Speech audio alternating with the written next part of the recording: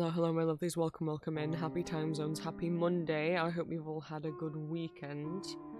I've been stabbed this morning, so I'm doing just fine. By a nurse. She was I gave her consent to stab me. And she was very nice. And she called me Mister. So.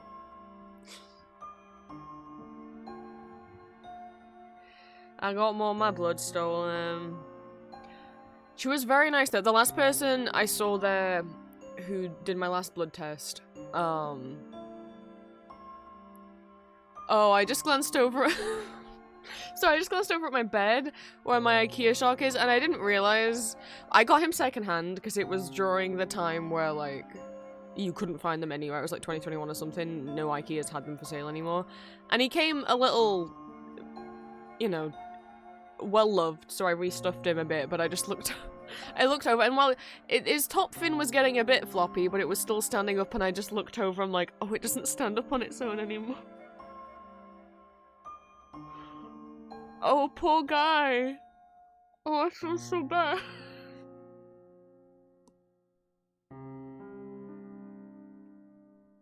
I'd pan over, but I don't want you to see my bed's a bit messy. Anyway, yeah, last time I got my blood taken, the lady was like a bit funny with me, and she stabbed me in my right hand. They can never find any veins in my elbows.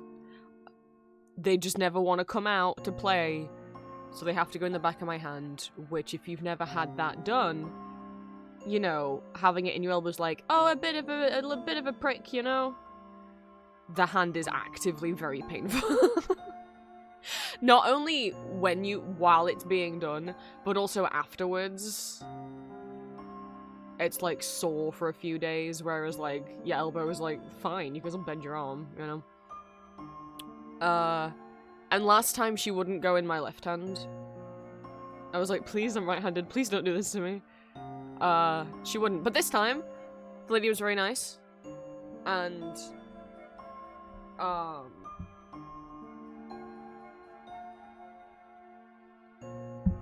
yeah, she did. She had a go at getting it in my right elbow. Couldn't get anything out. I told her it was unlikely, and she was like, "Well, I'll try, because the hand's painful." I'm like, "No." Anyway, she ended up getting out of my left hand, which it hurts. Weirdly, it hurt a lot less going in this time. Also, I asked if I could have my headphones on this time, and she was like, yeah, whatever helps you. And I was like, oh, she's so nice. And she, yeah, it didn't, she was like, I'll be really as gentle as I can. I don't think, maybe the last lady just wasn't as gentle as she could be. It hurt less while it was going in this time than the last time. The last one hurt so much while she was doing it. This one still hurt, but I was like, is that it? And then she pulled it. I was like, we're done already? That didn't hurt anywhere near as well as much as the last time. It still hurt, but wow, that was better than last time. And then, you know, she taped a little cotton pad on me and said bye, and then I left, and I was like, I'll go get myself some M&Ms as a treat. And like, as soon as I walked out of the doctor's office, then the pain, then I was like, oh my god. I was like, wow, while she was doing it, it hurt at the beginning, and then it was kind of okay. And then after I got out of there, I was like, oh no, it feels like I'm being stabbed all over again. It doesn't hurt as much as it did earlier, but yeah, I got 2 stab wounds right now, so. And then I came back and I was like, what can I do for an hour before I have my lunch and then stream? And I opened up TikTok, and I know you're like, I was like, I'll just check my phone and I'll think of something, because I like had a bit of a shower, but not a shower because that shower's been broken for years, but you know, an attempt at being clean.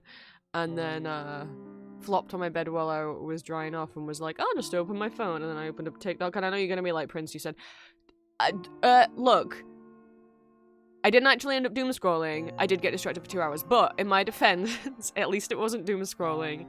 It was I was watching the Tony Awards. The Tony Awards have a TikTok account, and it was the Tony Awards last night, which is Broadway's musical theatre and play awards, and you can't watch them in the UK.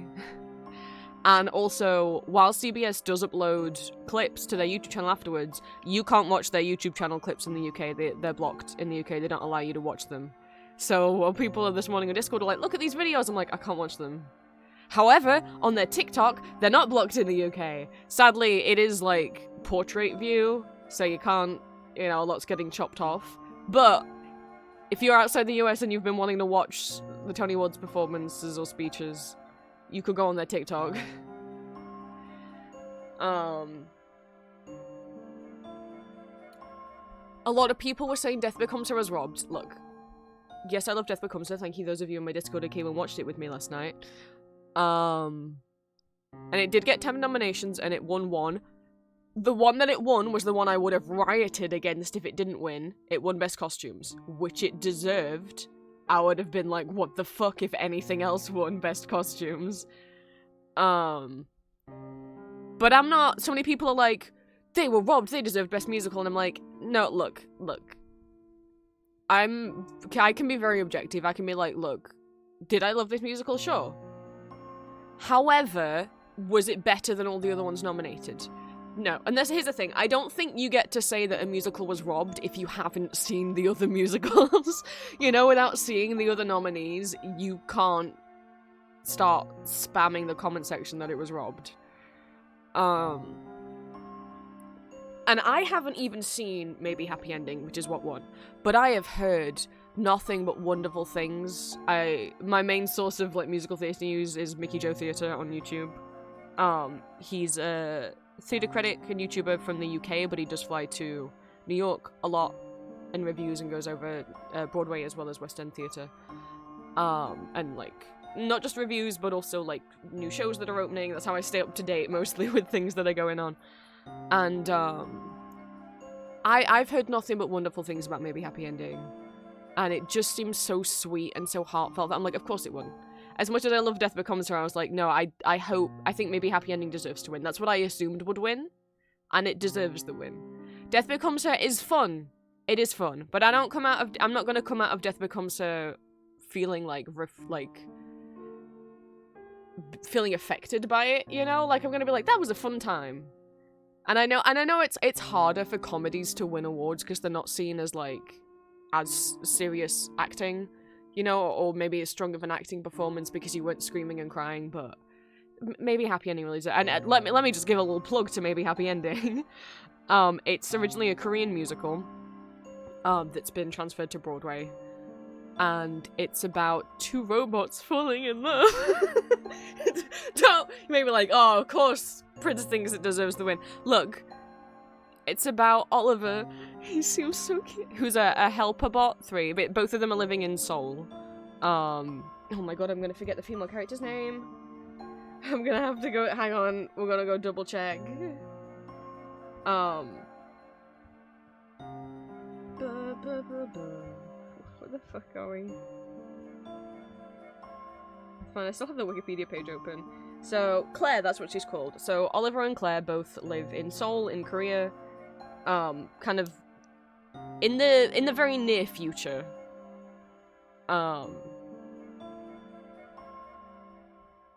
Like maybe a couple hundred years from where we are now, not like thousands. And Oliver is a much older model of a helper bot, which is they're like human androids. Think like Detroit Become Human, right? They're humanoid androids, and Oliver's a much older model who is considered obsolete, so he's living on his own in his own apartment.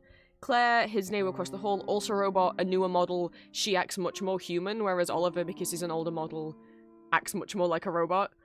Autism coded. And they live across the hall from each other, and one day Claire asks to borrow Oliver's charger, and they start talking. And it's... Cinnamon, thank you so much for the resub.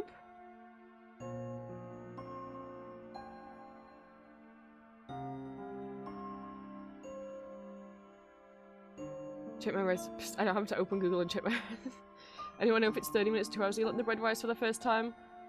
What do you mean by rise? Do you mean prove? The recipe that I use, I prove it for 2 hours, but like in 2 separate 1 hour chunks. Like I prove it for an hour, in a bowl, clean film over the top. Normally by that point it's like doubled in size, and then do it for another hour outside of the bowl. And then it bakes for about 20 to 30 minutes. Which is when it was why I was confused, because when you said rise, I'm like when it rises in the oven because of the yeast. Don't bake bread for the oven in the oven for 2 hours. It'll be beyond burn. You might burn your house down if you do that. It doesn't need 2 hours in the oven. But you can give it 2 hours to prove if you want. Don't leave it in the oven for 2 hours. It's okay. I'm just like, wait a minute. There's a very big difference between those two things. But yes, the musical performed without an intermission follows two lifelike helper bots, Oliver and Claire, who discover each other in Seoul later in the 21st century and develop a connection that challenges what they believe is possible for themselves, exploring relationships, loves, and mortality. So it does comment, obviously, both, because they're immortal. I don't know what Claire's backstory is. I know Oliver had a previous owner. There's a song where he's very nostalgia-coloured by his life with his previous owner and seems to have really liked it, but perhaps his previous owner was not as nice as he remembers or thought. But you know, are they capable of falling in love? I think they're very cute, and it's Claire is played by Helen J. Chen, who was not nominated for Best Leading Actress, which is insane, and Oliver's played by Darren Criss of Glee and Star Kid fame, and he won Best Actor, and I was like, I'm fine with a bunch of these people winning. If Jeremy Jordan wins, it's well deserved. If Jonathan Groff wins, I think that would be fun if he won 2 years in a row, and if Darren wins, I'll be so happy because that's his first Tony Award, and he won, and I think it's so sweet. And most of his speech was just him rambling about how wonderful his wife is, and I was like, that's pretty cute. And also, half of his speech was like gushing about his wife, and half of it was gushing about Helen, who didn't get nominated, and I'm like, we both know she deserved to be nominated.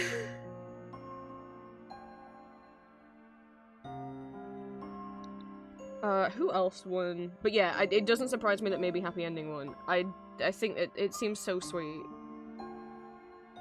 Maybe Happy Ending won the most awards. You can go double check. I think they won like 6? Yes. So, maybe Happy Ending won Best Musical, Sunset Boulevard won Best Revival, that's what I assumed was gonna happen. Cola Scola won for Best Leading Actor in a Play, and oh my god, Cola is non-binary, and the play is like a... What if Abraham Lincoln's wife, Mary Todd Lincoln, was secretly wanted to be a cabaret singer and then was happy after his death because now she can be a cabaret... It's a comedy, wacky play. Cole is non-binary and wrote the play as well as starring in it. Their dress... People were saying they looked like Bernadette Peters, but it's true. They had like this gorgeous kind of silver, maybe pale blue, like, gown on with a long train, and like... their like red hair in loads of little curls, and there was like a boob cut dress, but Cole is AMAB, and you could see like all their like chest hair coming off the dress, and I was like, I love that. I just, there's just something about like them just presenting however they want. Yeah, you don't have to wax or shave your chest just because you're wearing like a low cut dress. They looked amazing. Yeah, Darren won Best Actor for movie. Have you seen Nicole Scherzinger won for Sunset Boulevard? That didn't surprise me. I know a lot of people were saying it was definitely, there was between her and Audra was robbed, and I was kind of expecting it to be Nicole. I'm not gonna go over all the play stuff because not many of us probably know as much about plays. Featured actor in a musical, Jack Malone won for Operation Mincemeat. I've tried to get into Operation Mincemeat multiple times. The performances I've seen have just, I saw them doing the Ham for Ham lottery, and I saw them doing West End Live a couple times, and I'm just like, maybe it's just not my sense of humor. Maybe it's just the song they do. It's so I like can't even understand all the words they're saying. Like I'm having a problem. Like I have problems audio processing it. Natalie Venetia Belcon won for Best Featured Actress in Buena Vista Social Club. Maybe Happy Ending got Best Direction and Best Book of a Musical and Best Original Score. Stranger Things First Shadow got Best Lighting Design and Scenic Design of a Play. Fully understand. That play's insane. If you didn't know about it, it started in London and they've transferred it to Broadway. It's like a Stranger Things prequel play about like the first kid that got experimented on, I guess. The effects in that are crazy. Maybe Happy Ending won Scenic Design. Death Becomes So won Costume Design. Good. Lighting Design, Sunset Boulevard makes sense. Sound Design, Buena Vista Social Club. And Orchestrations and Choreography, Buena Vista Social Club. So yeah, Buena Vista Social Club won 4, Death Becomes So won 1, Maybe Happy Ending won 6. Sunset Boulevard won 3. Operation Mincemeat got 1. Yeah, those are all the musicals that won. Musicals that were nominated but didn't win any. Dead Outlaw, Floyd Collins, Just in Time, The Gypsy Revival, Boop, Real Women Have Curves, and Smash. But I might just give a little talk about each of the musicals that were nominated, maybe, if you guys want to go see them. Obviously, I don't necessarily mean in person, because who can necessarily afford that, but I'm sure there's bootlegs out there. If you want to ever try and find recordings, obviously some people re-upload them onto YouTube, VK, Bilibili. If you ever want to know if a recording exists, there's a website called Encora.it. So ENCORA.IT. Musicals are not videos and audios aren't uploaded there, but it's a catalogue of every recording that exists. When someone records a bootleg, they input the information onto that website, essentially to catalogue it. And then when you go and look at the recording, maybe you search Death Becomes So, you see all of there's like 20 different videos, maybe 10 different audios. It'll say whether it's video only or audio only. There's notes to say whether or not, maybe they're like missing the first 10 minutes, maybe there's a head in the way the whole time. It'll list the cast if there's any understudies, swing members, standbys, etc.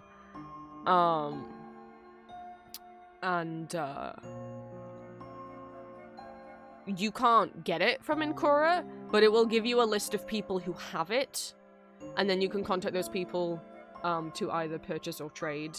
Or ask them to gift it to you.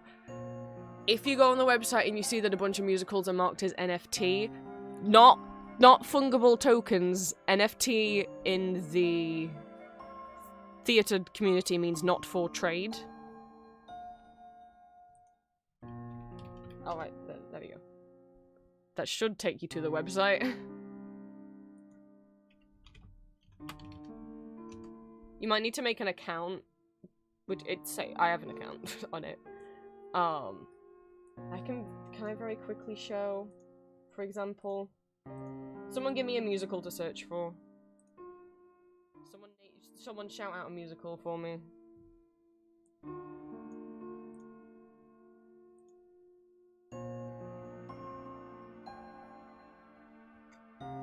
Cats. You can search by musical, you can search by performer, that's not how you spell cats. And it plays as well, it's all stage shows.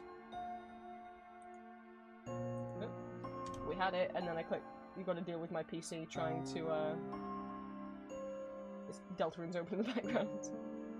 Right, cats. You can also search by master, and master means the person who's recorded it.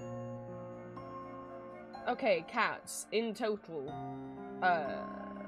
400 audio recordings and 113 video recordings are listed. That doesn't mean that that's all that exists, but that's all that's been marked on Encora. If you look, it's giving you every single production starting, well, it gives you location. So we've got West End here, 1981 through 2002, Broadway, 1982 through 2000, Vienna, Japan, Netherlands, first UK tour, Paris, Mexico tour, Zurich, Deutsche Welle, blah blah blah blah blah. We'll just go West End. Can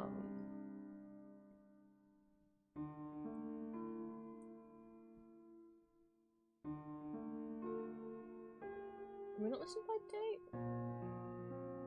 No, we don't listen by date. Okay. So we've got video, audio, video, a bunch more audios, another video. Obviously, not that many bootlegs from the 80s. How many people could sneak a tiny little camera into the theater, or had a tiny little or, you know, no one sneaking a phone, a mobile phone in. So obviously most of these are not, necessarily going to be videos. The earliest video we've got here is from April 25th, 1992. It is an evening performance, so that's a soiree. Matinees are afternoon performances. It will show you the cast. It's 38 people have it, 20 people on it. You can click on who has it. And it will show you who has it. And if they're open to trades or closed. If they're closed, don't message them. But if they're open, you can shoot them a little message and be like, hi, I really want this Cats recording that you have. You know, here's a list of all the recordings I have. Is there anything you want to trade? Or if you don't have anything, you can ask people if they will gift something to you. I'm fine with gifting things. If you just say, like, I'm a new trader, I don't have anything, people will gift things to me. Be like, why is it complicated? Why don't people just post them? Because recording them's illegal and they don't want to get in trouble. Right? Like, that's why. And also because musical trading used to be, before the internet, people literally putting them on VHS tapes and mailing them to each other. So, but if we go for like a more, let me put Death Becomes Her in, so I can show you guys what it looks like for like a musical that has a lot more recordings, because people have phones now. Although a bunch of people stopped mastering because they kept getting their stuff leaked onto YouTube, and it's not, people think it's gatekeeping. It's not gatekeeping, it's that they don't want to get arrested. Alright, so, for example, Death Becomes Her, which has been on Broadway since, what, November, has, I think that said, like, 30 videos, over 70 audios. Now, red entries. This is whether, again, NFT date, not for trade. Not the shitty crypto art things. So, when someone will record a show, they won't release it straight away, because if they release it straight away, it's pretty easy for the theatre and authorities to figure out who was sat in that seat, and they could get in trouble. So they won't release them straight away. Everyone sets a different date.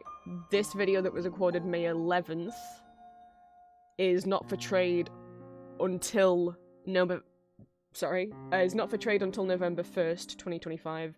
This one that was recorded on May 14th is not for trade until August 14th, 2025. This one recorded on May 14th is not for trade until February 1st, 2026. This one recorded on May 14th is not for trade for forever. So you might be like, well, how would I get those recordings? Not for trade doesn't mean you can't get it. What it means is you can only get it from the person who recorded it, right? So I've got a couple, I've only paid for a bootleg once, because it was a musical I was really desperate to see. So, the person who recorded it, the master, if it's not for trade until, like, this one is November 1st, 2025, that means the only person you can get it off is the original recorder, and you'll shoot them a message, and you'll be like, hey, I want this, and either they'll say, trade me for it, what have you got? Or, probably unlikely that they'll gift it to you, you can always shoot your shot, I guess. Or they'll say, this is how much I'm selling it for. Right? Like, give me $10. I think I paid 15 or 20 bucks for, the, like, 4K, genuinely, like, HD recording of Some Like It Hot, because I was so desperate to see it. And it's such a good quality video.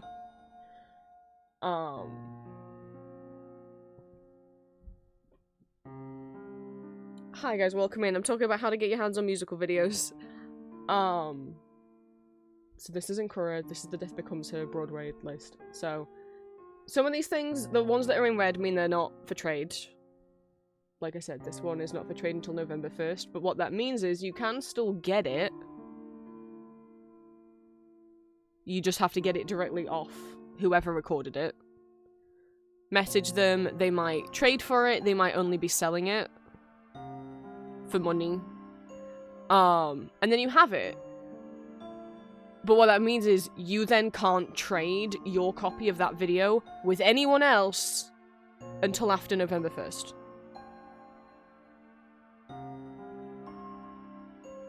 Like, if you've got an audio, you can get your hands on audios that are not for trades, because you will get them directly from the person who recorded it, but you're not allowed, I mean, no one can stop you, but you shouldn't.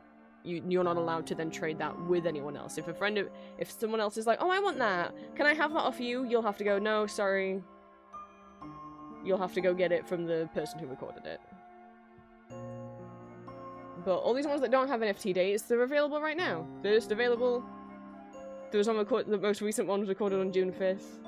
That's an audio, not a video. But the most recent video that you can still get right now is on May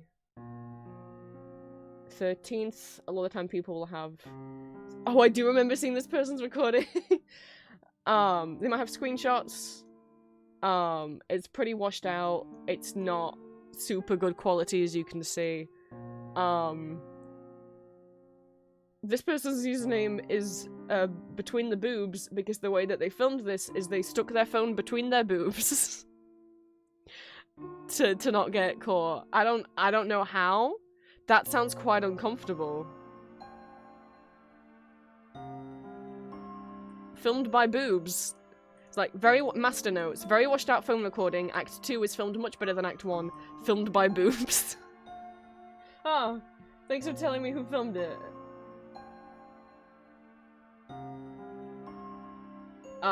So then you can either contact between the boobs, or you can contact any of the other people. There's a lot of all the people that have it. If they're open to trades. And you can give them a little message and be like, can I have your boob recording of Death Becomes Her? Here's my list of things that I own. And you can either make the list yourself, I have a Google Doc list, or you can add things to your collection on Incora. So if you don't want to have to make a list somewhere else, you can just on Incora there's a button that you can tick that says add to my collection. And that means anyone who looks at your profile will see that you have this audio. You can also add it to your wish list. That means, like, they might ping you if, a new recording of it gets uploaded. I don't think I have my profile... I don't think I've ever actually added to my collection. Yeah, my Incora profile is not up to date. Okay, that's not... I thought it would actually show me my profile. It did not. Let me see if I can actually see it. Can I just actually see it? I didn't want to edit profile. I thought that would just be my profile. No, when I click my profile, it just takes me to editing it. Oh, I want to see it. I want to see what my list of things I have is, because obviously I've added some things to my list. Oh, collection. I'm so silly. There's a button that says collection. My Incora list is not up to date. These are some of the things I have. But not all of them. But also my, yeah, there's a lot of German stuff on it. My Google Doc list is not up to date because I lost my entire folder of miscellaneous audios. And also, one, I haven't added any of the new musicals that I've acquired in the last couple of years, but also I have not... I need to erase a bunch of audios off because I lost the folder. Yeah. Which was upsetting.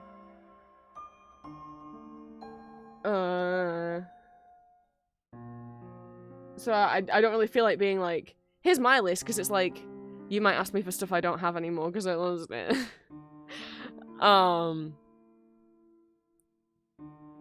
I've been meaning to update my list for years. I have mine in a Google Doc, and honestly, the Google Doc is so long. It takes so long to load, and it's so laggy when I try and update it. I used to have it on a card page, and then it just got so laggy because there was so much on it, and it stopped working, so I was like, fuck, okay, I can't do that anymore. Let's use Google Docs. And then that stopped working. And it's like, where am I? Well, it's not stopped working, but it just lags so bad. I'm like, where do I go now? I've seen some people have, like, Excel spreadsheets. some people have websites. I'm like, I guess I could have a secret page on my website, but then that means hard coding, like, line by line, hundreds of entries. Again.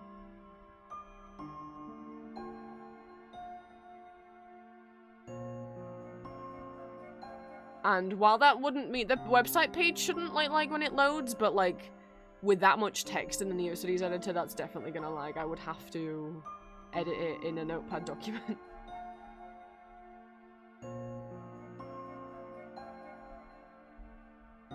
But yeah, I mean the video I was showing you guys yesterday I got off YouTube and it's already been taken down off YouTube. I would recommend if a musical you like, if a bootleg, a slime tutorial, whatever you want to call it, goes up on YouTube, I would recommend downloading that straight away if you really want to watch it, because the copyright claims will come in quick.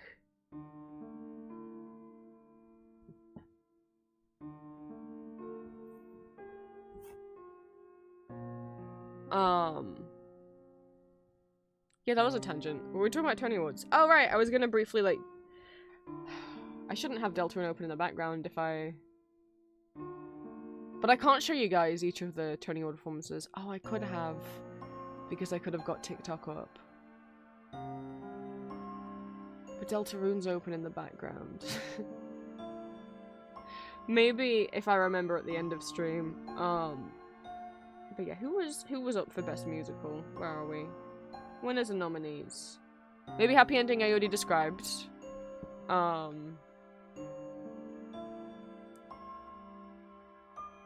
Little Robot Love Story. They seem very cute, those dang robots. And all of it seems so autism coded. Maybe all it takes is them being a robot, but you know. And this, oh, the set's so pretty.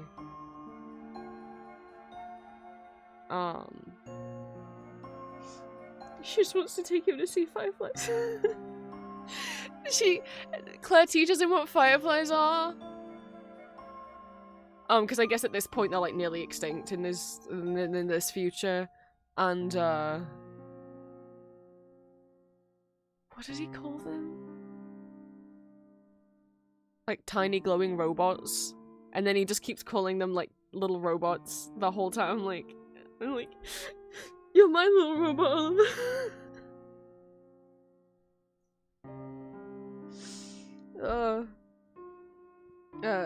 Anyway, those other musicals up for nomination. Buena Vista Social Club is a jukebox musical. Normally I don't like those, but Buena Vista Social Club I think makes it work because not only it's not just like here's a musical that's for the people that don't know, a jukebox musical is a musical that uses songs that have already existed, like the Queen musical, We Will Rock You, or like And Juliet is a jukebox musical. There's the Four Seasons. What the fuck is that music? I can't even think of what that musical is called. Mamma Mia is a jukebox musical. Because those songs already existed. Even though a jukebox musical doesn't have to be about... It doesn't have to be a biographical musical. Often they are. Like, whatever the Four Seasons one is called, I can't think what it's called. But, like, Mamma Mia is its own story using music that already existed. Same with And Juliet, same with We Will Rock You. I normally don't like them, just because you're trying to write a plot around music that already exists. You're trying to shoehorn music into a plot when those songs never originally had a plot, you know? So, the songs obviously can't, like, mention character names or mention story moments or things that are happening that are personal to the characters. So, I normally tend to not like them. Buena Vista Social Club, and Just in Time, the two jukebox musicals on here, I'm like, I have a bit more respect for. I have a lot of respect for Buena Vista Social Club. The way they went about it is like, why are we using music from an existing album? Because it's a musical about the recording of that album. So it makes sense. It's a musical about, you know, that band. Buena Vista Social Club, the album that it's based on, well, the band, musical ensemble made primarily of Cuban musicians. They made an album, self-titled, also called Buena Vista Social Club.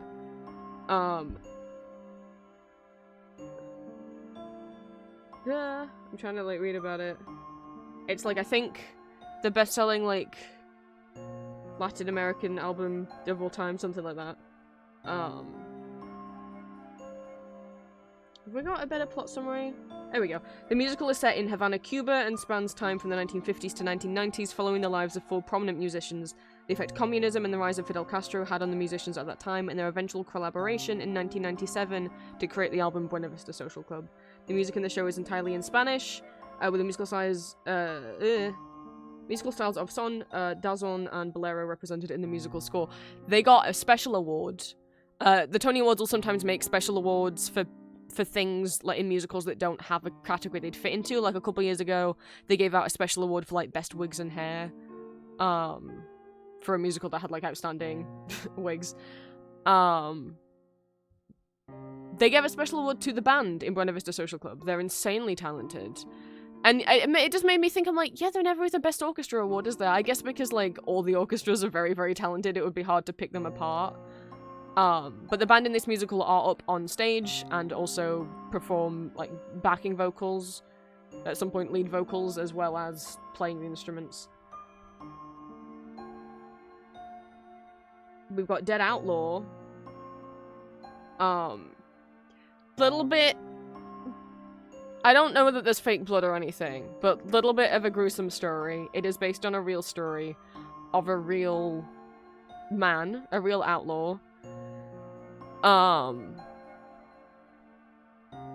who died and no one claimed his body, and icky yucky fucked up people were like, hey, let's embalm him.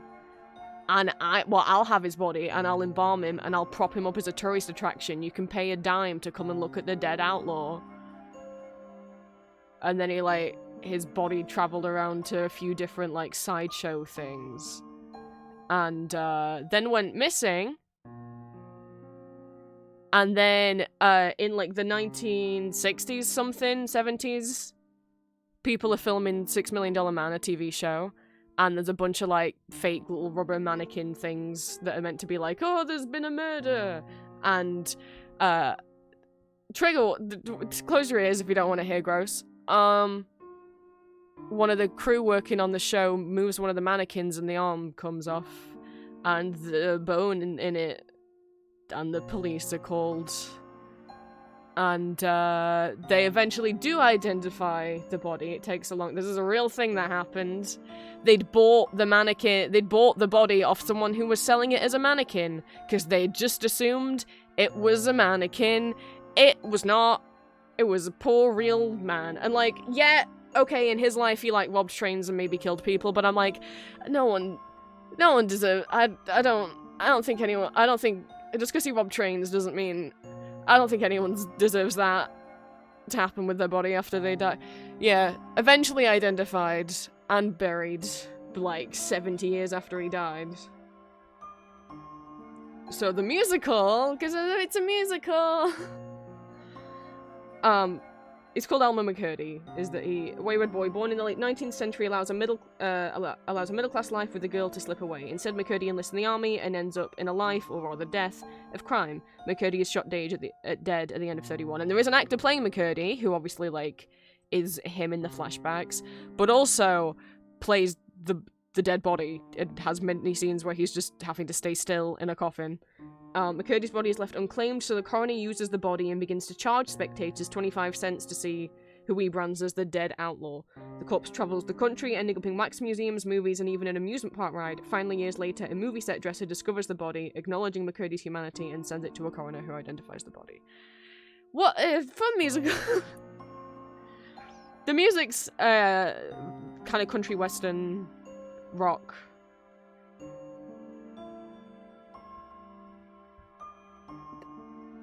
You can open your ears again now. Yeah. It's pretty fucked up.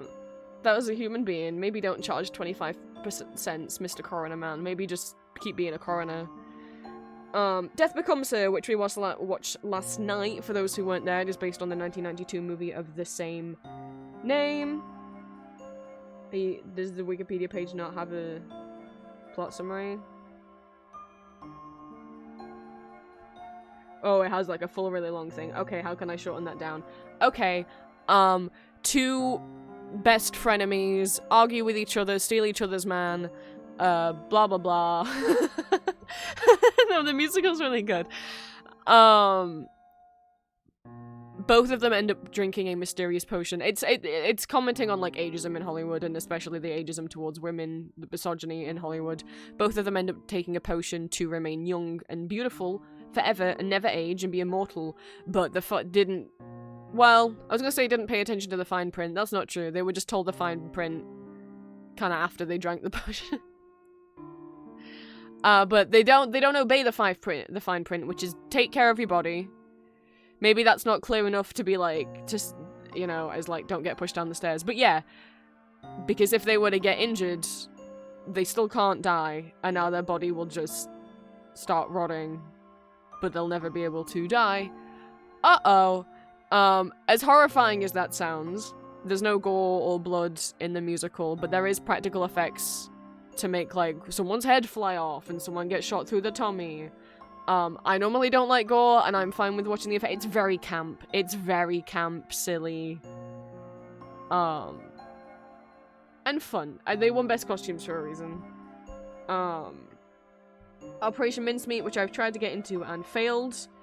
It's a silly comedy musical. The plot is based on Operation Mincemeat, a real Second World War British deception operation, which was an operation that was done in real life.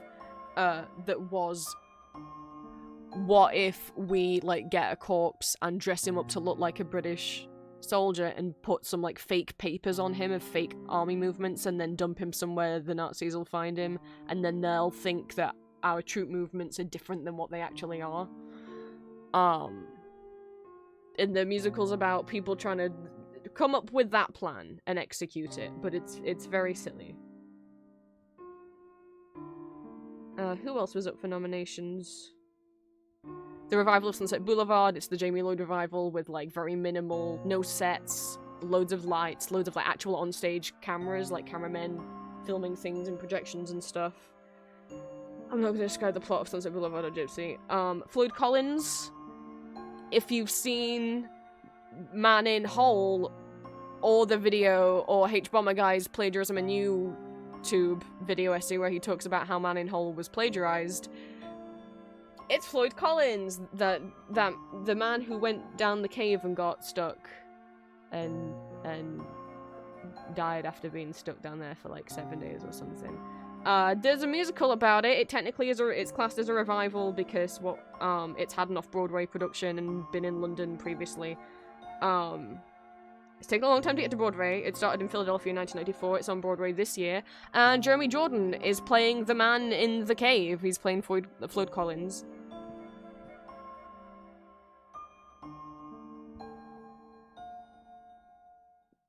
Yeah, and obviously has to spend a lot of the musical trapped in a cave, and somehow manages to deliver a really good acting performance, even though, like, he's, like, just kind of sat or laying on the ground a lot of the time.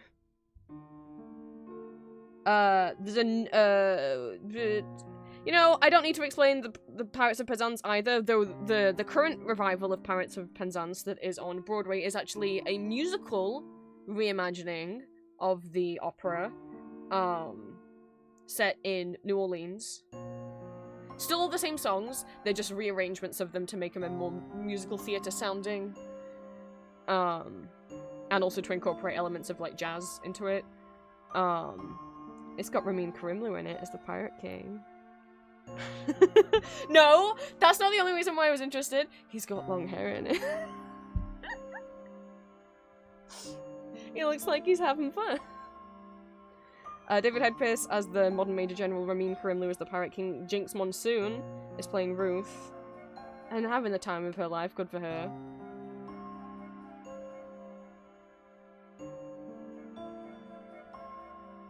Yes, Rupert Holmes adapted the libretto with a New Orleans setting, new musical theatre orchestrations with styles including French Quarter Jazz, Blues, Dixieland, Boogie Woogie, Soft Shoe, Calypso, Ragtime, and Rumba. So I think what they've labelled it is Pirates the Penzance musical in like lowercase. What else got nominated? Boop The musical, the Betty Boop musical. I wish I had nice things to say. Well, I have nice things to say about it. Jasmine Amy Rogers in her Broadway debut is doing a fantastic job, but... And the costumes look nice, it looks nice. I personally think the songs are quite boring. I really wanted to like it, and I just think the songs and the plot are kind of boring and could have been done better. But it's not bad. I'm not gonna say it's bad, just my personal opinion. I tried to watch them perform multiple songs and was like, I actually don't want to sit through this till the end. But plot is, what if Betty Boop got flung out of the black and white cartoons into modern day New York, the musical?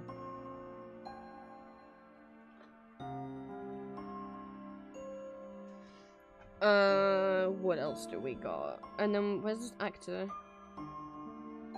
Actor. That just leaves us with Wonderful World, which is a Louis Armstrong musical, again, jukebox musical about Louis Armstrong. And Just in Time, which is also a jukebox musical about Bobby Darin, aka man who sang Mac the Knife. That's the song I know the best. Normally, don't give a shit about jukebox musicals. You might say, do you only give a shit about this one because it's starring Jonathan Groff? No. That's crazy. Do you think just because I have a crush on Jonathan Groff, that means that's the only reason that I would give a jukebox? Look, it also... it's got a Gracie Lawrence, out of Lawrence in it. I didn't know she could act. I didn't know she was doing a musical. The band, Lawrence, I should be clear.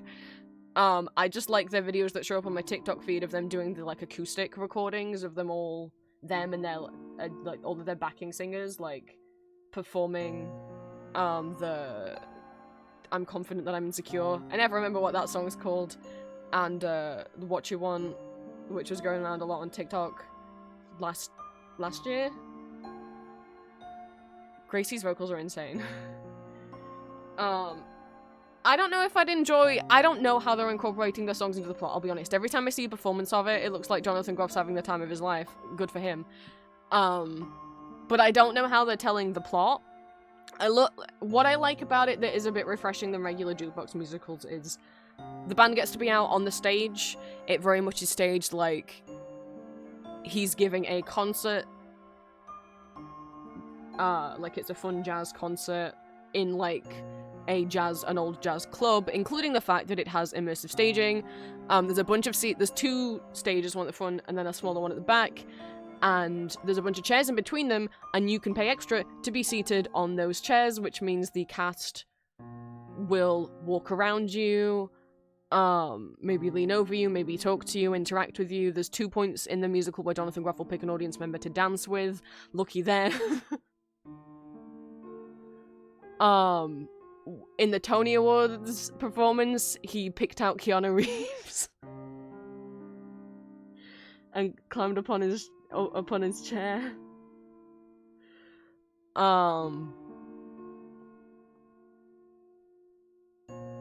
He looks like he's having a lot of fun with it, and you know what? And it's been a passion project for him, so I'm like, just let him have fun. I don't know, and like every time I see him performing the songs, I'm like, yeah, it's Jonathan Groff, he's amazing, very talented. But how's the plot inserted around these songs? I just feel like every time I see a clip of the performance, it's very much like, okay, he's doing a Bobby Darin song now, and that's cool. But like, how are they making the plot work? Because this isn't a concert, this is a musical with plot. And I don't know, because every time I see clips or like a trailer, it's just always, look at these cool musical numbers, and I'm like, because it's a jukebox musical, these aren't moving the plot along. How are they moving the plot along? I don't know. And that's always my problem with jukebox musicals. I think that's... Is that all the musicals? I'm having a little scroll. Did I miss out a musical? Oh, Real Women Have Curves! Didn't get many nominations, I was very sad for it. I got 2 nominations, it didn't win either of them. It didn't get nominated for Best Musical. I'm gonna give it a little shout out. It's based on a play of the same name. And a film. I didn't know there was also a film that had been made. Based on the play. You're gonna give me a plot? Sweet. Okay. The show is set in 1987 Boyle Heights, Los Angeles, and follows a young woman named Ana Garcia who goes to work in a garment factory alongside her mother Carmen. The show follows a group of women and their struggles, because they're all a group of Hispanic women who are working in this garment factory. The show follows a group of women and their struggles with societal expectations. Most of them also are plus size, if not at least medium builds. Show follows a group of women and their struggles with societal expectations, difficult family dynamics, immigration issues, and finding the courage to follow their dreams. The musical also touches on body positivity. Although Real Women Have Curves is primarily in English, there are also Spanish phrases incorporated into the script. They did not win either of the two times. They got nominated for one of their actresses and Best Original Score. They didn't get nominated for Best New Musical, which is sad. I feel like they could have been. They could have shoved an extra one in there. And then Smash, which got 2 nominations and didn't win. I didn't even know it got nominated for anything. I don't know what it got nominated for. Because I've heard, you know, some people have enjoyed Smash because they're so nostalgic for the show that it's based on. But critics being a bit like, yeah, I mean, I guess if you really just want to see those songs again, but I haven't seen it get, like, rave reviews, you know? What did it get nominated for? Genuinely, I don't even know what they got nominated for. Maybe, like, costumes or something? It's got, yeah, pretty mixed reviews. Oh, one of the actors and choreography. Okay. I didn't actually notice one of the actors. Okay. Smash, based on the TV show Smash. The TV show about putting on a musical, about putting on a Marilyn Monroe musical. Fictional Marilyn Monroe musical called Bombshell. So based on the 2012 TV show, Smash follows the backstage chaos of Bombshell, a new musical about Marilyn Monroe. Broadway star Ivy Lynn, stressed under the pressure of such a legendary story, causes a series of roadblocks that challenge the authors, producers, directors, and understudy of the show. But it's going to open whether the actors are ready or not. The musical contains many of the songs and dances from the original TV show. I did see the musical version of Let's Be Bad. Didn't feel as good as it was in the show. I feel like they made it a little less... It felt like it was getting less fast-paced and less... Marilyn getting overwhelmed by the end, and the choreography didn't feel quite as nice to me as the clip in the show. But I've never properly watched Smash, I've just watched a bunch of clips. I know it also, I think it has... Yeah, Don't Say Yes Until I Finish Talking. It does not have any of the cast from the TV show in it. Who originally played Ivy as Megan Hilty, who's currently in Death Becomes Her on Broadway instead. I don't know what Christian Bale's up to at the moment. And now I'm curious.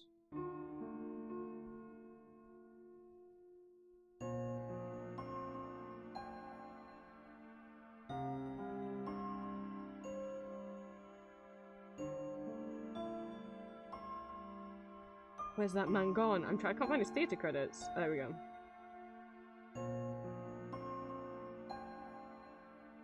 Oh, he was in the Tammy Faye musical. That it didn't do well on Broadway. I think it did alright over here. It didn't do well on Broadway. It didn't get nominated for anything.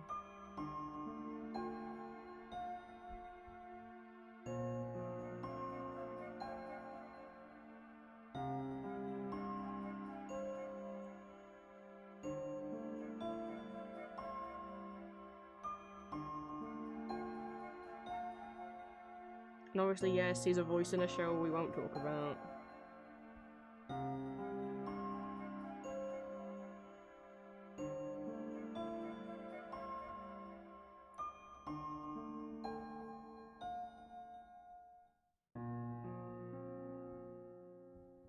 And that was the Tony Awards. Oh, hi, bye, Moth. Sorry.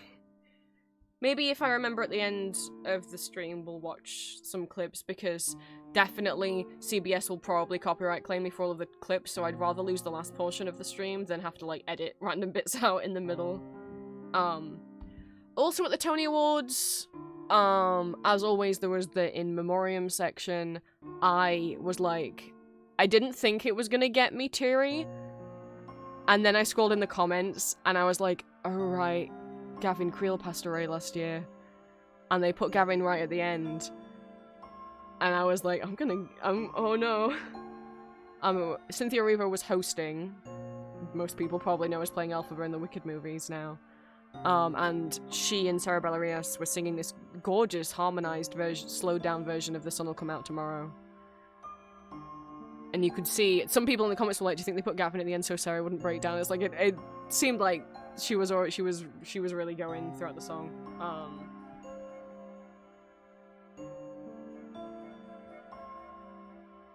And other performances. There was some other performance that I only saw like a backstage clip of. I don't know what it was like, celebrating diversity or something. I don't know. And then there was an extra bonus performance because it's been 10 years since a certain Broadway hit came out on Broadway, and you ready to feel old? There was a special performance medley by the original main cast and the original ensemble of Hamilton, because it's been 10 years since Hamilton opened on Broadway. I am sorry if that makes you feel old. Made me feel strange. And all the comments are just complaining that Anthony Ramos didn't get a solo bit, and I want to point out the most likely reason, which I think has been confirmed of why, which is, like, Anthony's, like, filming stuff for the Marvel Cinematic Universe right now, and they didn't know whether or not he was going to be able to attend, so they didn't announce him. Like, when they said which of the cast members are coming back, they did not include Anthony. And then he was there on stage, and you saw him, but he didn't have a solo, and I'm like, yeah! And everyone's like, wow, do they all hate Anthony? Why do you think they're doing this? I'm like, because obviously they didn't think he was going to be able to attend because of his Marvel shooting schedule and contract, and then at the last minute he was able to attend, but by that point they've already orchestrated and rehearsed the whole medley. They can't suddenly insert a verse for him. Which is a shame, but that's just how things work out. At least he got to be there. But my god, now everyone is just like, oh my god, do you think they secretly have had a falling out? It's like, no. Idiots. Not everything has to be drama. There doesn't have to be some crazy reason. It's literally just they didn't think he was he told them he wasn't able to attend because of Marvel, and then at the last minute he was free, and they let him still come on stage and sing in the ensemble, but they couldn't just randomly go, okay, we need to rewrite the whole number even though we've already written the medley, choreographed it, the orchestra already has the sheet music. Like, you know, calm down. TikTok comments. But yeah, they had like a whole big medley. Pretty much every main actor got to have a little solo bit. They got Room Where It Happens, My Shop, Skylar Sisters, one of Washington's side. It's been a long time since I listened to Hamilton. Lafayette got to do his iconic bit. Jonathan Groff came out for like a tiny bit. And I wasn't sure if it was the original ensemble or not, or if it was the current ensemble, but I saw the backstage video, and Ariana DeBose was in the ensemble. So I think it was also most, if not maybe all, of the original ensemble as well, because she was in the original ensemble, but obviously isn't still in Hamilton now.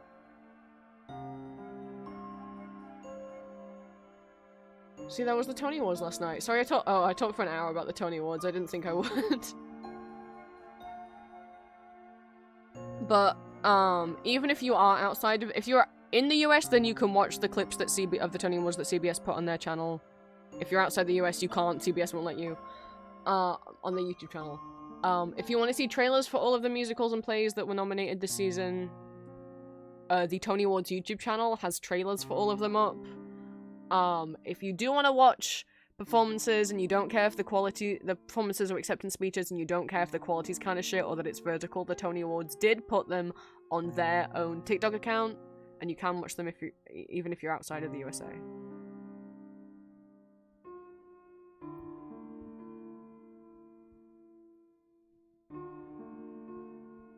Well, that was a ramble. I didn't know I was gonna do that.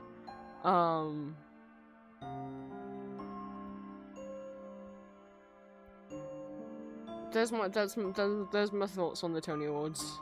I get more excited for the Tonys than the Olivier's, which is the UK equivalent, because I'm going to be entirely honest, the Olivier's are still so elitist about plays versus musicals. There's such a culture in UK theatre, in London theatre, of like, plays are so amazing and proper art, and musicals are just like, not really art, they're just for like little babies. they're like lowbrow, whereas plays are like highbrow art form, right? There's still all that shit. And also I just think Broadway's been better for diversity than the West End has been. Like, I can think of multiple trans and non-binary actors who've been nominated for leading and featured actor awards in the Tonys the last few years. I can't think of any that have for the West End. Maybe there has been someone I didn't notice, but like, we are not getting, in the West End, we are not having as many trans and non-binary actors getting roles in shows. Regardless of if they're nominated or not, there's just way fewer actors getting those roles. And it's not even because, well, maybe because all those musicals, we just don't have the same musicals. A bunch of those musicals that had non-binary and trans actors in were not playing non-binary or trans characters. Or the character wasn't originally written that way, right?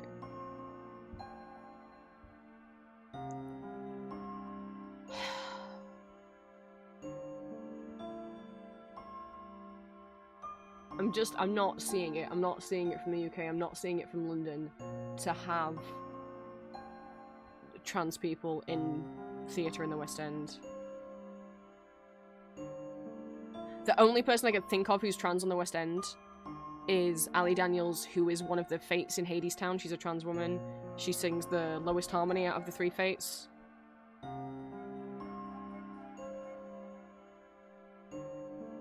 It's not a main character role. It's something. She's amazing. I got to see her in Hadestown. I think she's still in the cast. Not many of the original cast members are, but she might be. Understandable as well, if there's not a lot of roles that she can get. Stick with Hadestown. You know? Rather than potentially not have a job for a bit.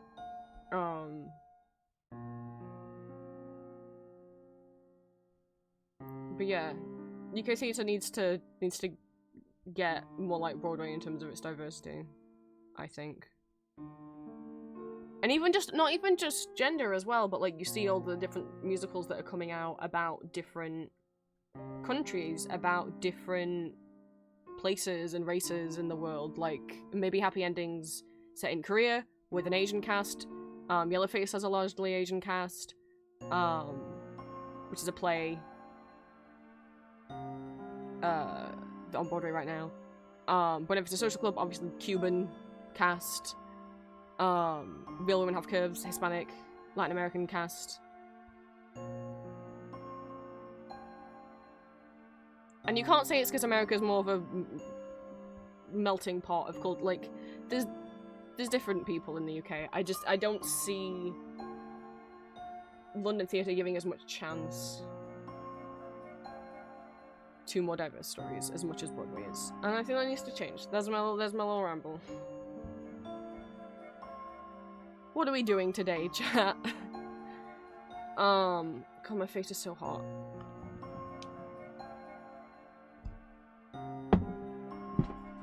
It is gonna get, oh my god, it's gonna be like 24 degrees for like 3 days this week. Apparently it's hitting 17, 18 today, something. And then tomorrow, never mind.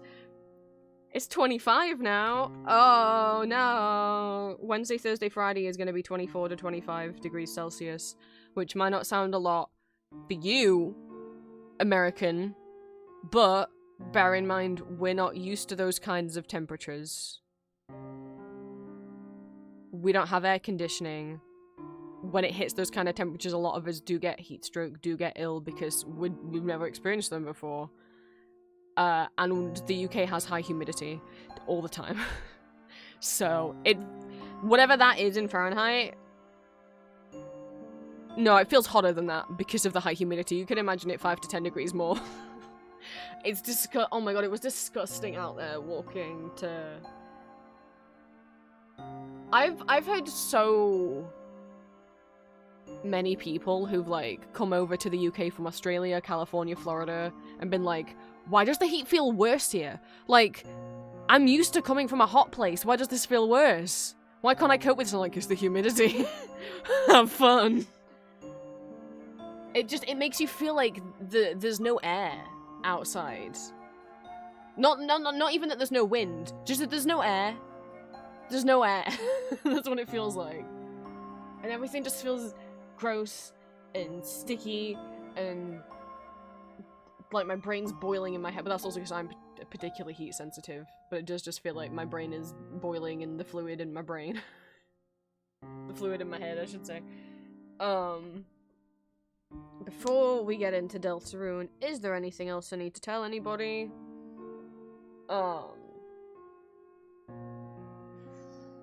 Karaoke stream will not be this week, considering the heat wave. But considering that heat, I might not even be streaming. When is that? Wednesday, Thursday, Friday? Wednesday, Thursday, Friday, maybe no streams. I've said before I really shouldn't, stream when it's above, like, 21, 22 degrees Celsius, because, other thing, my bedroom is, as Queen describes, a portal to hell. And, even though it's 17 outside right now, it is 22 degrees in my bedroom, because it just absorbs heat and is in line with the sun and has 2 outside walls, and the ceiling above me doesn't have an attic, so I'm exposed on 3 sides. I was just wondering when you'd invite me back for a bite. And it sucks, but this is where my computer is. So, you know, if it gets that warm, well, I can open the door, but I can't if I'm streaming. I can't if I'm streaming. So, because you would just hear my parents screaming at each other all day, so, maybe no streams Wednesday, Thursday, Friday. Probably definitely not on Wednesday. But we'll see. Maybe I'll try stream tomorrow as well to make up for the fact that there'll be no streams later in the week.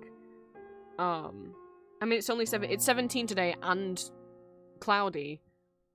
I know, it feels it feels gross. It's so, like, it's so warm.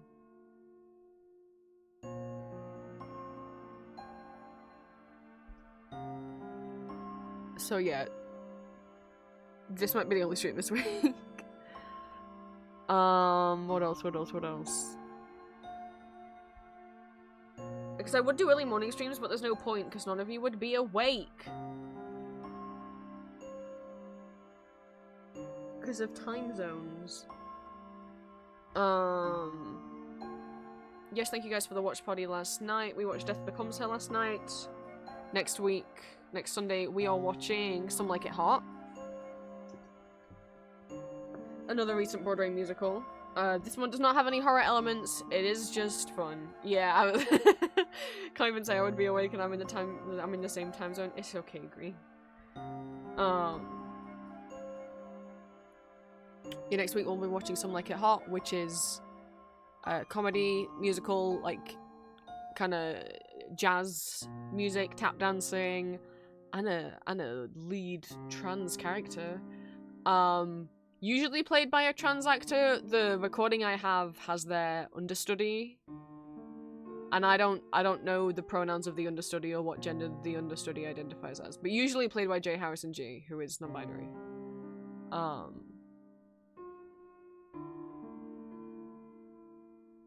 My hope would be the understudies are also trans, but I don't know that for sure.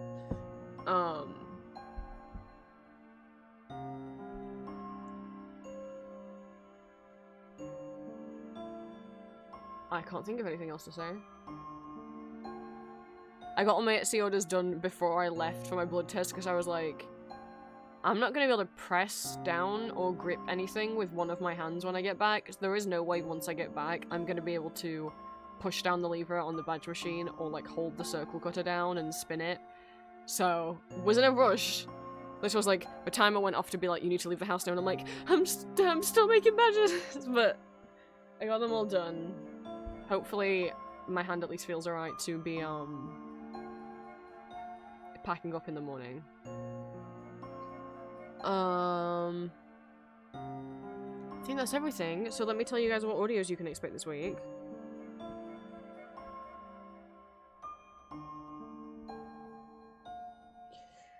Ugh, I put a message in, did I complain about this in Vent channel? YouTube's gone from, you know, monetizing all of my videos to then randomly, because YouTube thinks a lot of the time that ASMR is sex. It's like, it's not. It just doesn't like ASMR. So YouTube's gone from fully monetizing all my videos to putting limited ads on 50% of my videos, to putting limited ads on 99% of my videos, and then when I try and say this doesn't need limited ads, they call me a liar, and then start telling me your accuracy rating looks low, so we're not going to trust what you say anymore. It's like, when have you been doing that anyway? And now when I upload a video, I'm not even getting, well, and then lately, some of my videos were actually getting fully monetized again. Still not all of them. Still not most of them. And then all of a sudden, the last, like, 3... Right, 1, 2... 3... 4 out of the last 6 videos I've uploaded to YouTube, instead of immediately, you know, within like a few minutes, their bot saying, yep, okay, you can have ads, or no, we're putting limited ads on. Now, they're getting held up for additional reviews, which may mean a human checks it, but doesn't guarantee that a human will check it, and I have to wait a full 24 hours before knowing what the fuck's gonna happen to my videos.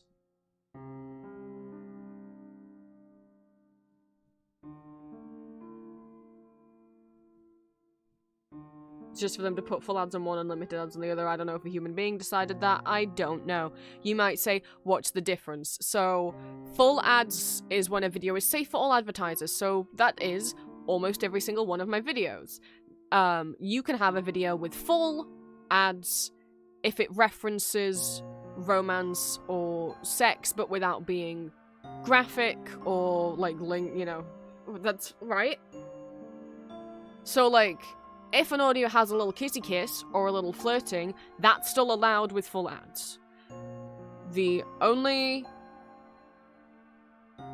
videos that I have willingly been like, put limited ads on this are like the aftercare audios, right? Because those are a bit more sexually explicit, but not entirely sexually explicit, but you know, they're more like suggesting like sex just happened. So I put limited ads on those myself. I'm like, yeah, okay. I mean, I don't choose limited ads, I just say it's like mild, moderate, heavy, essentially, of whatever, of romance, of... And then there's a bunch of other categories as well, but I only ever have to look at the romance one, right? And I would say the majority of mine are mild. I would say some of them are a bit more moderate, but... Fucking Jesus fucking Christ. If it's a romantic audio, it's still meant to be fully monetized. But, you know, and you may be like, okay, but what's the actual difference between full ads and limited ads? Well... Let's say I get $1 per 1,000 views, if it's full ads, right? So, on a fully monetized video, 1,000 views, I would have earned $1. On a limited ads video, with 1,000 views, I would get about maybe 10 cents or less, probably less. I don't know the actual percentage, but it's a lot less, which is why I get upset that I'm not over it. I haven't forgiven him for it. My most viewed video, which is Lucian's first audio, The Visiting King Wants Your Hand, Not Your Sister's, which is over 100,000 views. It was fully monetized when I uploaded it until it hit around 1,000 views, and then YouTube decided, actually we take it back, limited ads now, and it stayed at limited ads until it was 1,000 views, until it hit 50,000, and then, without me submitting an appeal, because I'm always too scared to do that, they randomly put it back up to full ads again. And I'm like, okay, well, I changed nothing, and it stayed at full ads ever since. So, like, essentially the first 50,000 of that, I got maybe 1% of the money I should have. And it's like, what? So you admit you were wrong? Because I changed nothing about that video. I didn't change the title, the description, captions. I didn't change the video. I didn't change anything about it. So I didn't change the tags, the description, anything, the thumbnail. So you admit you were wrong then, right? If you're gonna suddenly change it to full ads rather than limited, and I changed nothing, you admit you were wrong, right? So, like, maybe, do you feel like you owe me 49,000 views worth of money? No, of course you don't. Okay. That would have been, like, $49 at least. No, of course not. No, I don't get the money that you kept from me for that, even though you're basically admitting that you were wrong and I should have got... Okay. Sinister Bun, thank you for the first time chat. YouTube's been on one for a while. All my videos used to be fully monetized until about partway through 2020... I want to say like late 2023 to mid 2024, somewhere around there. I went from fully green to mostly yellow. Suppose it's better than getting no ads. I've never had a video completely blocked from ads. I've never had a video in the red. But it's frustrating to be like, oh, I'm earning half the amount of money than I should just because YouTube's bot doesn't know that someone audibly breathing or whispering isn't someone having sex. And it hits a lot of faceless, when I say faceless, I mean like ASMR where people's face aren't in the video, right? Like a lot of voice acting ASMR, there's a bunch of other channels who've spoken about it, but it even sometimes hits ones where they do show their face as well.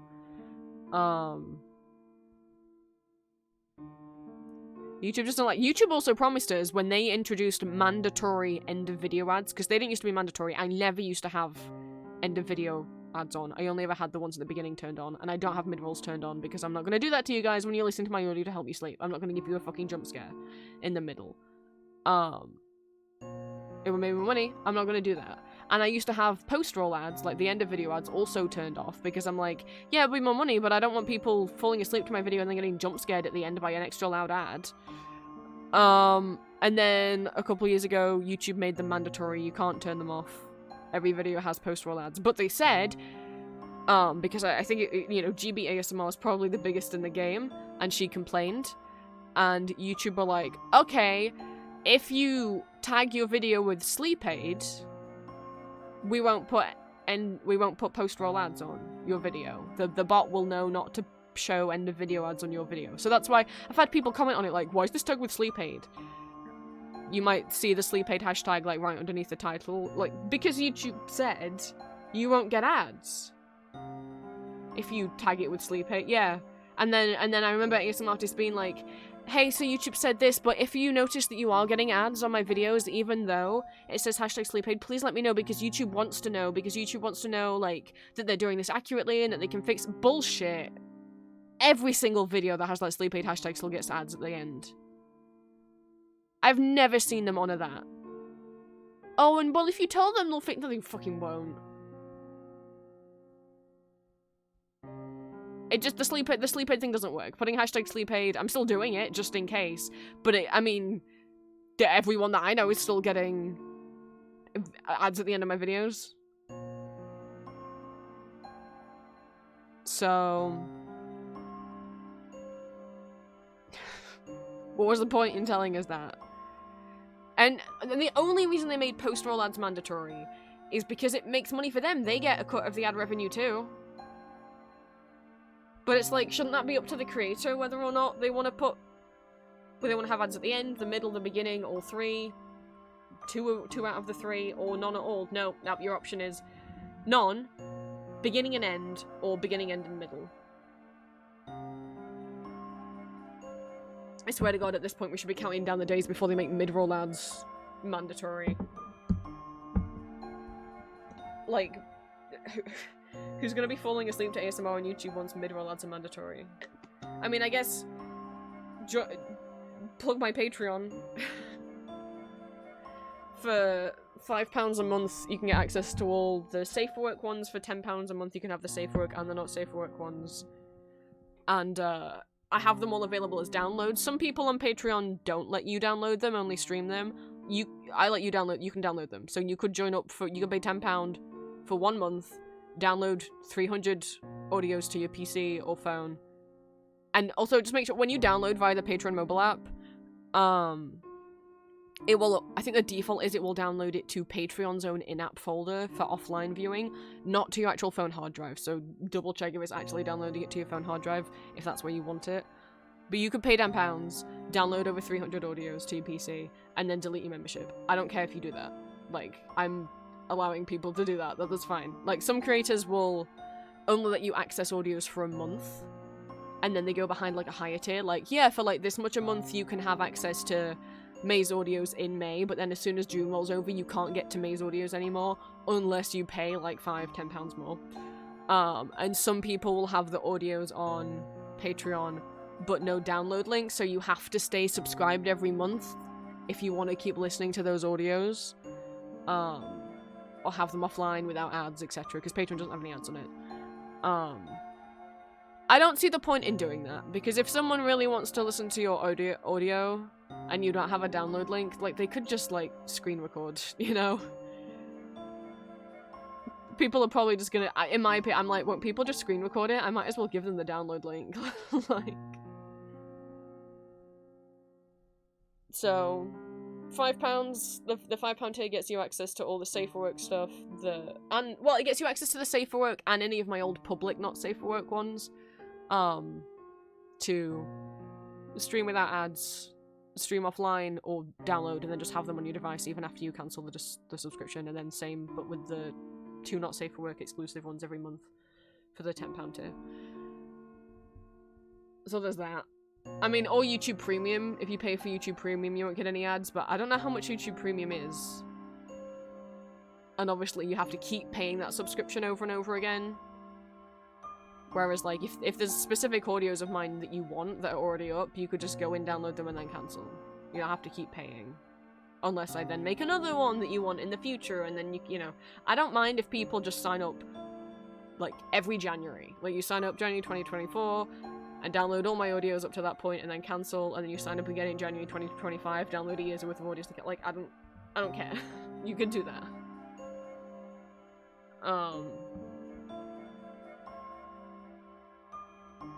I feel like it would be kind of mean if I didn't let you, and also just, like I said, like, you could just screen record them anyway. I might as well give you the download link and save you the trouble. Like, you could have gotten the audio anyway. If you really wanted it. I don't see the point in making them not downloadable. I've subscribed to ASMR. I used to think downloadable was the default, but no, I've been subscribed to other people on Patreon who don't have the download link, and I'm like, oh, that wasn't expected. Oh, so I have to stay subscribed every month if I want to keep listening to this. Oh, that's a shame.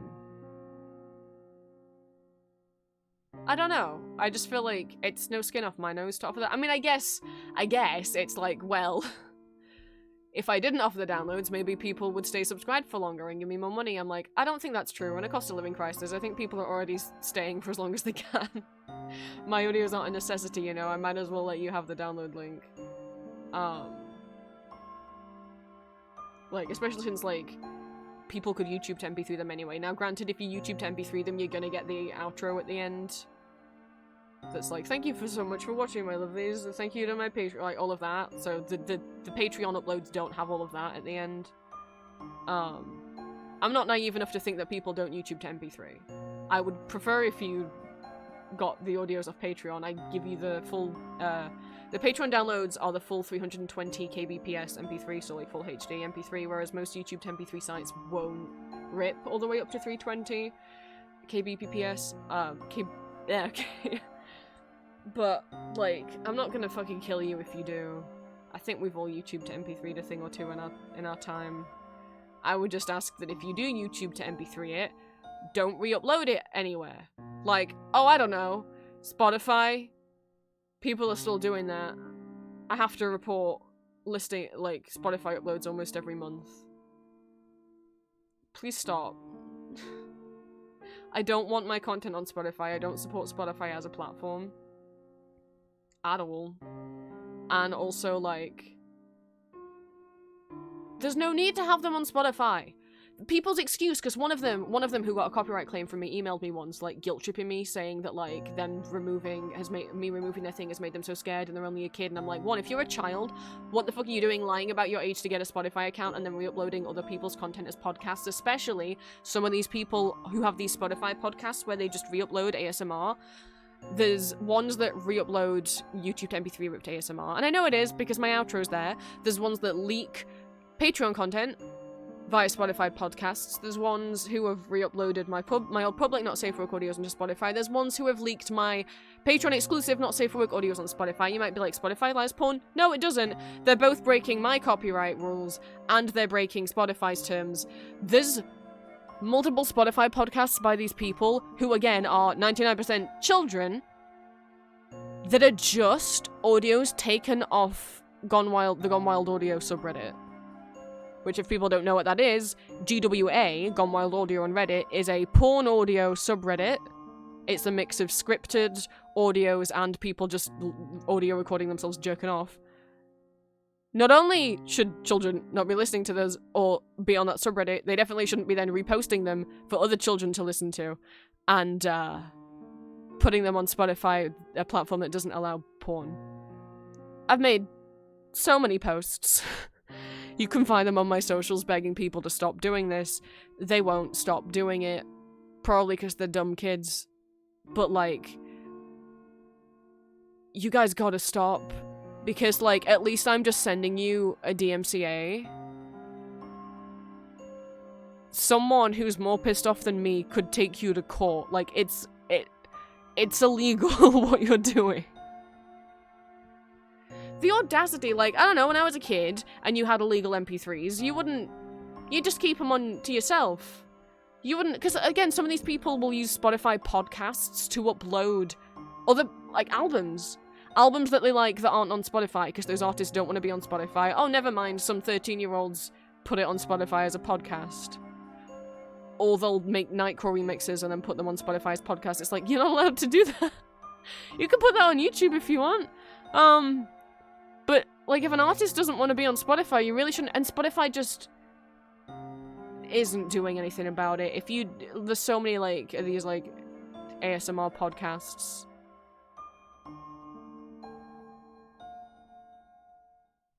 And it's not just me. I mean, when it's happened, Vincent V and Z Vogel was the one who let me know about it, because some of his audios were also taken. And we tried to get bigger creators involved, because Cardlin's audios have been reposted on there, Yuri Voice has been reposted on there. Some other smaller creators noticed our tweets, and were like, oh, thank you, I'll report them. But I'm sure Yuri must get 1 billion notifications every day. I understand if he's just like, I'm too tired to keep taking these down. But it's such a... I feel like, I'm like, maybe if bigger creators spoke out about it, maybe more people would stop doing it. Because I've made multiple social media posts over multiple years being like, stop doing this. The first time was just already felt violating to re-upload my stuff to Spotify. Some of them not even crediting me. I just found them because I typed in Victor ASMR and I was like, oh, that's me! But then especially the ones last year that put Patreon exclusive content up there, which is not only illegal because that's my copyrighted content, breaking Spotify TOS because that's porn, but also breaking Patreon's TOS because you leaked content from it. Wow, you did 3 illegal in one move.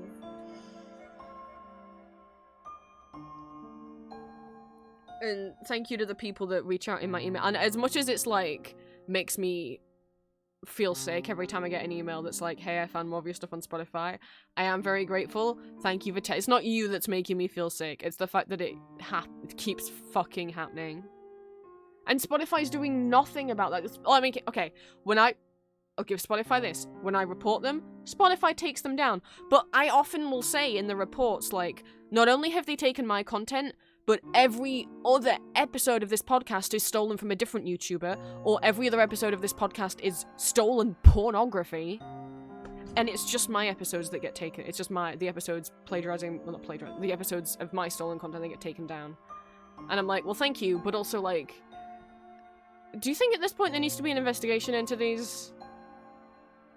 Because, like, there's so many of them. And I know some people have been like, well, if you just put them on Spotify yourself, you wouldn't... One, I don't support Spotify as a platform. They pay their artists like shit. They allow generative AI music to just flood the platform, and which also then makes other artists get paid less, because the way that Spotify works isn't that you get like $1 per 1,000 views. It's everyone's views are added together, and then you get a percentage. And obviously your percentage goes down, the more Lady Gaga's percentage of listeners goes up. For example, right? There's so many, and then it seems like a lot of these, like, allegedly, some of these accounts that are just pushing out hours upon hours of, like, calm piano music, lo-fi vibes, things that are racking up all these views in playlists may or may not, allegedly, be made by people who are friends with high-ups at Spotify. Are they made by Spotify themselves? Who knows? Basically, I always knew Spotify paid people like shit. But I watched one video essay and I was like, oh. By, I think he's called Henry Lloyd on YouTube. No. I mean, and I know people have come up before and said, like, buying an album, like, just owning it, even you don't have to get the CD, but just buying an album off Bandcamp or iTunes, gives the artist the same amount of money as, like, if you wanted to give them that much money through Spotify, you would have to listen to their music non-stop every day, 24/7 for like a year.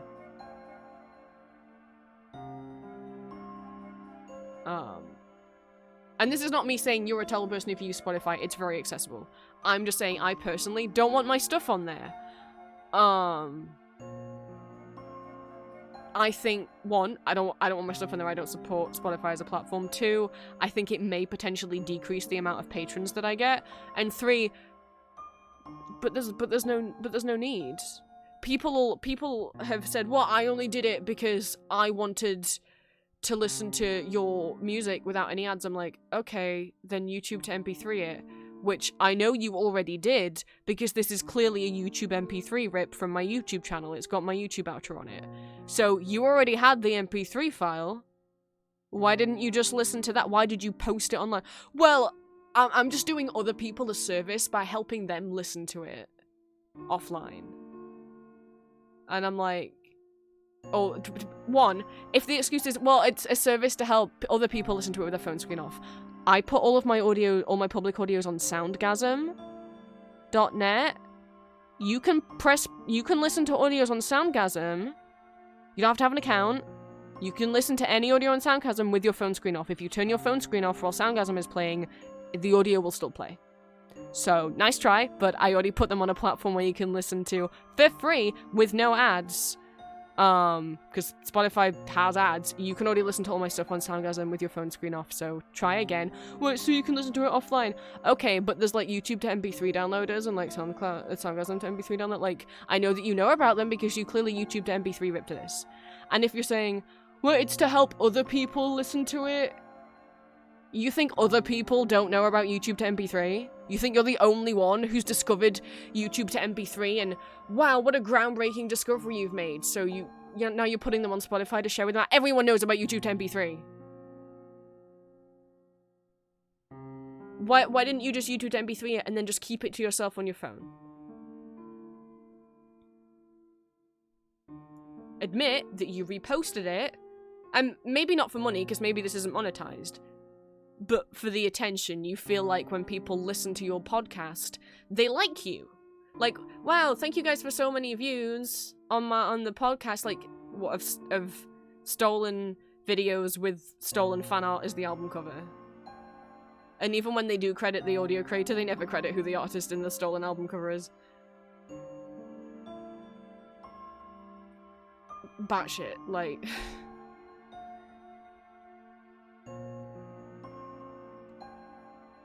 You're not doing a service.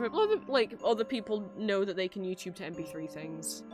The only reason that you wouldn't be able to, like, listen to them on Patreon is that you're a child, in which case I don't want you listening to my stuff anyway. But, like... Sorry, I didn't mean to go on this ramble again.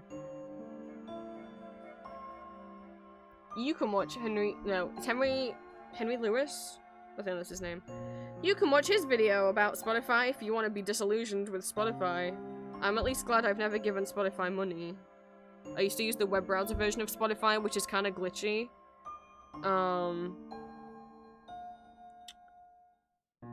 But if you have an ad blocker, but obviously you can't on Google Chrome because Google Chrome doesn't want you blocking ads, but if you have Firefox and you have uBlock Origin and Privacy Badger, and then you open Spotify's web browser version, you'll never get any ads even if you're not paying for premium. The ad blocker will block all ads. What? Who said that? That's crazy. But I would still recommend. I'm finally downloaded the Bandcamp app. I've always been a fan of Bandcamp. Bandcamp's like an online marketplace, like Etsy, but like Etsy's for like handcrafted. Etsy's supposed to be for handmade stuff and artists. Bandcamp is for music and podcasts, and you can put your music and podcasts up for streaming and for sale.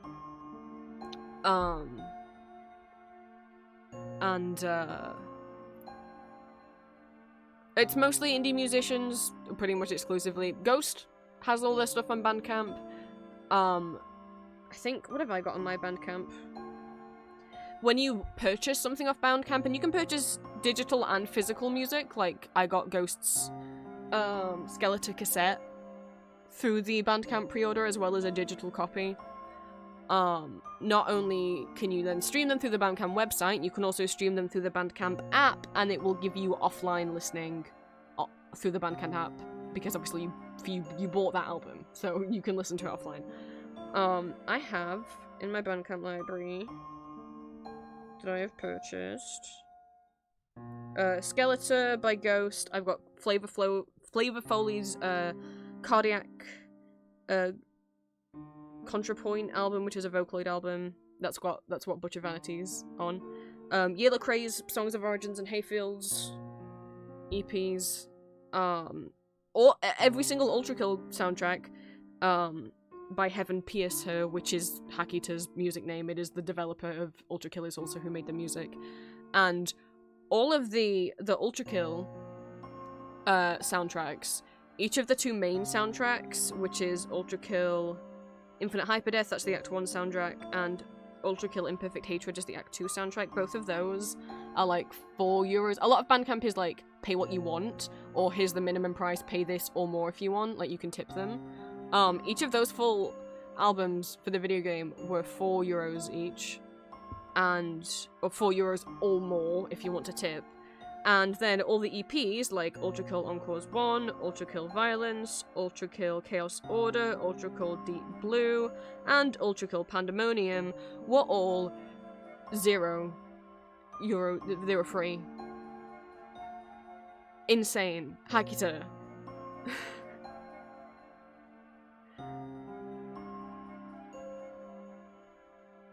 You're telling me, and Pandemonium War is what Tenebrae Rosso Sangue's on? Like, the best song for, like, that's just, you could just listen to that for free? Holy shit. I have the Deltarune Chapter 2 soundtrack on here. I will get the Chapters 3 and 4 after I play them, probably, because I don't want to spoil it. Toby did say that the chapter, the track names, the song names may have spoilers in them, but yeah, you can get the Undertale and Deltarune soundtracks on here. I also have 2 of the Friday Night Funkin' soundtracks, which, speaking of, I'm so, like, disillusioned with Friday Night Funkin'. I supported their Kickstarter for the full game, and I joined the tier where I would just get a copy of the game when it came out. The game's still not out, huh?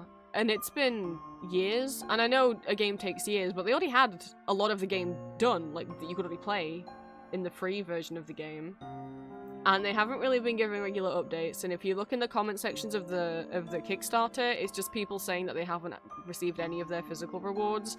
And a lot of people didn't, they were meant, like, one of the higher tiers was for them to get figurines of Boyfriend, and then they didn't get their reward, and then Friday Night Funkin' came out with a new Boyfriend figure that you could buy for sale before they fulfilled all of their Kickstarter backers who were meant to get the figure. What? No, surely you give the backers who already paid and essentially pre-ordered the figure for... And then I think they promised that you could have the new figure instead, or you could pick the... I don't know. I didn't get any of the physical rewards, so I don't really know what's going on there. I just know whenever I go on the Kickstarter, I see no updates about how the game's coming along.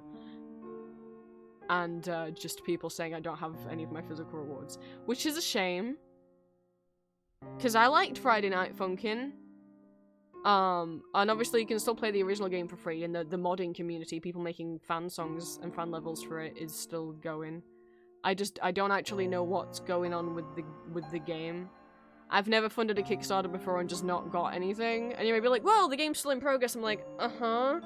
Hasn't it? You're making like a rhythm game. Not that I'm saying that isn't hard, but you already had a good chunk of the game done and already free to play. And it's been, how much money did you raise?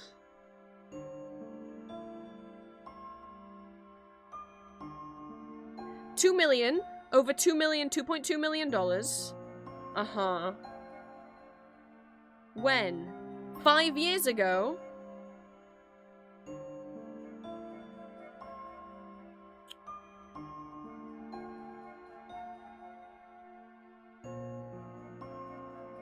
And the last update on the Kickstarter page was posted in July 2024.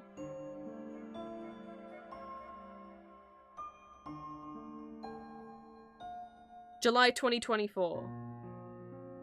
And I just feel like most people a lot of people in the Friday Night Funkin' fandom just enjoy the game, enjoy the mods, the fan videos, and don't know that the Kickstarter seems to have maybe abandoned us. I don't fucking know. That's how I feel. I love rhythm games. I was so excited about Friday Night Funkin'. But to not put... It's almost been a year since the last update on the Kickstarter, and before people say, well, they post on Twitter... That's not what you do when you're running a Kickstarter. You post Kickstarter updates. There hasn't been a Kickstarter update in over a year.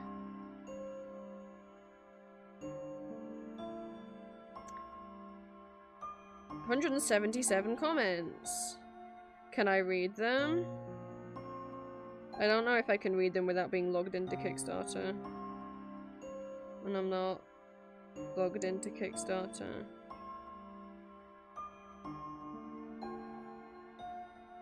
No, I don't think.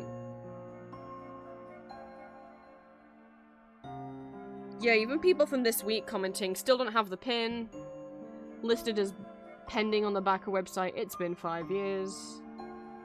Where are the pins, the shirts, the cassettes? We back to the game, where is it? It's been almost 4 years. No, it's not even the game, man. We should have had the physical rewards by now.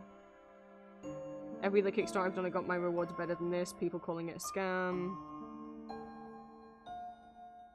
So it's been about 10 months since this update. There's babies being born now who were conceived a month after you sent this. Fuck. Love how you're adding to the free Newgrounds version. Would be nice if you actually added to the paid version of the game we all paid for. How long is this going to take? I should have got my back rolls in 2021. Yeah, at least I didn't get physical rewards, so I didn't lose that much money on it. It says something like weekly blogs. Are there weekly blogs? Well, I tapped that and it didn't take me anywhere. So, you know, the game still has like a nice fandom and all, but I'm like... I think a lot, maybe the fans just don't know about that, and I don't care if they've posted on the social media. You post on Kickstarter for your backers. You don't post on Twitter. That's why Kickstarter has the updates tab, so that your backers know what's going on. At least I didn't get any physical rewards. And then, you know, gave them extra money to buy all the soundtracks, and then still don't have anything to show for it. Games take time, and I think people would have more patience for the game taking longer than they thought if they at least had the physical rewards they were promised 5 years after they, 4 or 5 years after they backed the campaign. As someone pointed out, there have been babies fully conceived and born since that last Kickstarter update. Oh no.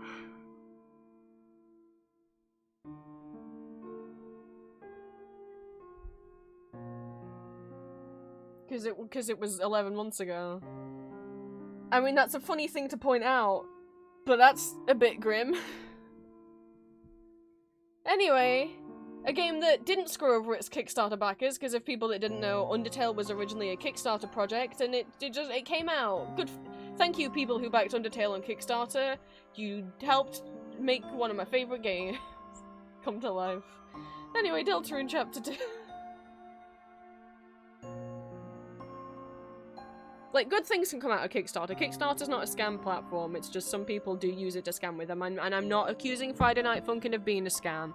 I'm saying there have been other known scams on Kickstarter. Where people just run off with the money.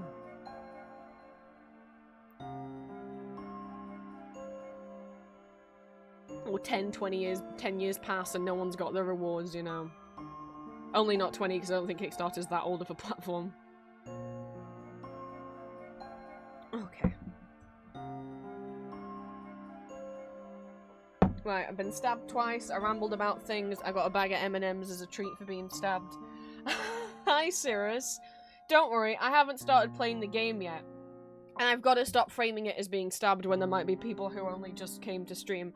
I mean, oh, Queen Impressed.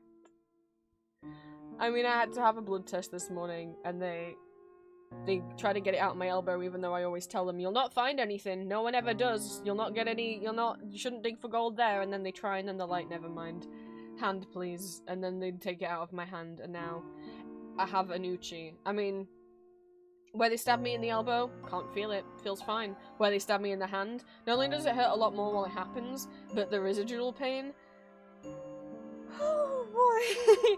When she didn't give me a band-aid for it, she just gave me, like, she just taped cotton wool over it. And, so when I got home, I was like, Mum, do you still have those, like, tiny little circle plasters? Yes, thank you, can I have one, please? And I had to pull so hard to get the tape off. I have very sensitive skin as well, and eczema, and, let me tell you, my skin didn't like that. I've still got gunk where the edge of the tape was. But it reopened and started bleeding again when I was getting the plaster on, and I was like, oh, that's not good. And so I just, you know, I gave it a little wipe to wipe the extra blood away before I put the new band-aid on, and I was like, just that little wipe with, like, the edge of a tissue. Oh my god. I was like, I'll not feel this, it'll just be a bit sore. The full body flinch. Oh, I barely touched it. It was like... Whoa. It's like I stabbed myself all over again. We're gonna play Deltarune now. I have my M&Ms. Apple juice best after? I didn't get apple juice. I got peach iced tea. I got some Lipton's and some M&Ms. But, I like apples. I like apple flavored things, but sometimes apple juice just, like, stings my throat. I don't know what that's about. Like, sometimes it's just, like, uncomfortable to swallow for me. Let me move my microphone around.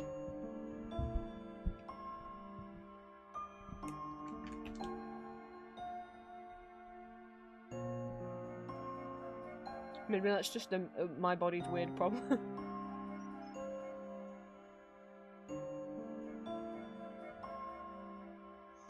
Magic stars! Oh, I would if it had magic stars.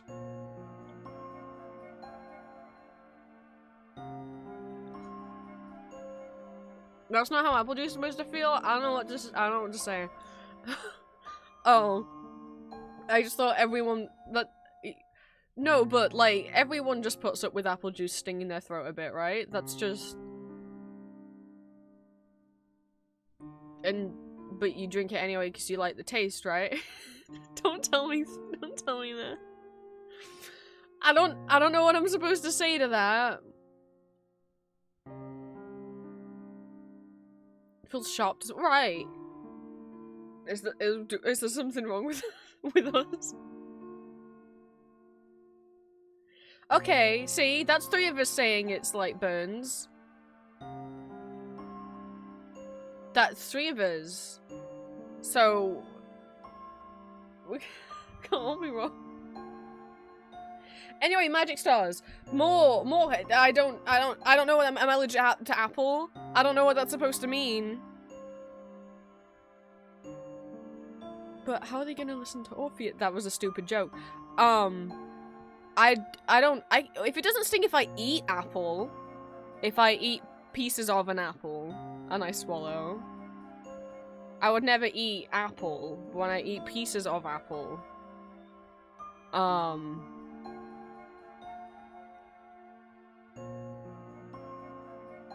It's fine. It's just papal juice that does it. I don't know what to say about that. Like, I used to love orange juice as well, and then now I'm just like, depending on the brand, that can also sometimes sting my throat. I just thought it was the acidity of the juice that was doing it. That can sometimes sting my throat, and then sometimes depending on the brand, I have a few sips and I'm like, that's fine, and then I have a next few sips, I'm like, oh. I'm talking like fresh orange juice. I don't. Anyway, magic stars. Could you be allergic to grapes? No. I love grapes. I just ate a whole punnet of grapes this week. That was my treat. I bought myself grapes the first time in ages. And high specs. Magic stars. Reasons people should have realized I was autistic. People that don't know magic stars, the little chocolate stars. I'm already on it. I'll get a picture up. I'm already on it by night. And they have little faces on them. There's one that wears sunglasses because he's a cool dude. There's one that's like dizzy. There's one that's a baby with a pacifier in its mouth. There's one... Is it just like a regular smile? Okay, no, these pictures don't have faces on. Give me a picture of all of the faces. What are these? They made toys? Shut the fuck up! Vintage Milky Way Magic Stars figurines, rare UK? The cool dude guy with the sunglasses has a guitar!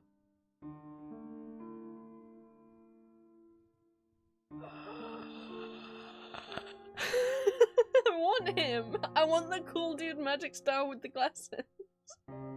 Shut the fuck up. The cool dude with the sunglasses has a guitar, the baby is a baby, the smiley one's a jester, the, like, adult one with the triangle mouth is a superhero, and the one with the mouth is just a hitchhiker. I don't know, he's got a thumbs up. Well, let me find actual pictures of Magic Star. I wanted pictures of all of the, like, all of the faces. That's not all of the faces. Okay, this is all of the faces. Okay, so there's they don't have names. They're not. There's this guy with the triangle mouth and the eyebrows, the monobrow. What are we doing? Sirius was talking about magic stars. There's guy with monobrow and triangle mouth. There's guy with glasses looking up. There's guy with wobbly mouth. There's baby. This is meant to be a pacifier, this circle thing. And then there's cool dude. That's... Sure, they don't have names. Reasons? Is there stuff inside? No, it's just solid chocolate. It's just solid milk chocolate. They're really small. Have we got a picture of, like, someone holding a bunch in their hand? They're small. They're, like, the size of, like, an M&M. There we go. There's someone holding the baby one. They're very small. They're just solid chocolate. They're just little guys.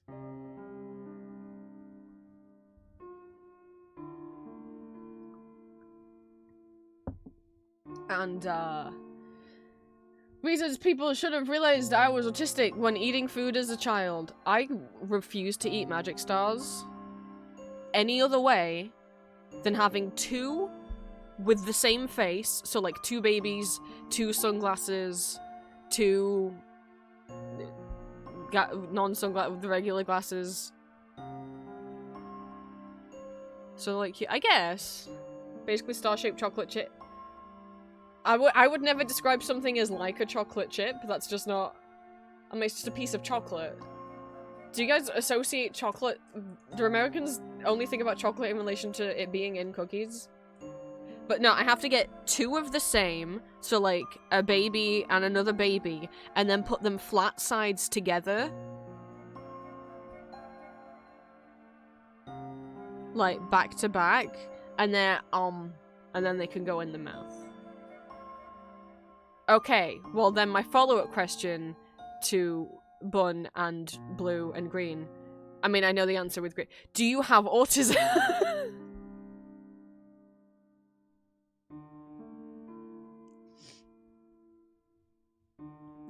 Yeah. Oh, wow. Yeah. There's also, like, these, like... I'm the same with... There's, like, these cheesy little shape crackers that you can get. Hang on. So they're not really crackers, like, biscuits. God, I don't even know the brand. You can get them at the range now. No, these are showing me pictures of, like, Cheez-Its. Not Cheez-Its. We don't do Cheez-Its. Yeah, like, these little things. These? I know I turned the thing off. These. They're not always made by Tesco. These little guys. Same way. The only way I can eat them is two of the same shape back to back.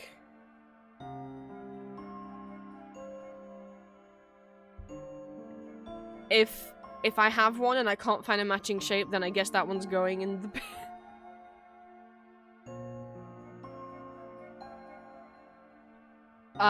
When I eat like a Kit Kat, I have to, okay, you got your 2 pieces of Kit Kat, you break them in half. Now you've got 1 stick of Kit Kat. You might eat them. I would, and still do, bite off the chocolate on the thin ends first, and then bite off the chocolate all the way down the sides on the long ends, then bite off the bottom chocolate, then bite off the top chocolate, and then I can eat the wafer. That is also the same way that I eat crunchy bars. I attempt to eat, like, any kind of chocolate, those little, like, Cadbury's cake roll things that are dipped in chocolate. I take all the chocolate off first, and then try and eat the sponge, and then try and eat the icing. Well, not the icing, like the cream, frosting, whatever it is that's inside. Custard creams, you gotta eat. Same with, like, Oreos. Eat 1/2 of the biscuit, then scrape off all the cream with your teeth, then eat the other biscuit. Because I cannot bite through all 3 at first. That's different textures in my mouth at the same time. That would be disgusting. Jaffa cakes, yes, I don't like them anymore. But, yes, chocolate first, then jam, then cake.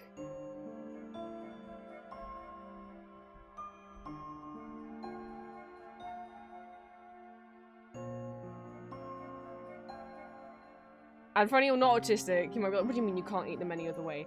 I mean, like, if you sat me down and you were like, here's...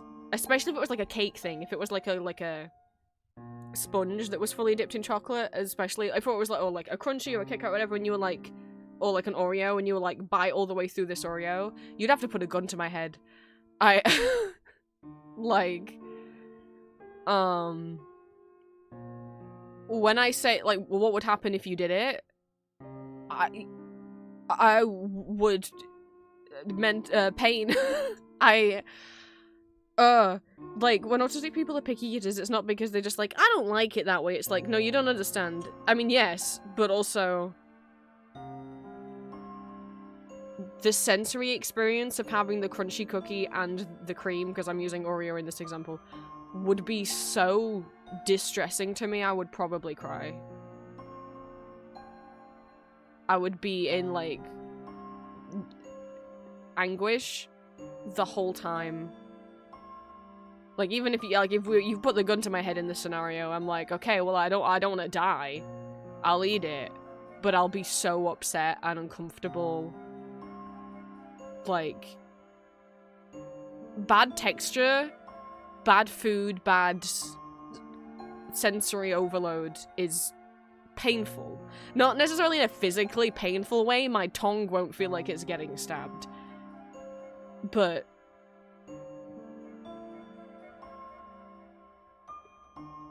it is pain in a way. I don't know how to describe it.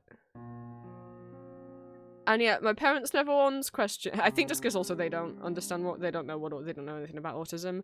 They think that like autism is like you can't talk, so I could talk, so nothing was ever questioned. I mean, they know a bit better now. They understand that it's a spectrum, but like, yeah, no, I was never gonna get tested as a kid.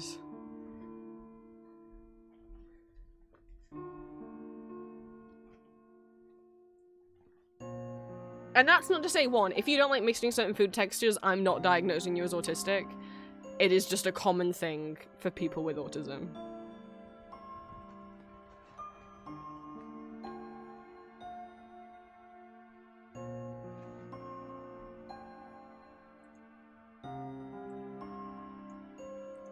Oh, I saw pom bears pop up. That's the other thing. Hey, British people. I shouldn't say that. Hey, English, Scottish, Welsh, Irish if you want, people in chat. You ever eaten a pom bear? Because I've got a question for you. Do you bite the head off first to put them out of their misery straight away? Or do you torture them by biting off all of their arms and legs first and then eating the head and biting off their head? Okay, cool, we put them out of their misery first. Good. So they can't feel the pain of their limb. Pom bears are potato chips shaped like little bears. And it was just such a thing, not even for autistic kids, it was just a thing at school to be like, no, you're not getting away easy this time, and then the kids would bite off the limbs. But mentally, even though I know they're chips, I'd feel a little bad if I didn't bite the head off first. Be like, no, but I have to. I remember... Yeah, they have a little face. I remember when I was a kid, my parents usually just got me a pretty cheap cake, but one year, like, they saved up and got me, like, a fancy cake from Marks and Spencer's, and it was an Angelina Ballerina cake, you know, the mouse ballerina girl, mouse, and it was, like, white sheet icing, and then on the top was a little Angelina Ballerina in her little pink tutu and leotard doing the splits, and she was entirely made out of icing, frosting, whatever you want to call it. And while that was like my favorite childhood cake, I was also like, I can't eat her. She's a little girl. Mouse girl.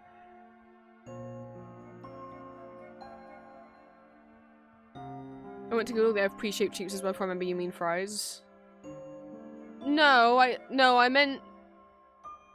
said, no, I don't mean fries. Am I gonna have to show pom bears again? Yes, in the UK, chips here are french fries and crisps are what Americans would call chips, but I purposely said potato chips instead of crisps because I was like, if I say crisps, Americans are gonna get confused. So I said potato chips. I used the American term to make people less confused, but apparently I've made some people more confused by thinking that I was using the British word and the British word was different than what you thought. No. They are crisps, aka potato chips. What? Pom-pom poo? Wait, one of those results was not like the other. What?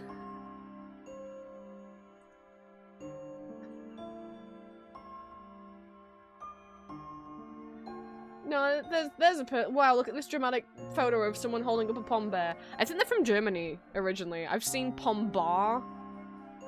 Maybe they just also sold in Germany.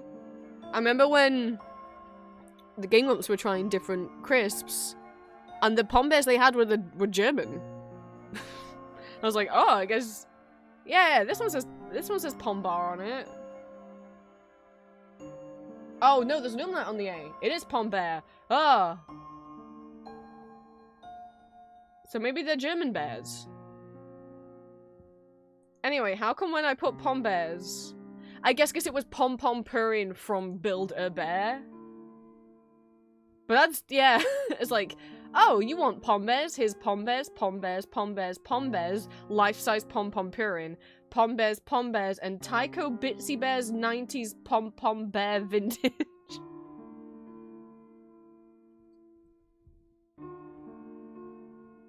So, almost what I meant to search for. I don't know who this is.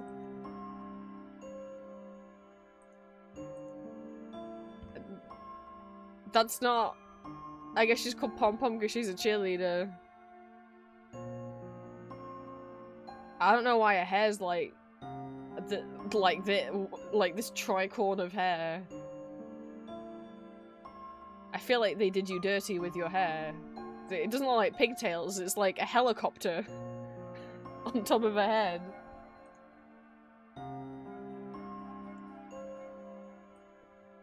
I was wrong. Pom Bear's from the Netherlands. Thank you, Wikipedia. You learn something new every day. They're produced by Intersnack in Doetinchem, Netherlands. Oh, no, they're produced in the Netherlands. They were first introduced in 1987 in Germany, well known as Pom Bear. It's not Pom Bar because the A has an umlaut, so it's Pom Bear.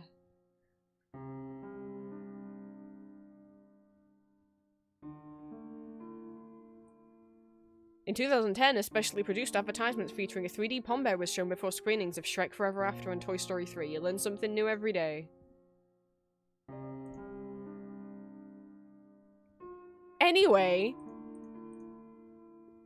that deltarune, huh?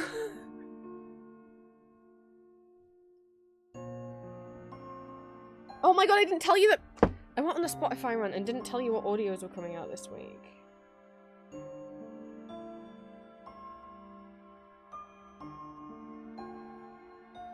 Look what you do to me. This week's audios, I haven't recorded Saturdays yet, because it's another one of those weeks where Prince didn't get the Not Safe for Work audio recorded in advance, because I had other things to record and or I was busy with other things and or I wasn't feeling well. The case in the last week was I got 2 Not Safe for Work commissions recorded instead on Thursday, because that's the only time I'm in the house on my own to not be as scared of making Not Safe for Work audios. Recorded 2 Not Safe for Work commissions I had instead, and also have mentally- I didn't record enough over the weekend because just mentally I was fucked. That's the medical term, I think. Tonight's audio was approved for ads. How nice. Is Barnaby B. Beagle? It's not, it's Barnaby.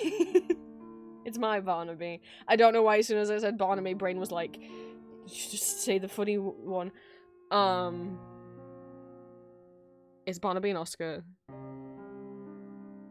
You have Choice to thank for this, because I didn't know what to do with them next.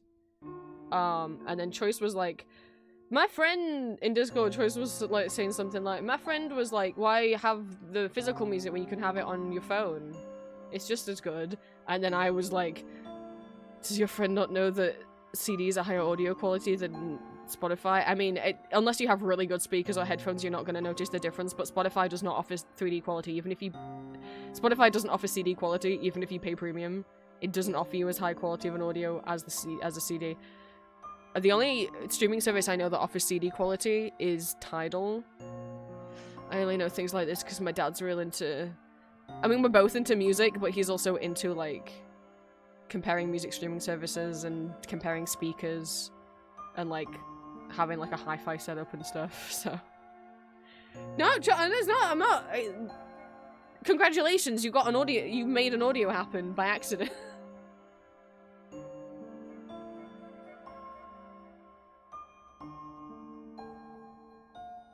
This huge computer guy? Well, I don't know- well, because... I can't remember what quality Spotify does. It might be... Because MP3 files have different qualities. The highest kbps of an MP3 file is 320. But CDs are not in MP3s. They are FLAC files, F-L-A-C files, which are higher quality than MP3s. When you rip a CD to your computer, it might rip at FLAC quality, it might rip at MP3. You can always double check. Whatever you like, if whatever you're using, Windows Media Player, whatever to rip it, will normally give you the option. FLAC files better quality audio, but if you don't have you might not even be able to tell the difference with whatever your hearing is, and obviously depending on the quality of your speakers and headphones. Also, FLAC files take up a hell of a lot more room, like they're bigger files, so you might not want the FLAC files anyway if you don't have a lot of storage on your computer.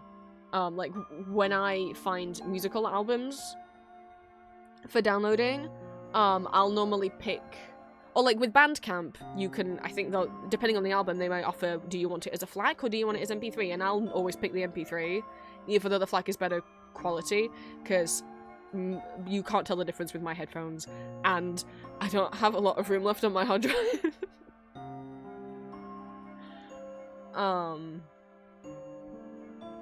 Anyway, if you want more rants about that, Barnaby's gonna rant to you today about the differences in sound quality between CDs and digital audios and Spotify, and how, if you are a complete newbie to CDs, he's not gonna pick on you, and neither will I. You don't know what you don't know.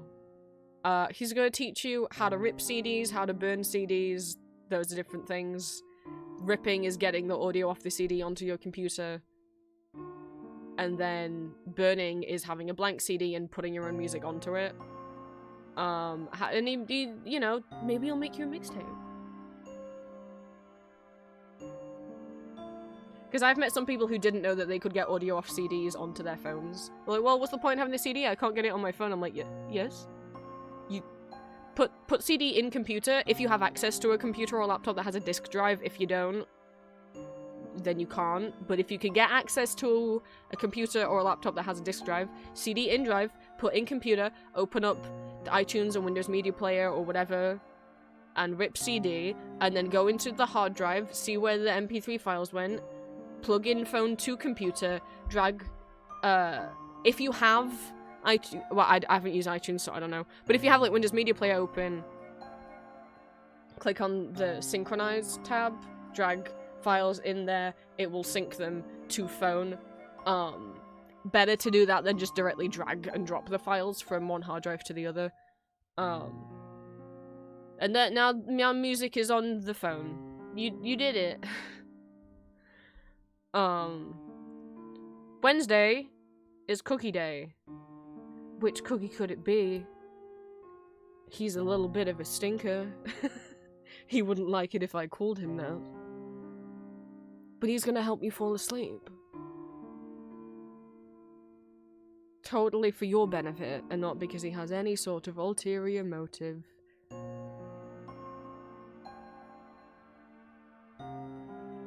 Wednesday is affogato cookie.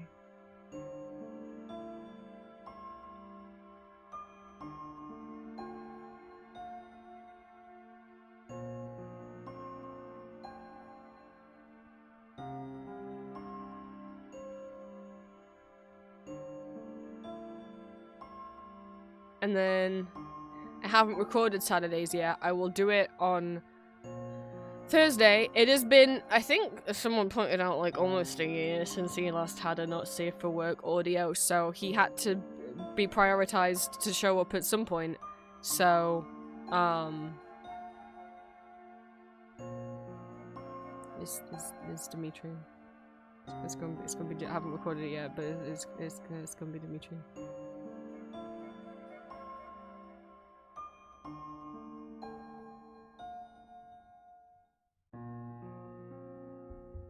I know. I know Discord will be happy. It just doesn't get as many requests.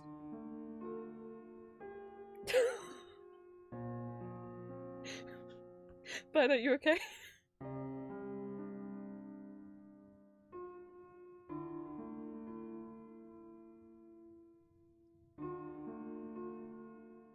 But Ashley's not here. That's when the freak out will happen, I suspect.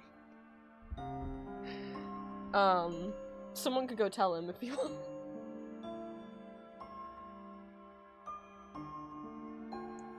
Like I said, haven't recorded it, but I'll get it done. So I can't tell you whose request it's based off, because I don't remember off the top of my head. It's not scheduled for YouTube yet, so... deltarune now that we're 2 hours into stream. We finished Deltarune Chapter 1 on Saturday.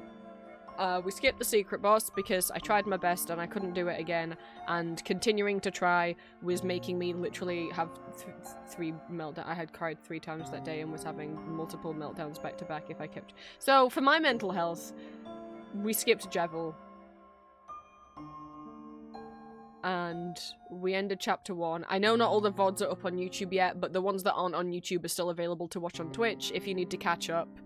We ended the chapter, and everything was fine and dandy. And Chris went home, and we walked around town, and we saw some familiar faces in this alternate universe. Yeah, okay, yeah. Don't spoil. This is my second time. No. This is my 3rd time playing Chapter 1 and Chapter 2. However... do not spoil Chapter 1 and Chapter 2 because most people in chat haven't seen them before. And do not spoil Chapter 3 and 4 for me. I've been successfully avoiding spoilers thus far. All I know is Chapter 3 Secret Boss is harder than Jevil, so I probably won't be able to do it. But I'll see what they look like at least. Please don't spoil it for me.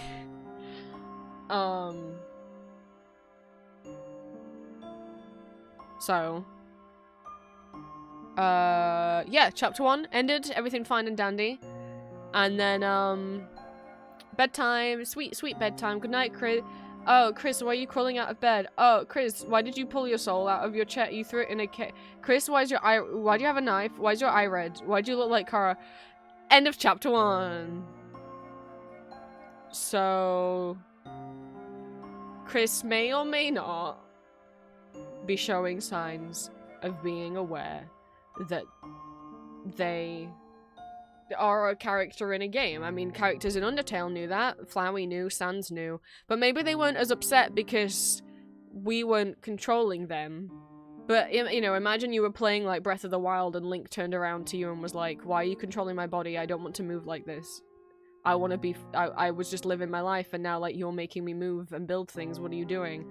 You'd be pretty freaked out, right? Now, Chris hasn't explicitly done that, but there are signs, you know, when we've been walking around, talking to people, they've been like, wow, you're acting different today. You don't normally talk to everyone. You don't normally go up and click on everything. Like, you've seen this before, Chris. But of course, we the player haven't seen it before. Oh, Chris, go and play the piano. I know you love to. You're really good at it. And then we try and we can't. Oh. Is Chris evil? Who knows? Is Chris this universe's version of Kara? Who knows? I mean, they are the human adopted child of Toriel and Asgore and Asriel's brother. Asriel's, not brother, sorry. Chris goes by they, them. Asriel's sibling. That is what Kara was. They do also have a yellow and green striped shirt, like Kara did. We don't know if they had a red eye, like Kara did. We don't know for sure. So it's always important to see what Chris does when I'm not in control. That's why, you know, Chris does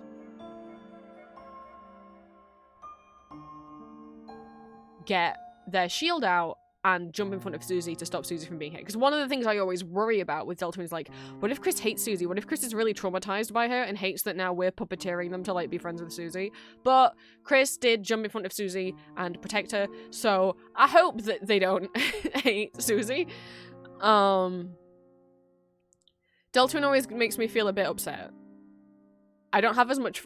it's funnier than Undertale, but the story doesn't get me as much because if I get too into it, I feel guilty. Like, my autism hyper-empathy for fictional stuff is like, am I making Chris's life worse by playing this game? Oh, then I don't want to play anymore. Like, it just makes me a bit upset. I'm like, am I doing something wrong by playing the game? I don't want to make Chris upset even though they're not real because even if they're not real. Undertale taught me that even if they're not real, I should let them have a happy ending and leave them be at the end. Oh, like, so I have to shove those emotions deep down. Because I want to still enjoy playing the game.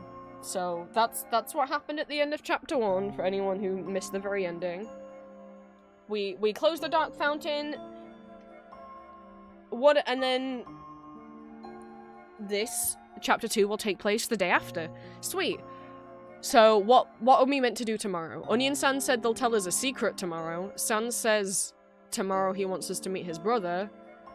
And Susie says let's go back to the Dark World tomorrow. So those are all things that hopefully we'll be doing now in chapter 2. As much as this is the next day for Chris, and it's only been a couple days for you guys, for all of us who are waiting for the game, it was like 4 years, and I was desperate. Having to get away from that thought pattern is, but if I don't play, Chris won't get the ending. Yeah, but what if Chris doesn't like the ending? What if Chris wants to be left alone? I'm upsetting them. But they're not real. They're not real, Prince. They're not real. They're a fictional character in a game. But I don't like upsetting fictional characters. This is why I don't play genocide routes. And you might be like, Deltarune doesn't have a genocide route. Whether you kill them all or spare them all, it doesn't change the ending. It just means, like, you know, if you tried to go back and say hi to some of the characters, they might not be there because you killed them. True. And Toby has said in the new FAQ that Genocidal Pacifist, you won't get a different ending, but it will change. You won't get a different ending, an entirely different ending, but it will still impact the game. Which is interesting because obviously now we're getting into chapter 2, which does have a second route. It has a different route that you can play rather than the regular one. That's not pacifist or genocide. I'm not gonna do Snowgrave, but I will at least explain what it is once we get the option to do it, and I'll just be like, I'm not gonna do this, but here's what happens if you do. But I'm not gonna do Snowgrave. Now what I noticed what is different here, because what I had the problem with the previous game, with the previous version of Deltarune, is it wasn't carrying my save data over from chapter 1 into chapter 2 even though it was supposed to. What I notice here is we have an option that says chapter 1 files. Okay, sweet! And then you just select your chapter 1. Awesome! Alright, sweet. I was so hoping. Alright, because I was so worried. I was like, that was the one thing that really pissed me off with the last one, was that the save data was supposed to carry over, but it just wasn't working for me. And the reason why you might want your save data to carry over is because you'll keep the same amount of money you had last time, you'll keep your armor items that you had last time, the egg, the delicious egg that I got from Dr. Gast, the man behind the tree, is still in, Asgore's fridge. I can't stop saying delicious. It's from H. Bomber Guy's Pathologic video essay. He's like, delicious egg. He says it like 3 separate times. That's not even enough money to buy one delicious egg. That's all that's in my head now.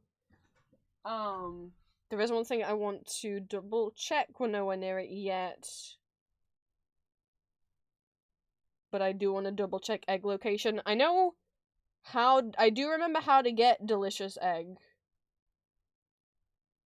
But I just want to remember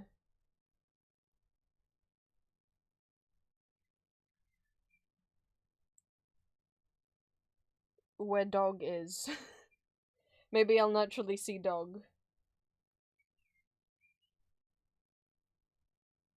See, in chapter 1 there's no hint where the egg is, but in chapter 2 you do get hint. Okay, I guess I should just spawn here. I'll find it. Chapter 2. Chris? Chris, honey, are you awake? Yeah, totally, Mom. Just ripped our soul out last night. Wait. Is that a knife? No! Toriel!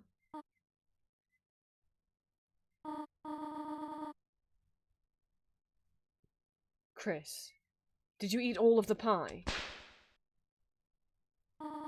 Oh, that's why they got the knife out last night, just to eat all that pie. Definitely not to kill anyone. Is it your knife in this empty tin? Is it not? Oh, Chris. Am I going to have to lock the oven again? Well, hurry out of bed. It is time for school. Hey, the soul's sure not in the cage anymore. Well, Chris did get out of bed on their own. There's $5 in your brother's drawer. Take it.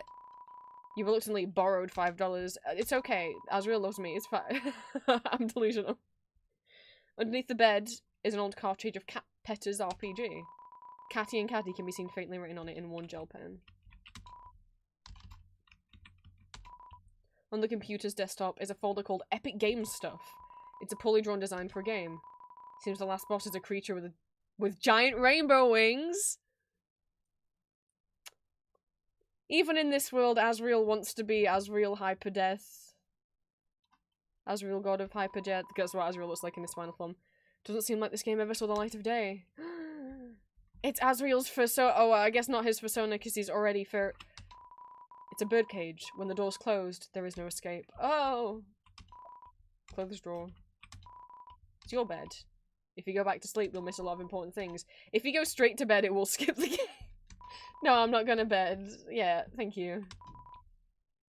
Even after a long night, the sunrise is always the same. Oh, we got $5 holla dollars. There's no time to read books, just generally. A cactus. There's not much to say about it. How to Draw Dragons is at the bottom of the drawer. The playable character on the cover is dressed immodestly. Your brother will never return this book. It's what they call you. And Toriel's room is locked. Quickly! Our daily mission.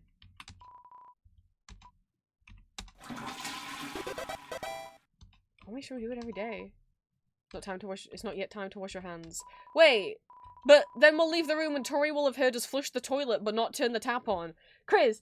On the shower ledge, the small container of apple cider shampoo. Yeah, that's the same text.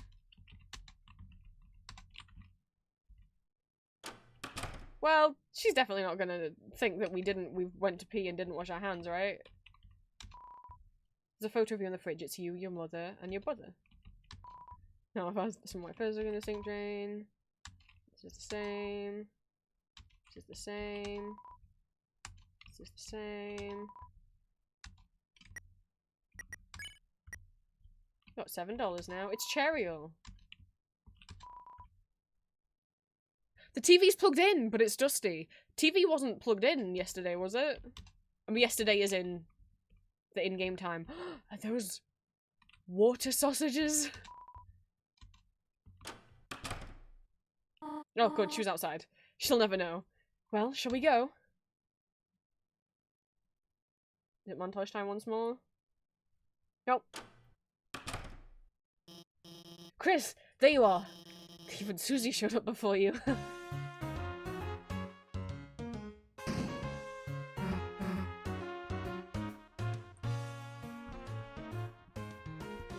Hey, Chris. If you knew you were gonna be late, I would have showed up on time. Susie, please don't kick your desk. Treat school property like you treat people. Wait, but... okay. Next time I'll aim for the vitals. That's not what I... In any case, good morning, class. We have a lot to go over today. First, we're starting the reading from page 142. Any volunteers? Come on, Birdley, you kiss ass. Oh, I guess I could read. Noelle, you're not a kiss ass, you're lovely.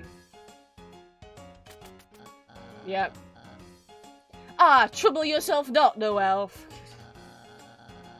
I will valiantly take this blow of humiliation. That's okay, I can... Page 142. It was the best of times, it was the worst of times. Times are pretty good, times are pretty bad. Mediocre times, iffy times, so-so times. Listening to this, your eyes began to close automatically. Have a nice day, everyone! And please remember your group projects. Oh, Chris, are you okay? You were, sleeping all class, and you didn't wake them up. Don't worry, I'm not mad, just concerned. Oh, I guess that's sweet, if you're worried maybe they're not getting enough sleep at home. I mean, they did. Apart from that bit where they were the salt. Usually you only sleep through the start. Good luck and rest well tonight, okay? Oh, that's very sweet, Office. Motivational quotes. Try your best, Astral Wolf, even in your darkest hour. That's the same. Are these fresh flowers? It's a bunch of roses. Chris? this whole Potter thing, you didn't lose sleep over it, did you? I mean, technically, you pairing us up with Susie did cause us to lose sleep because we were stressed out from the dark world, but, I don't want it. If we'd just been her partner, we might have slept fine. It was kind of more the saving the world stuff. And seeing, like, Lance's dad almost murder him, so... my sleep's better. Chris, that's a good, I think. So maybe you were just staying up late talking to Azrael online again? Wait, you can't do that, right? I hope the internet gets fixed soon. Oh, yeah, the internet's out. The internet's been out. I think that's the first we hear about that. The internet's out in town, so that sucks. No talking to Azrael. I need to talk to him. I don't want to revert to my primal form. Which is what? Anyway, I'm just gonna have a peek on your computer right here. Computer wallpaper is updated. The buff embracing heroes are now edited to be 2 and 4 inches apart. There's dialogue about proper distancing at the school dance. You wonder if your mother had some influence on this change.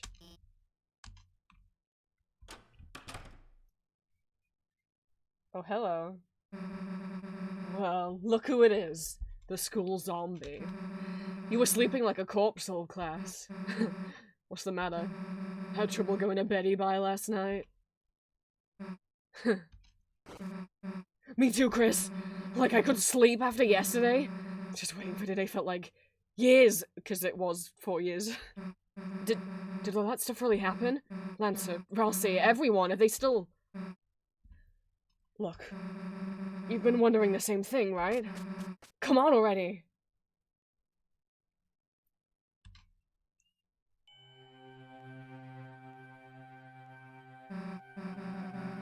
Alright, Chris. This is it. Moment of truth. Everything we've been waiting for is just behind this. If we open this and there's nothing inside, will, we still be... Screw it, let's just open it already. Susie? Yeah? Noelle! Hey! What, the hell are you doing here? Sorry to bother you, but, I just... Birdley and I were going to the library to do some research for our group projects, and if it's okay, would you want to come too? Oh, Chris, you can come too, we're like, busy with, Chris, help me out, what do we say? Hanging out alone in the closet or crime? Well, Noelle's got a big old crush and I don't want her to think that Susie's interested in us. Because you should shoot your shot, so I guess it has to be crime. You know, just committing crimes. Just gonna do some crimes and go to jail. Forever. It sucks. Oh, well, that sounds, just... Have fun, you two! I'll be at the library. Chris, if you could bring her by later, it would mean a lot to me. Actually, wait a second. Susie, I have something for you. Okay, bye! Susie blushing. Good morning, Julia. We're just starting chapter 2 of Deltarune and the lesbians are at it. There's lesbians happening.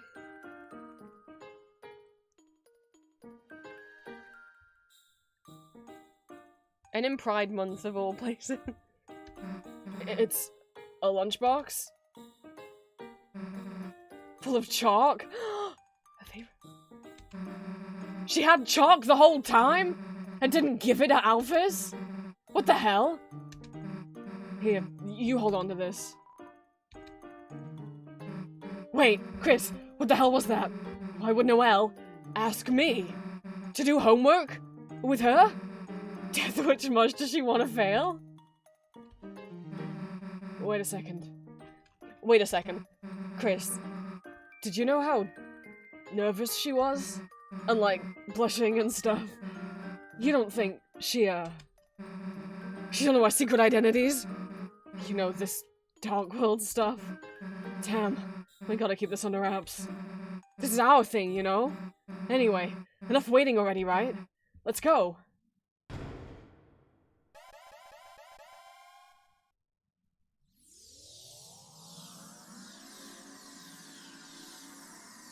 Chris willingly jumped in. I didn't do that. And we're back.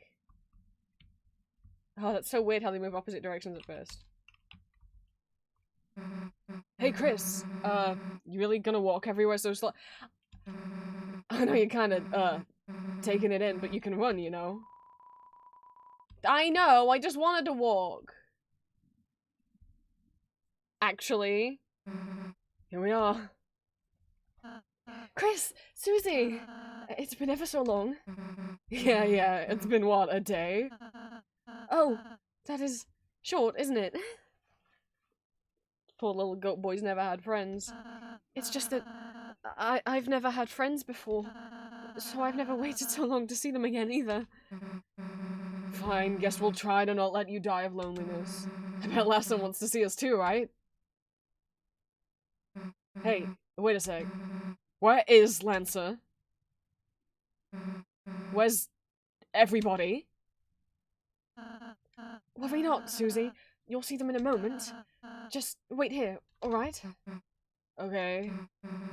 This better not be some kind of prank or something. Chris, I have something to ask you. I need you to return to the light world. And go to the old classroom, to the east of the closet doors. How do you know about that? Inside. Gather everything on the ground. Wait, everyone is the things on the ground. And bring it back here. Could you?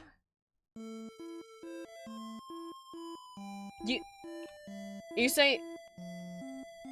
you saying that darkness, that when lightners come to the dark world, we get to be superheroes, but if lightners go to the, when lightners go to the dark world, we get to become cool superheroes, but if darkness go to the light world, they turn into inanimate objects? Looks like a shop, but the door's locked and no one's inside.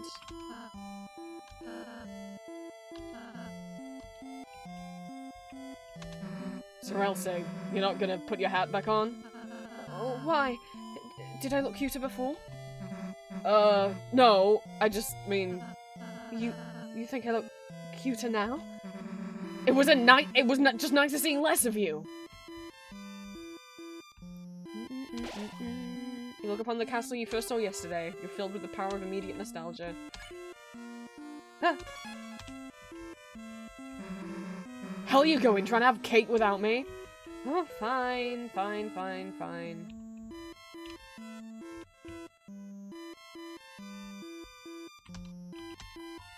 No one's looking. Hug the dummy. You hug the dummy. Nothing wrong with a little extra fluffiness in your life. I'm just exploring. Seems to be locked. It may never open again.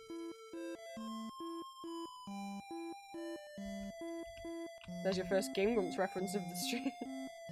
That's not true. I talked about them eating pom bears earlier. The rubble on the ground seems to have been dusted and polished. Someone around here really cares about the details.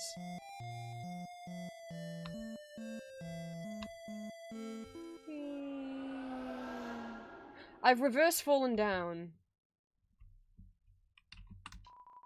The door is locked. I know that's not the right. I know my east and west. I just wanted to explore everywhere else first.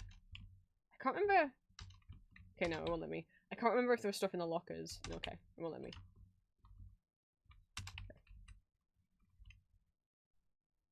Just want to double check you. You gathered all the junk off the floor. And turned it into a giant dusty ball. Wow, Chris, you're so strong.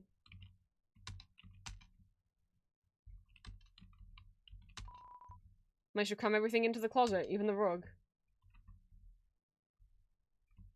Gently does it.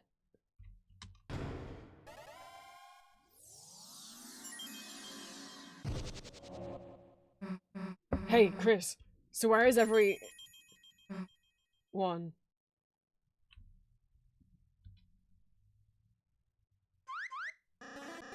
Guess who's back, Clouds? My son! I went 4 whole years without seeing him. Lancer! Hey, Chris, don't know what you did, but hell yeah. Everyone's here. Hello, husband. Hello, son. But, what happened to, Lance's castle? Oh, God. Gone? Right, when Chris sealed the fountain, that dark world disappeared. And turned back into a normal classroom. So where's Lancer gonna live now? Don't worry, Susie. We'll conquer Elsie's castle as our own. Oh, Lancer, you got, like, 1 short second of being king. Yeah, chapter 2 is my favourite out of the first 2. Maybe because we're not having to establish the character. It's so funny. It's so funny. I can't wait for you to meet the new lady. Chris, as you bring Hot World denizens back here, the power of our fountain will transform this town more and more. Yeah, if you kill them all, town stays as is, but if you recruit more people, you get more stuff in your little town. From now on, the enemies we spare will be recruited to our town. So let's keep sparing enemies, okay? Anyhow, why don't we all have a look around, then we can head north towards the castle. I have a special surprise to show you. Aha! Not if I surprise myself first! Last one there's a fresh and fragrant egg. Delicious egg. Come on, Chris. You gonna let him beat us? Hello, husband. Ah! Thou hast transplanted us to thine castle town. And truly, a magnificent town of castles. Alright, yeah. But something art lackingeth. It feeleth... Could thou guys perhaps bring an evil ruler or something? Oh, you're a sub, is that what you say? Lancer hath pronounced me vice father. Force hence I do all the cooking and cleaning. What? Oh, he's a skilled housewife? Perhaps I should seeketh a new employer. No, you housewife material? Seems Hattie likes this place. She hopes you'll find good enough beds to inspect. You'll lose your bed inspector title if you don't lose it. Check enough beds. Mama Mibu, welcome to Top Bakery. Our special chefs spin baked goods at the top of their class. Oh. Well, this isn't a Mama Miba. Oh, I am Chef Lancer. Oh my god, Julia. My son's taking after you. Try my delicious hand-formed cookies. They are free for a price. What's the price? $0. You already took a cookie. Wait, I'm still regenerating from the last one. Well, welcome to Top Bakery. I'm this bakery smith, Malleus. I don't know what any of these strange tools are for, but using my skills, I can fuse items to create new ones. Breads? What is this technique you speak of? Your body is a weapon too. Haha! We're gonna feel this technique. Ah. I don't remember what items you can combine. I don't think I have anything on me yet. But I should have. Yeah, 700 holla dollars. Ralsei's health is now 100, not 90. Oh, that's gonna actually feel amazing. Oh yeah, I still have the Lancer cookie on me. I'm so silly. But not that delicious egg, because I put it in Asgo's fridge. And now there's 2 eggs. Which could imply that there was already an egg in there, but it said all that was in there was a jar of pickles, and then I put 1 egg in there and the egg multiplied, I think is what happened. But that's just my egg headcanon. Oh, welcome to Damien Town. I forgot so I hear it's called. I forgot they named it after us. Thanks to you, Commander, we've been liberated. I hereby declare today National Ham Sandwich Day of Independence. Susie wanted to be unbanned from Ham Sandwich Day. This guy always seems like he's enjoying life more than me. Maybe it's because he's a higher level? Let's go in the party dojo. Maybe Ninja will be in there. Hi, Clover. Why's your bed here? Wow, our house is a dojo? Makes me want to fight. Can't you go to sleep?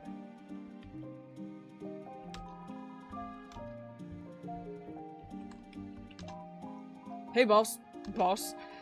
I'm so glad to have a nice boss. I could shed a tear. But I won't. I'm on the job. I'll cry at home with the kids. Boss, you're strong, but there's always time to learn. The next step after tutorials is training. So, me and the boys got you a dojo. Complete with our battle challenges, get some fabulous prizes. Meanwhile, you might get a little bit tougher. We're gonna make you the strongest, boss. We could challenge Jigsaw Joe to get all of his life savings. We do the Grace Challenge 1 to get $100. Or we can rematch Clover. It's not her birthday, so she won't go easy on you, and you can have a club sandwich. I mean, okay, I don't know if I want your life savings. Boss, you can act and spare on the same turn. If you know Chris's act will give the enemy 100% mercy, spare them on the— I know. We did that last time.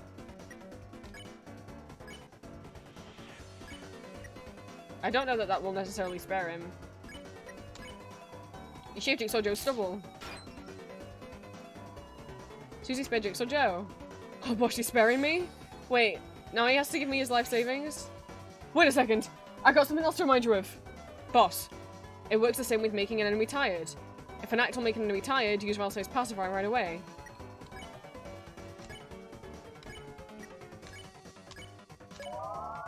She told the enemy a bedtime story about beating them up. The enemy became tired. Boss, I cast pacify.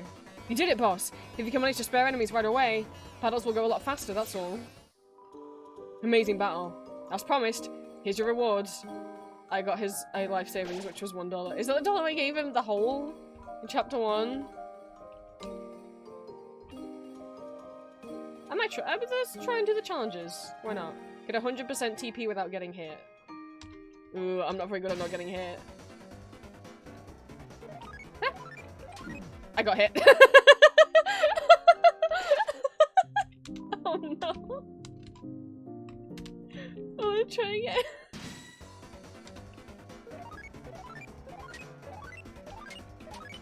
Ah, fuck. God damn it. This is why I can't be Jevil.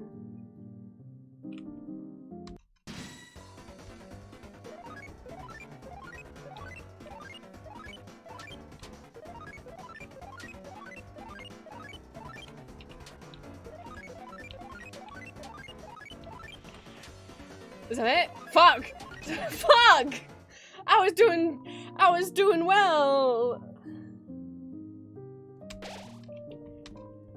It's just difficult, lemon, difficult.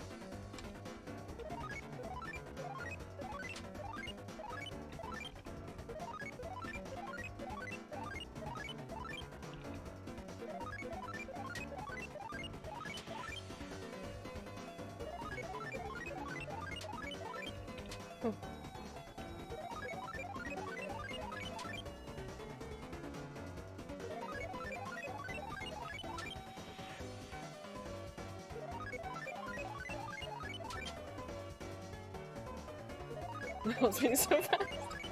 No! Fuck!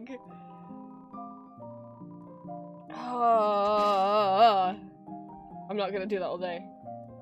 I don't know how long it goes on for.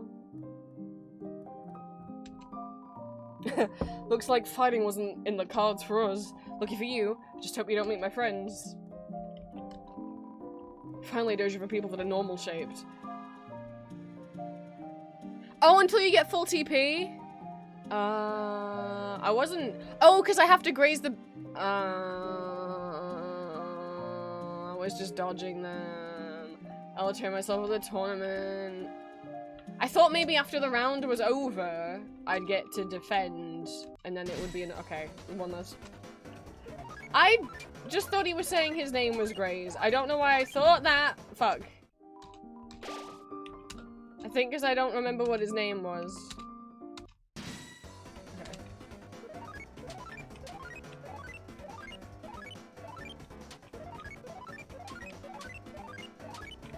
Fuck!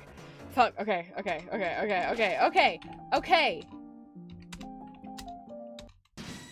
it's only $100. And then I'll dodge the last couple. That's the plan. Because I can't be too risky with the last ones. Fuck!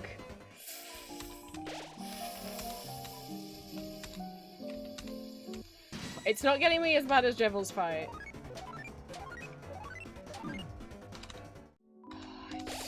You stop telling me to do better by dodging the bullets. Do you think I don't know that?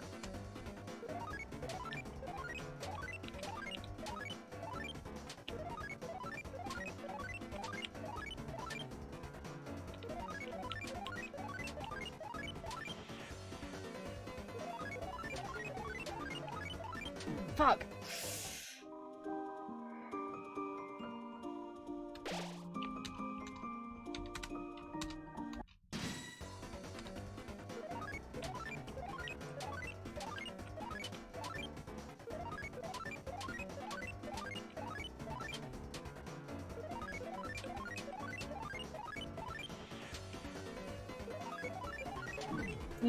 I didn't get back over to the side quick enough. I'm just trying to go side to side.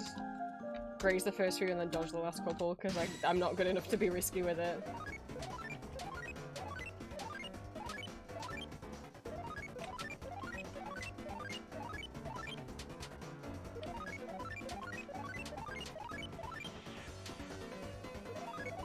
Fuck! As soon as I started moving, I was like, why am I moving? I'm gonna run into it. Oh, I want to do this now. This isn't part of the game. I mean, I guess it's part of the game. Fuck. I know I could dodge them. You idiot. I'm the one who saved the world, not you. I'm the video game boy. I'm the one who wins.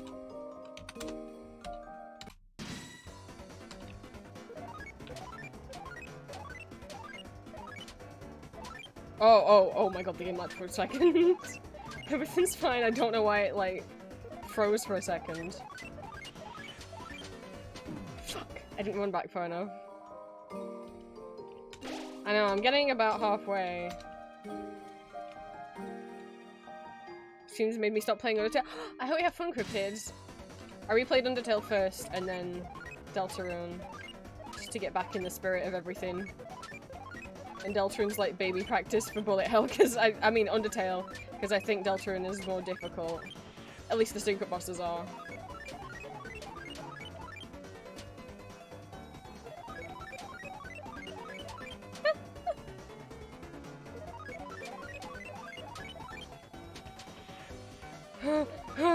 Don't fuck it now.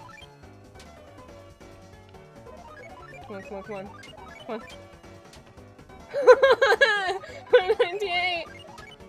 Ah! An amazing battle. As promised, here's your reward. I got 100 holla dollars. Is it like a second one now? No, okay. Should I try to do the club? I don't think I have any space in my inventory, you know? If I do win the club sandwich.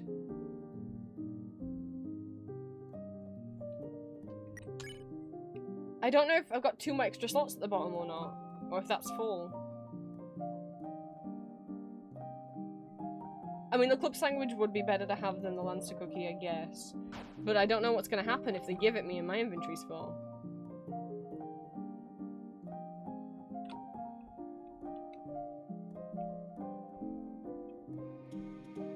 It doesn't say, sadly, like...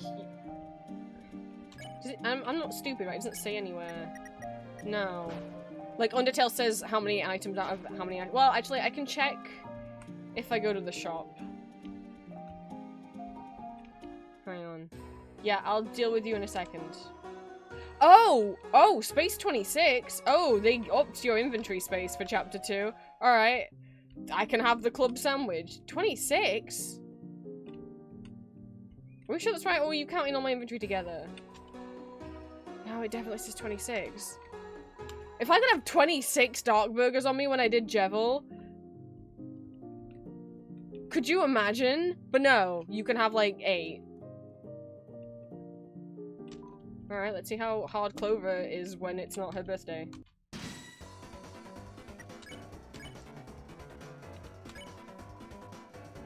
She just told me that Clover likes.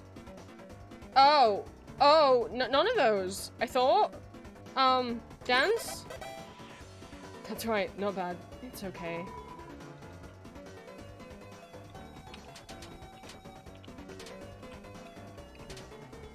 These are new attacks, Clover.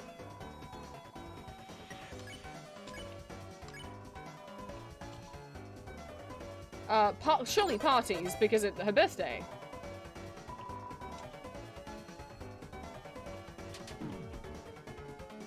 Ow. Well, maybe we'll have excuse to use the cookie. I did it again, it lagged for a second.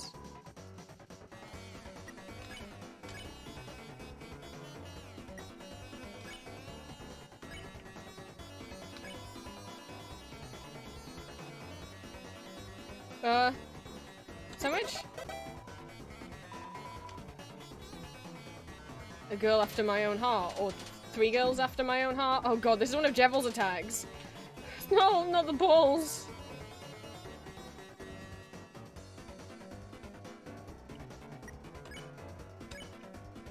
If we get the right topic, we could spare our next turn.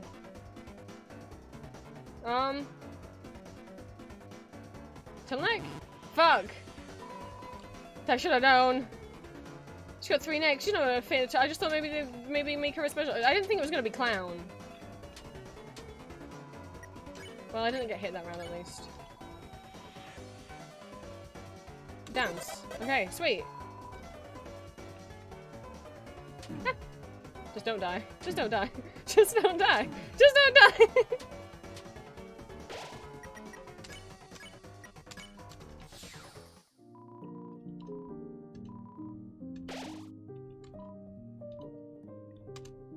I've done them all. I'm Battle Mask asking me about battles. But what's the hole? We reached our monthly funding goal. I will now talk about our hole. It was dark, filled with darker fed from subscriptions by our followers. Working hard, bank to lender. We received 1 unit of legal tender. Thanks for donating.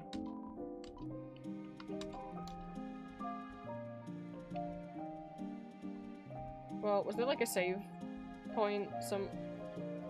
Yeah, I know you have something to show me in the castle. Can I save so everyone's cool?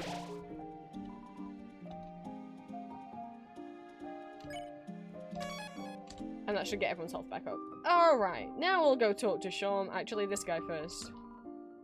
Bow bow. I'm just a blog. Hi, Sean. So we're now in Castletown. Well, now it makes no difference to me. As long as I stay in my shop, these walls won't change. But, in a way, I suppose it's just a little bit amusing to see you again. I'm sure you 3 will have an interesting journey. Me? I'll just be here offering the same old junk. As you find stronger treasure, I'm sure you'll have little reason to return here. I love you, but if you have some time, I'll offer you a biscuit and a hint.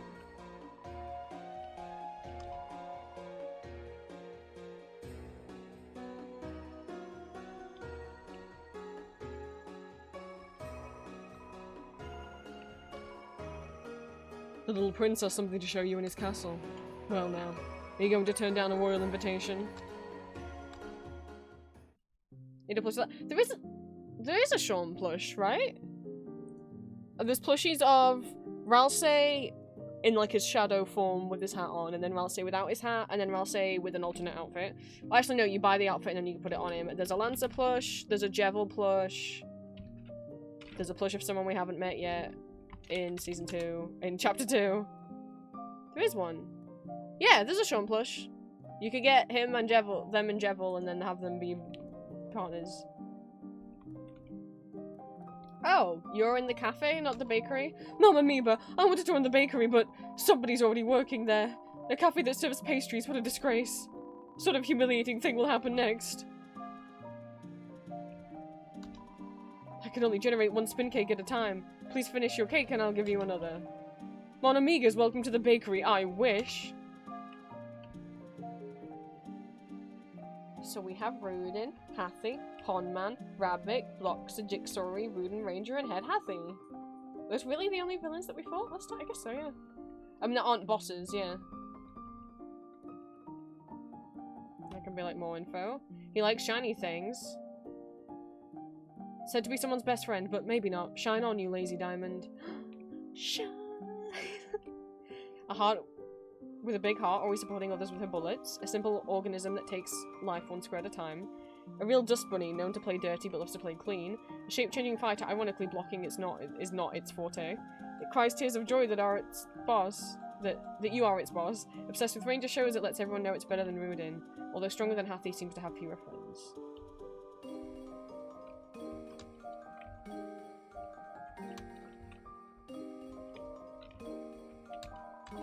Jukebox is broken. Feels like you might never find a working one. Oh, because the jukebox in Grillby's is also broken. Aww.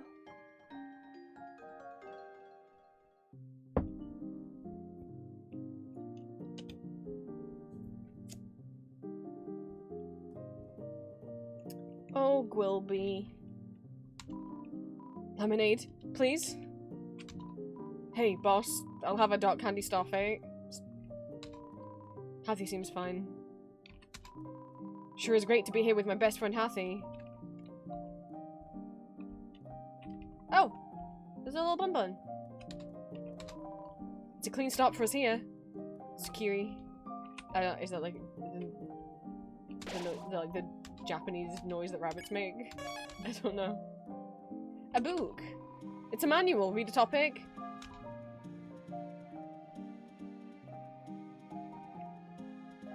Item storage. We have storage now. You will now have access to a storage menu at save points. When you're out of space, items you find or buy will be sent to your storage, and then you can swap anytime you find a save point. Sweet.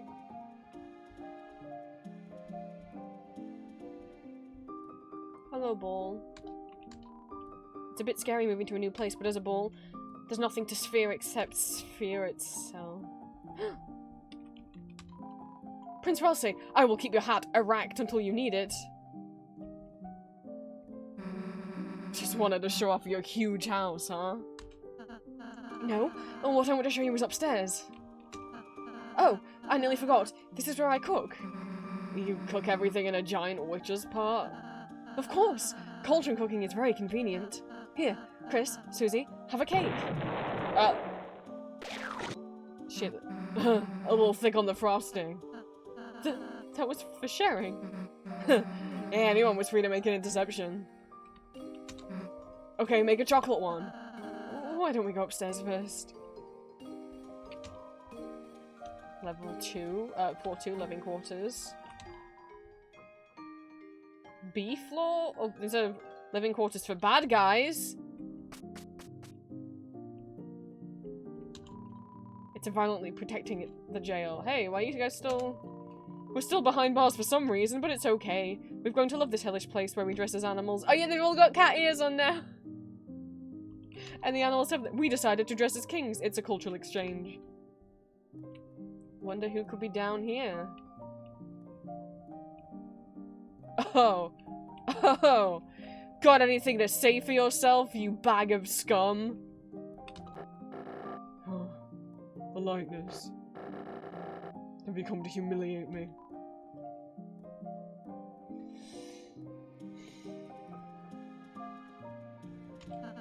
Mr. King, the light has returned everyone here safely.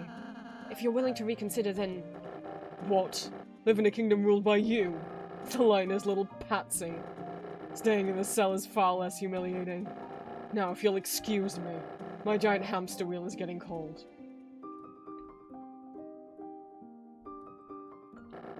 By the way, is my son happy? Like you care! You were gonna throw him off a cliff! Oh, your prejudice made my bluff too effective, I see. So he's like, so his excuse is, I was never gonna throw him off a cliff. The fact that I grabbed my son and threatened to throw him off a cliff and you believed me shows that you're racist against my kind, that you think we're the kind of people that would kill our children. What the fuck is wrong with you? That doesn't make them racist. You genuinely were holding your son in the air and he was crying. He didn't know it was a bluff.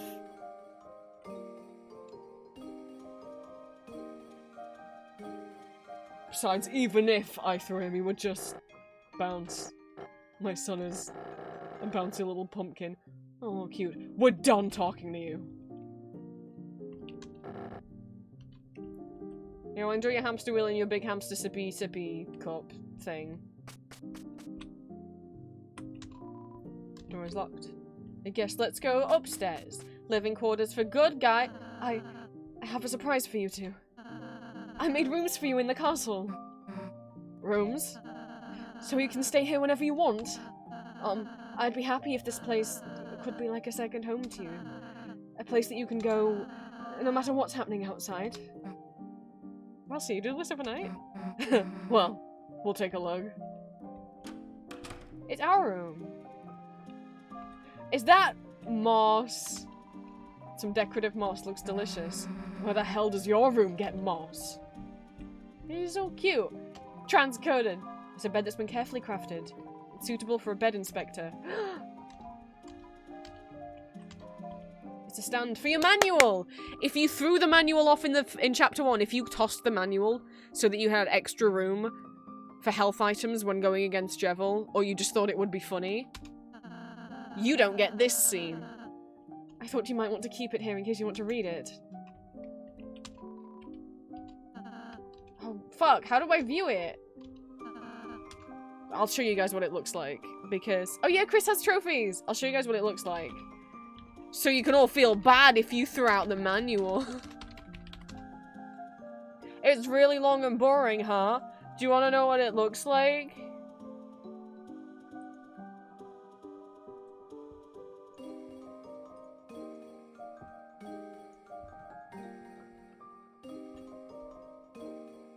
He drew it himself. It says, thank you, I'm looking forward to meeting you. Because he's never had any friends and he's been waiting his whole life. Who the fuck knows where his parents are? No, I don't really- it's okay if you threw out the manual. But, yeah. He made it himself. Someone, it looks like, has made like a little paper printout. Maybe not. In the game files. You can only find it in the game files. Yeah, if you throw out the manual, your room will have a trash can instead of the manual. Well, there is a full manual in the game files. I don't think you can ever see the whole thing in the game. No, I don't want to download it. I just want to see it. Fucking damn it.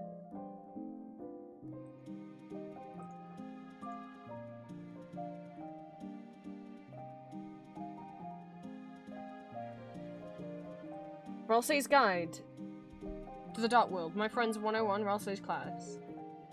You got a notes section. It tells you what all of the things in the menu does, your controls. Dedicated to the unending pillar of darkness that gives my body form. Forward. Hello.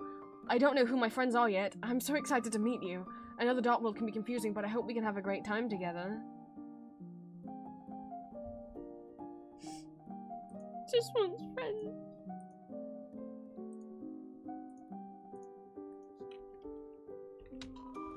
It's a shelf. All sorts of keepsakes could be put here. It's a wardrobe full of all sorts of different clothes. You can wear whatever you want.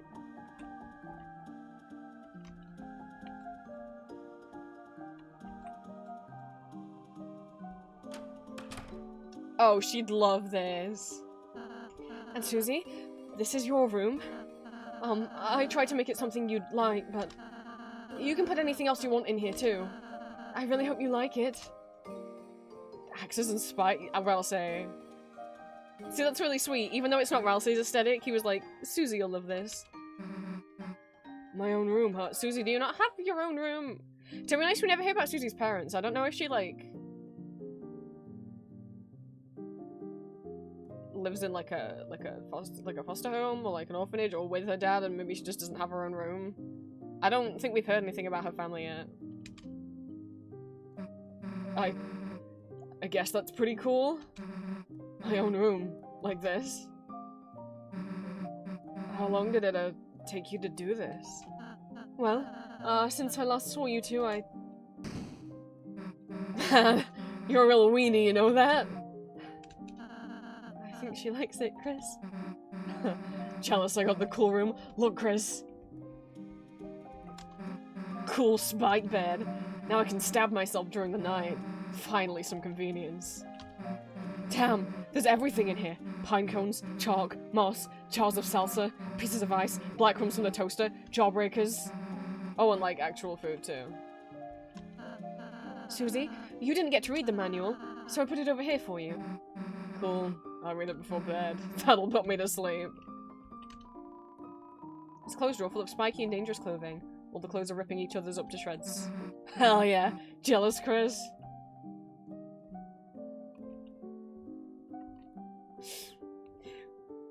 It's your welcome mat says cool.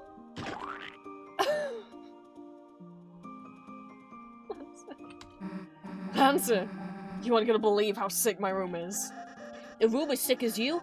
Whoa, I wanna see. I'll keep digging holes until I reach your room. It's got a door, you know? A door? Wow, Peach Boy, you went all out.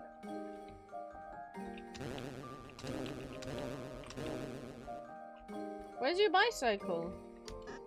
Wow, it's better than I remember. I even have my own bed now. Now I don't have to sleep in a hole anymore. I thought you already had a bed? No, that was for the bike. Oh my god. It's a music player. Listen to the contents. Yeah, it's still the same. Salsa buried in the ground. I love that my floor's full of holes. It's the same stuff. Okay. But, oh, I don't like the reverse noise. Here, I'll say, what's up here? Oh, just more rooms I'm renovating. So is your room up there? Yes, I still, haven't dusted it, though. Yeah, like, we need to see your nerdy glasses collection anyway. Sorry, work in progress. So what do we do now? Feel free to explore the town until you're ready to leave. Like we're gonna leave now, right, Chris? I mean, I don't know, there's nowhere else to go, there's nothing else to do. I did all the challenges. I guess I could hug the dummy with everyone else here. Oh! Oh, it's quite a wonderful town, really. Thank you. So, why am I alone here? Bit of self-reflection, I suppose. I do realize I was quite a coward before. So I wanted to say, well, I still am. My gods, I cannot handle society. But your name's Mr. Society. For now, I'll be living at the top of this cliff. When I'm ready to meet society again, I'll be back. Thank you. Thank you for the wonderful home. I will not use it. Oh, Mr. Society! Is that like a... There's a hole in the wall. There's nothing inside. Oh. Okay, bye.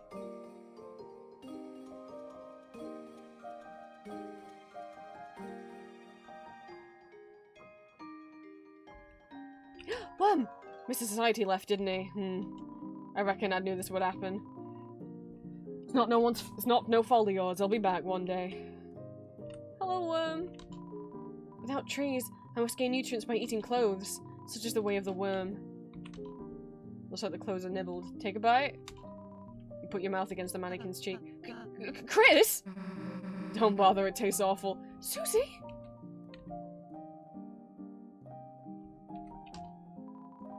I like being like this. Don't tell anybody. Or you can be all pants if you want.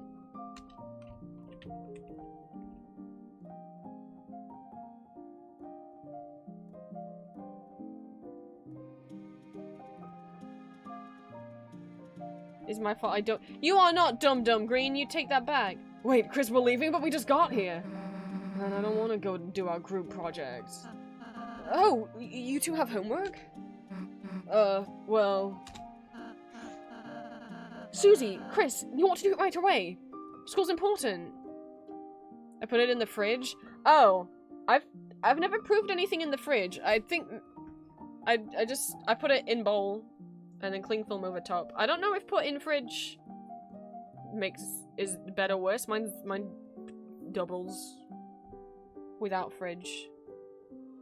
I don't know if your recipe says put in fridge. I've never put mine in fridge.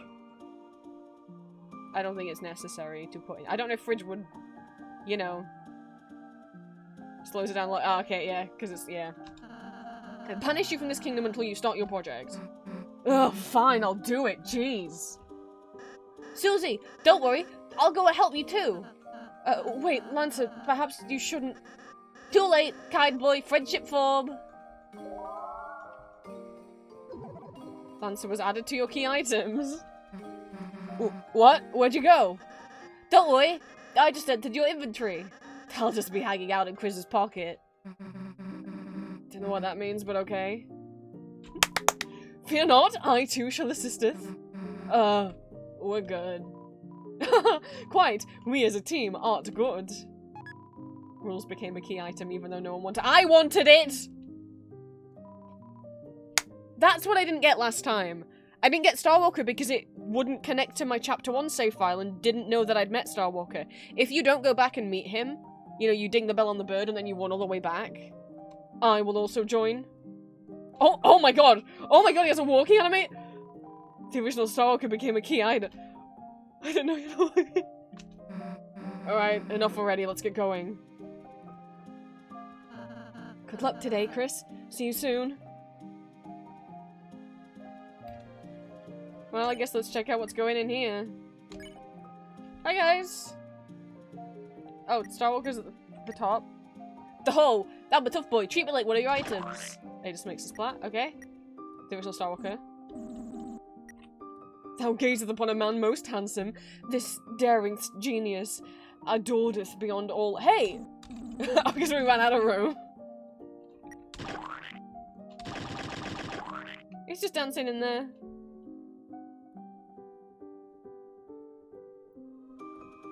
Oh, he fell asleep. He got tired.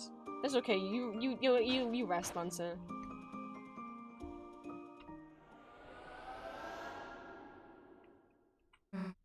Well, damn. Guess we gotta do our project. At least we got Lancer, right? Lancer, where are you? Damn, guess he skipped out after all, huh? So, where should we do this? The library? Well, alright. I got a ball of junk and some cards. Cards. The Jack of Spades and the Rules card. Is Lancer and Rules? Don't worry, they're in my pocket. They've just, apparently darkness become inanimate objects when they're in the light world. But they're here. Ball of junk. A small ball of accumulated things in your pocket.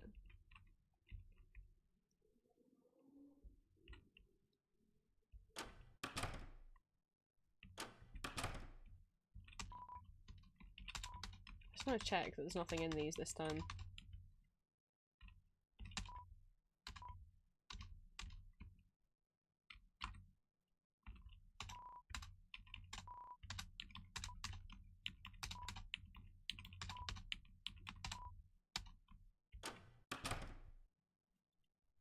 The blocks are gone.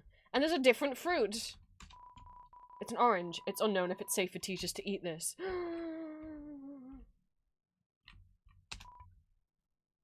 Is the throne of the gods grows higher. Is this hubris? Oh, where's Starwalker? I don't fucking know. I don't know where he is. What he is? He's the original Starwalker. Oh, that's not the regular music.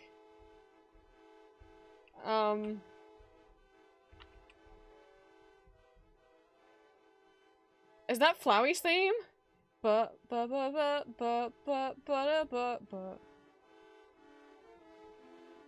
Oh.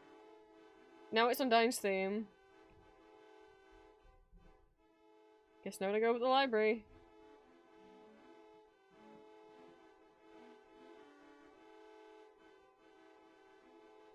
I'm trying to make out the songs in there. Definitely Flowery and Undyne's theme.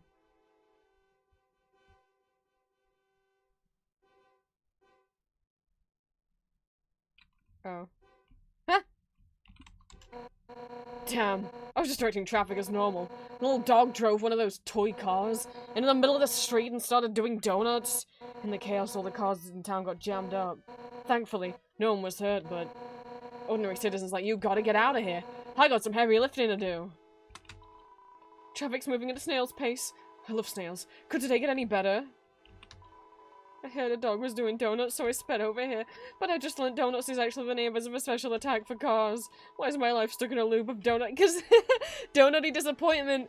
Because he's the guy who wanted the donut in the spider bake sale in Undertale. It's like a car. There's even a man inside of this one. He waves at you happily.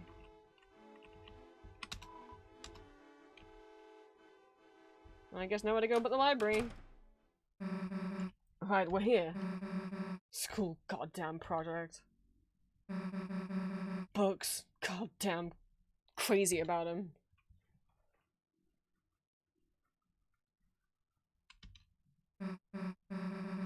Hey, Chris. Where the hell is everybody? Something seems kind of off. Screw it, let's just go play space pinball in the computer lab. Huh? It's like... the inside of the closet? Chris, you don't think this could be... another dark world? Did somebody make another dark fountain? Did the knight tell someone else to make a dark fountain because the kings didn't work out? Well, guess this means we can't start our project. Unless... You know, Chris, if there's a dark fountain in there, you can seal it, and it'll turn back into the computer lab, right? So what's it gonna be, Chris? It's gonna be at my house. Chris, you're right. Like, you said a correct fact, but you made a mistake. A mistake of knowing me. Because when I see a big pit, all I want to do is jump in. And as long as you're with me, I'm dragging you in too. Come on. Guess we'll never find out what's upstairs.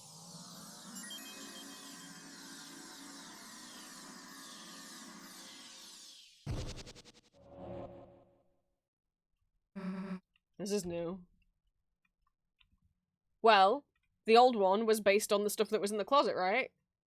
Or connected to the classroom because it had something in common, I guess. But this...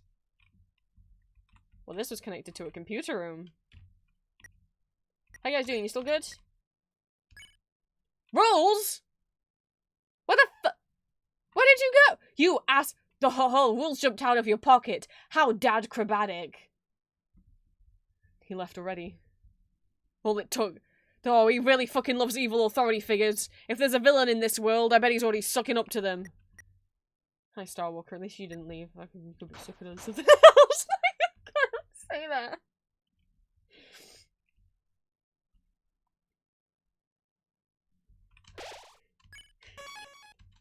I don't know if anyone even heard what I said. Oh, there's a little tear. Hello, little guy! Oh my god! These always reminded me of Skitty from Pokemon. The wires. The wires. Oh. Well, if you don't like... Well, if you don't like them, little guy, maybe run away. Ah. Ah. Maybe don't stand right there, little guy. I know something you don't.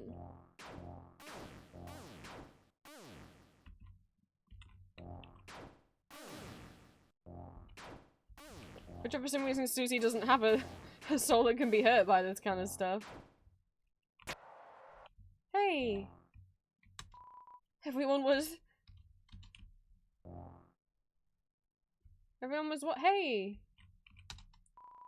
Everyone else has been to save us. She's going to. Somebody help me! Somebody. Please. Susie? Cool that you're here, just... Wait, get out of here before it's too late! Noelle?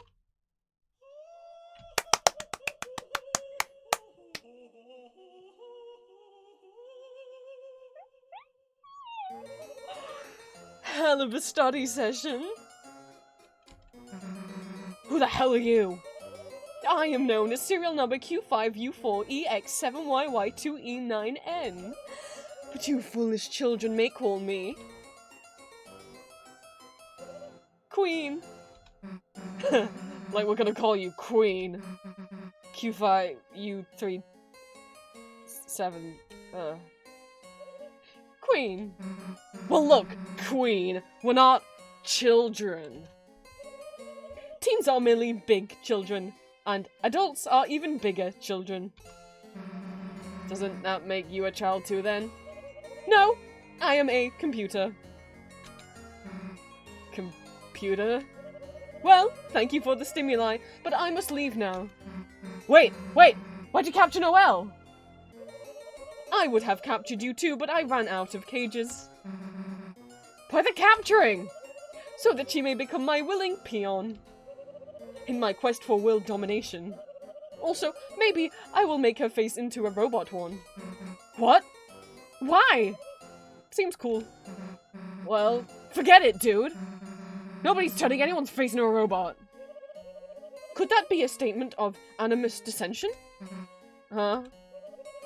You wanna fight, loser? Yes! Yes already, yes! Oh, then bye! Wait! A goddamn second! I have no time for such frivolries, and would kick your ass. But perhaps someone else could entertain you. Oh, their faces were plug sockets. Yeah, she's a pewter. Don't worry, guys, we got a new MILF in town. And she's a robot one. Enjoy your assimilation. Where wires swung by. Oh no.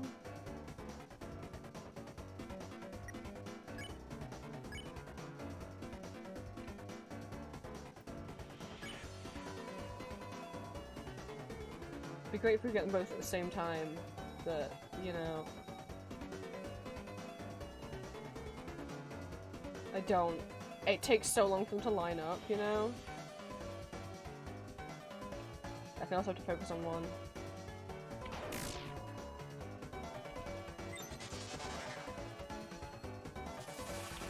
Ah! I forgot what their attacks were like. It's been a while.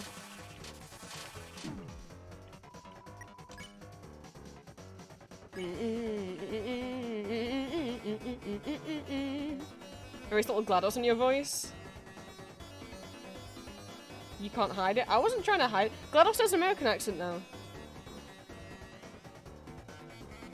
I wasn't attempting to do that with Queen. I was just trying to make her sound like a robot. I wasn't intentionally making her sound like GLaDOS. I did used to vocal stim GLaDOS lines a long time ago. That was a phase. I might have once, like 10 years ago, downloaded melodyne.exe. Just so that I could have access to the robot sound effect. Well, the free trial. I used to spend way too much doing the, just repeating the whole when she switches to the less robot pronunciation. God, I'm not gonna remember it. Did you just throw that aperture science thing we don't know what it does into an aperture science intelligence emergency incinerator?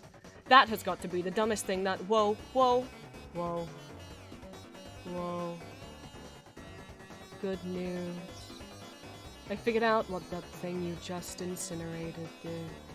It was a morality core they installed after I started flooding the enrichment center with a deadly neurotoxin. To make me stop flooding the enrichment center with a deadly neurotoxin. I used to, before I knew what vocal stims were, used to do that a lot.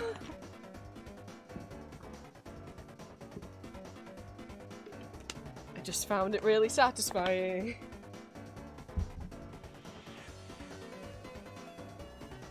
I've never played a Portal. Or been into the fandom. They just think her voice is cool.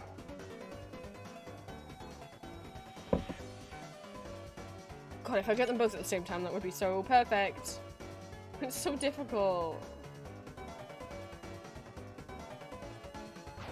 Fuck! Oh, I went to try and get both of them and I missed both of them. What a fool.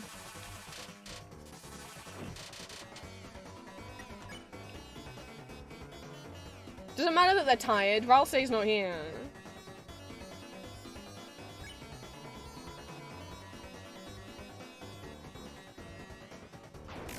Okay.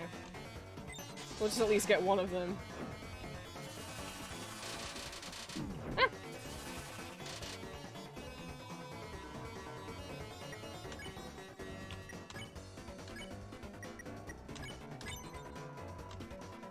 Oh, I didn't know Jingle Jiggle would also do 50%. I guess the only reason why you would pick to do throwing Chris over the Jiggle Jiggle is there's a chance of getting both of them.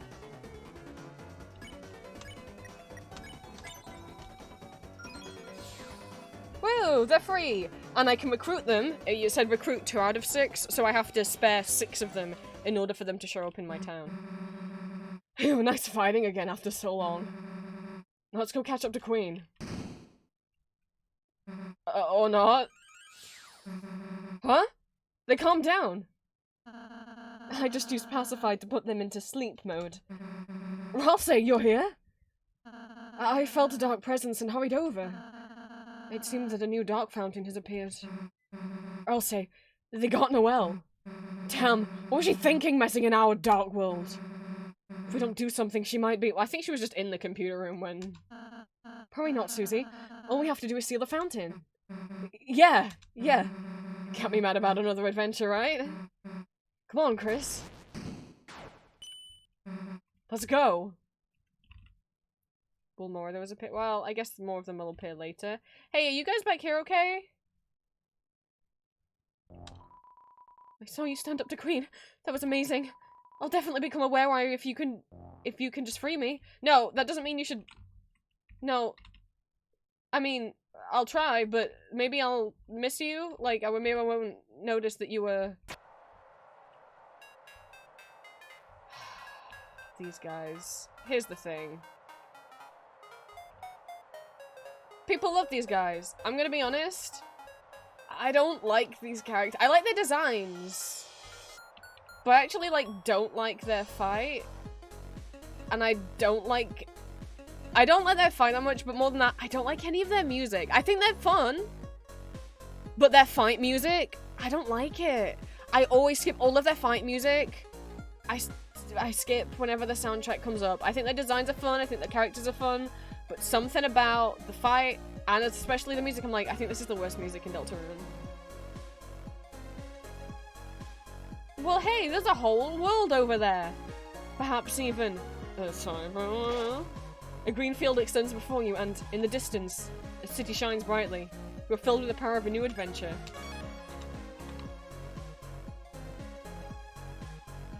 Cyberworld! I love all the little pop-ups. Everything's so fun. Oh, it's Queen! Hello. No, actually, I want to fight you because I want to recruit you. See, now I've got incentive to do the same thing over and over. Wait, they're both tired.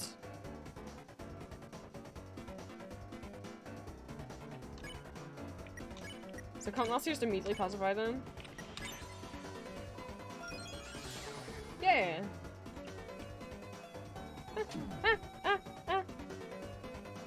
Ow!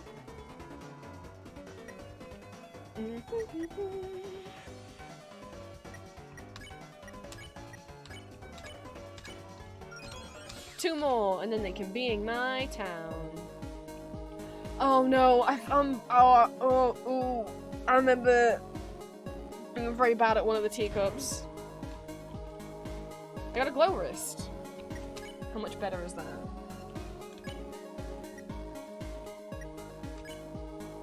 Oh, that's better.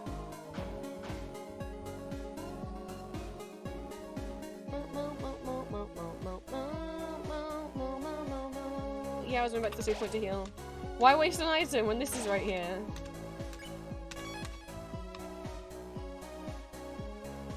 Sticky Beaver let me clean his sketch and clip his nails? Whoa, Tormund. Oh, you're back? Oh, there's another one here.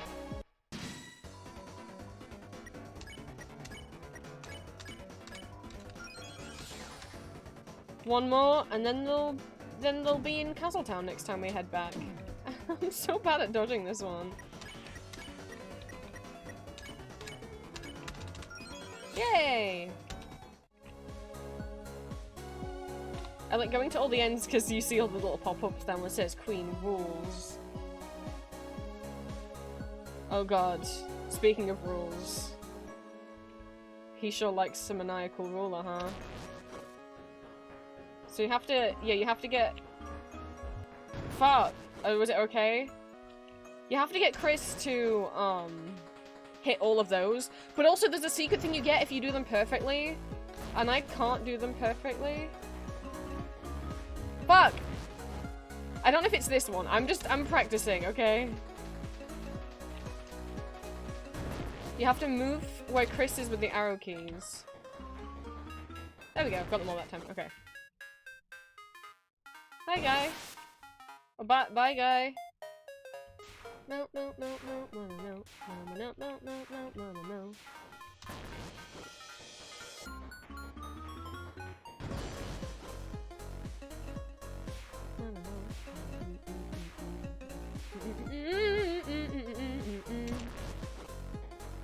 Fuck! No, wait. Fuck! No! No! And you can't redo it, and I fucked it. I didn't get it perfect! Because it like switches direction halfway through, and I'm just not good at them. Oh, Chris! It's a free editable Cyberpedia! I'll add an entry. I also wrote an article about losing recruits. Read it? From now on, defeating enemies with violence will make them lost. Weren't gonna do that anyway. Lost enemies cannot become recruits ever again. But the bonds you break may make you stronger. No! I'm a pacifist baby through and through. Hey. Recently, something called Internet is having an outage. It is! Some say it was the secret to the Queen's know-how. Since then, it seems like oh. I don't think the internet has anything to do with that. I mean, only interesting cute digital cat. Basically, because the internet's out, she's saying Queen's acting kind of crazy ever since the internet went out. I'm like, oh. Is she not actually crazy? Did the internet being out just mess her up? Lightners, I haven't seen many of you recently. If you didn't know, an evil ruler is taking over this world. I don't really like politics, so I have no opinion on this. Try to talk to me about politics, we'll have no choice but to cross swords. Yeah, there you are. I was like, which one are you? It's tasks.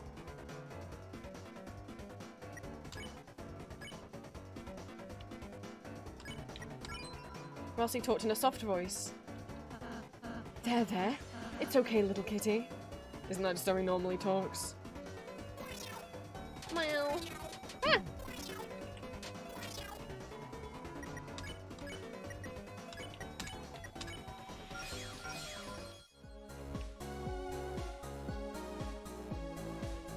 Oh, there's an up and a down path. Oh, wait. Is someone here? Okay. I'm remembering a certain little red man. Oh no, this is plot! Fuck! I thought maybe the up was plot. It's fine, I can go back at some point. Noelle, honey, become my willing peon and I will free you. All you have to do is hit yes on the peon release form. I'm scared. Oh, have you never signed a form before? No, it's everything else that's scary. Please, abort your sadness protocol. I told you being a peon will be cool. Noelle! Susie? Chris? Don't worry, we won't let your face get roboticized. That's something they're going to do? I thought you knew that. Oh dear, that was supposed to be a surprise. Oh well? Wait. It is quite troubling. A peon must be willing to assist me in world domination. If only she had fellow peons to encourage her. So, like, you guys, hey, are you, like, doing anything right now? We're not going to help you. Understood. Mind-changing protocol necessitated.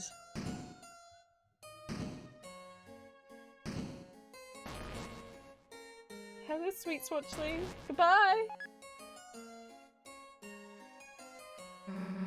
A giant arcade game? I shall humiliate you at a simple children's diversion. With your self-esteem eradicated, there will be no choice but to serve me. The hell? I've never played this one before. Chris is quite good at games, aren't they? Oh yeah, Chris. Forgot you were a nerd. Show her. You tried to use the arcade machine, but you weren't tall or strong enough to use the controls. Self-esteem eradication complete. Running laughing protocol. It's okay, Chris. I'm short too. Chris? Oh, wait, I have an idea. Do you have a new form? Chris, if we can combine our powers, then... Look, I'll show you what I've been practicing. Stool form? Magical stool form, oh! Now we're talking. Alright, Chris, leave it to me. Put your arms out.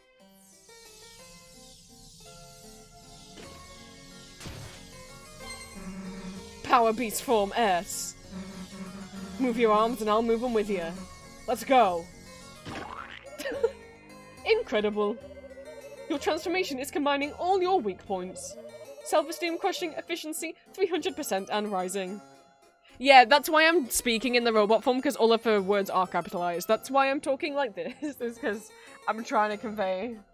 They're all like, commence virtual combat, proper nouns.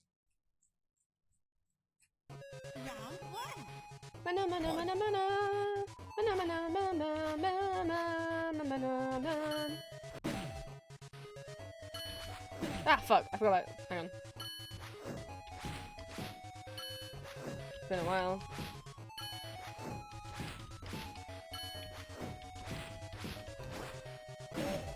No, I already remember how to dodge. It's fine, thank you, I've played this before!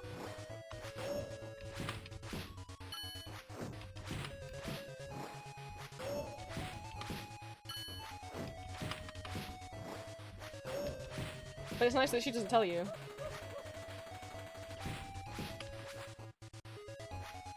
Ah!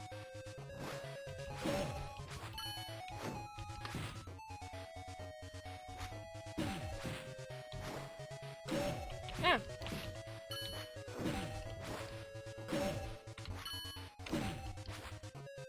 I don't know how to dodge this one! Ow! There we go.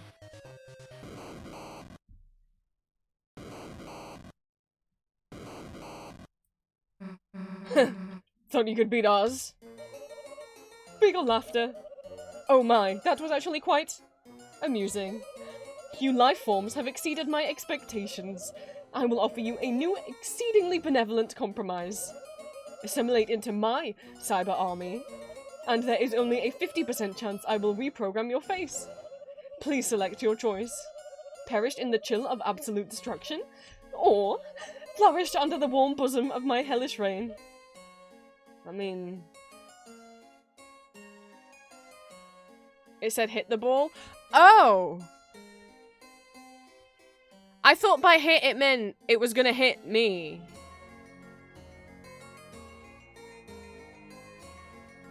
I don't think the way other people think. I thought hit meant it was a 100% chance that it would hit me, and I couldn't dodge it. And she was cheating. I didn't know it meant me to hit it, I thought it meant it would hit me. You gotta be... I'm sure most people understood that, but my brain doesn't work the same. I know, robot MILF bosom, I know. But I don't want a robot face. The hell did you say that so enthusiastically? Queen, aren't there any other options? Yes, you can also mega perish. Yeah, no, perishing bites. You could also say it mega bites. Would you get out of here already? Understood. Preference setting set to perish. Come on, let's go after her.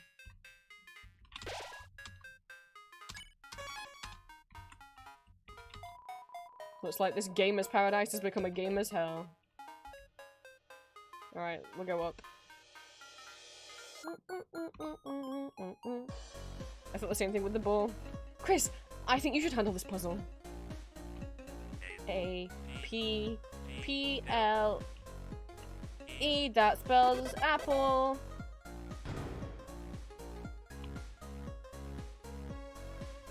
There he is! I thought he was up here and I was like, oh, never mind, it's a puzzle. No! He's here! Hello. Newbert! Looks like you got past Newbert's force field. Newbert doesn't know how that force field got there. But it's Newbert's force field. There's a prize, Newbert. You can have Newbert's treasure. Newbert doesn't know what's inside. But Newbert will give it to you. Thanks. Oh, hey, Ralsei, you can have this. It's a new scarf for Ralsei. I assume it's stronger than the dainty scarf. It's +2 attack, but it gets rid of his cuteness. Wait, it got rid of his fluffiness ability, and I don't really need his attack up, do I? Because I'm not fighting. I'm pacifisting. I mean, I'll take it, thank you, but I'm not gonna use it. So that's Zubat's treasure. Remember, you're just borrowing it forever. Okay, bye, Nuba. I spell apple.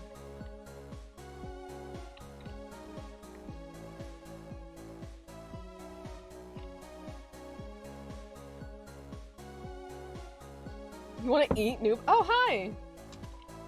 I can't tell you how many of these I've cleaned up.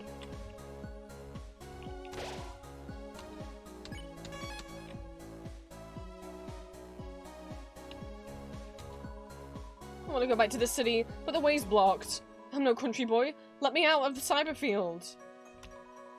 I heard there's a rebel team resisting the queen. So far all I found are overpriced bagels. Hello, are you selling overpriced bagels? Yo, it's hard work being queen's minion, ain't it? Why don't you take a break and grab a snack? Ultra CD bagels only $400? Huh? Come on, you can't survive off the air she breathes. Believe me, I've tried. What? Want to buy a bagel? Only $80. Okay, no, it's 400. 400. Got it. Want to buy 400 bagels for only $80? I mean, I feel like I think the gag is if you buy 400 bagels, you die and get crushed by all the bagels. I'll buy a bagel. You paid $80 for a bagel. Can I have one too? You're selling them. Oh, I have no held space though. I should leave something. Because I can't move things to my storage other than at save points, right?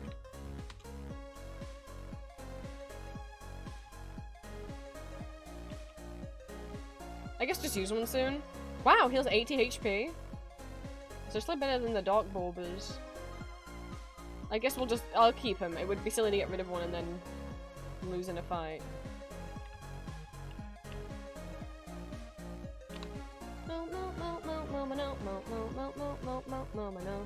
Hey! I'm the hacker. I'm going after the blue check marks. Find 3 in the cyberfield ahead and I'll join your city. You just like the kind of folks who have a cool city. I feel like I want to double check where they are because I think I only ever found 2. I think one of them is from doing the spinny teacups, you know?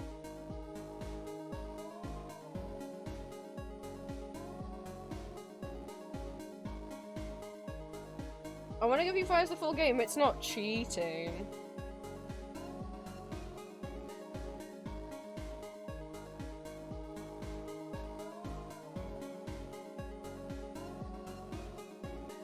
I got an ad for Rolo pudding, like chocolate pudding that's like Rolos.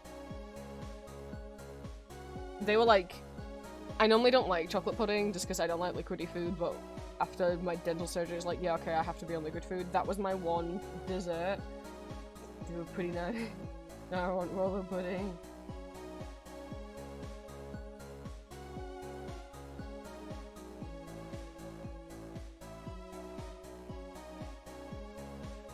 Okay, there's one check mark. Yeah, you do have to get a perfect score on one of— oh, you do have to do one of the teacups. Okay, there's number 2. Maybe I did find all 3.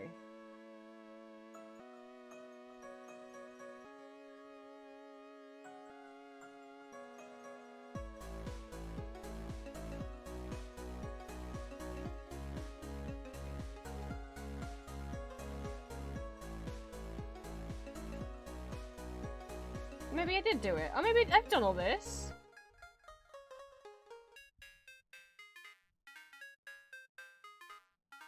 Oh, I think I did do this. Okay. Never mind. I was worried that I didn't, but that's all very familiar.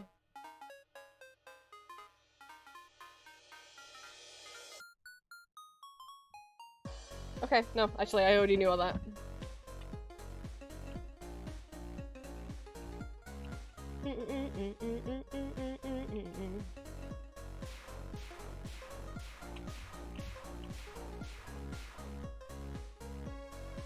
Oh, is that meant to be us? Hey, kitty!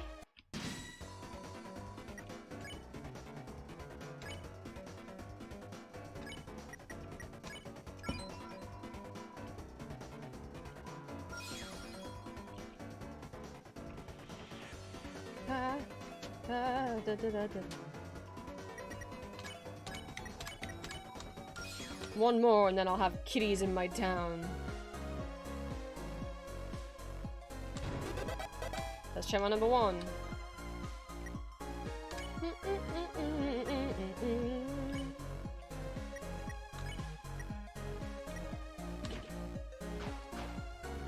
it on Susie.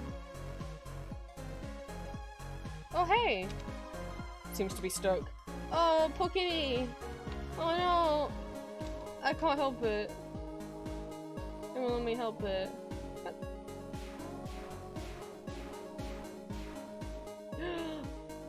It's Viral-Kun.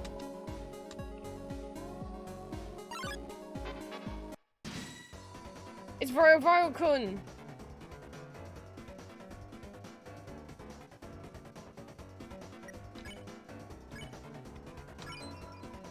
Everyone treated the enemy till we can look at look at the little nose outfits, they're so cute. Chris has got a nice hot cup of tea or like soup or something. Susie's got a don't worry about it. Grassy's got a cake. They got some tender loving care. All the enemies felt great. Ha! Just what the doctor ordered. Ha ha ha ha ha.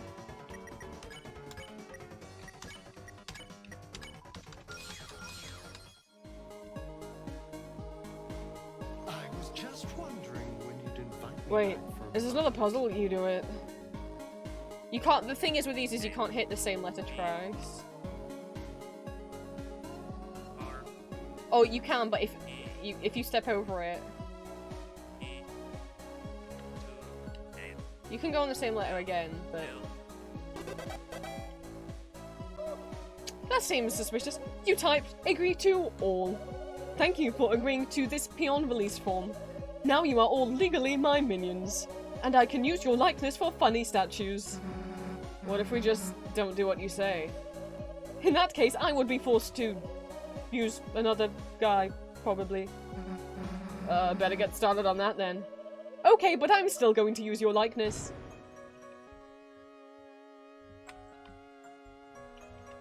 Oh.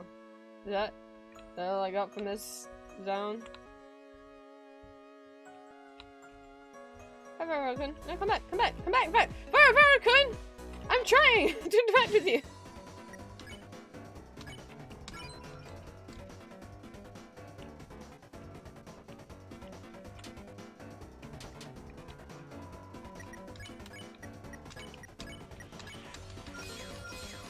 There we go, okay, that'll be in my town now. I need one more kitty. Yeah. Good luck figuring out which ride to take. This right ride is the right one. Well, we gotta do them all. I hate these.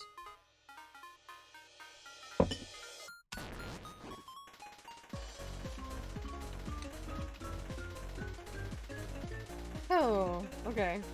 One done. Oh, hey! Do you remember this word?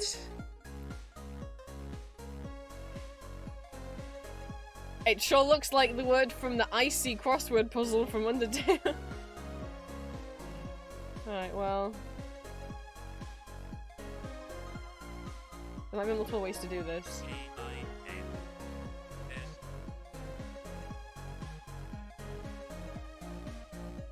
Ah. Oh, you can go diagonal. Okay. Oh. No, I needed to go up from the other way. Yeah, no, okay. It's going from the other side. Okay.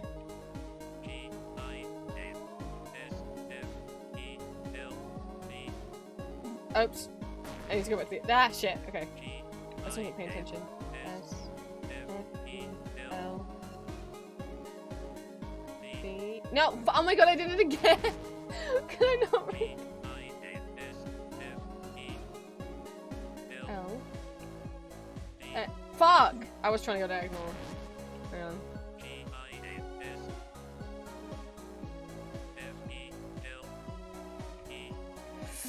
I just managed to go diagonal that one time. I don't know that you're supposed to be able to.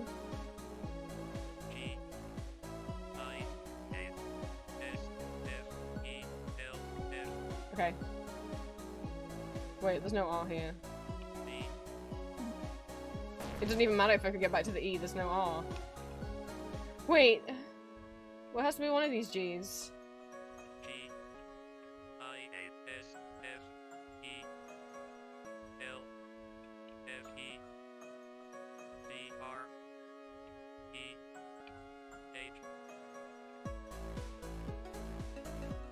I can't see. Ah! You know what sucks is I can't see what letters above me now. There we go. I see. Ah! Check mark number. Is that 2? Or 3? Or 2? I think 2. Alright.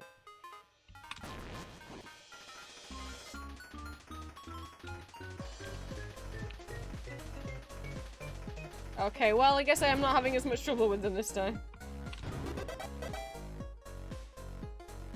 Okay, that's all 3. I guess go back to talk to Hacker. No. I'm sorry, I'm making silly noises. Right. Where is he? He's up here, yeah.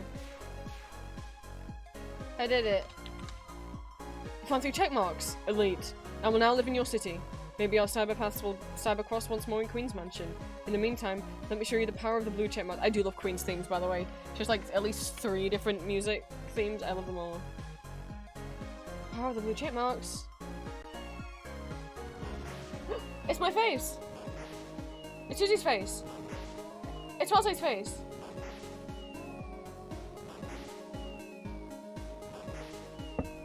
Whoa.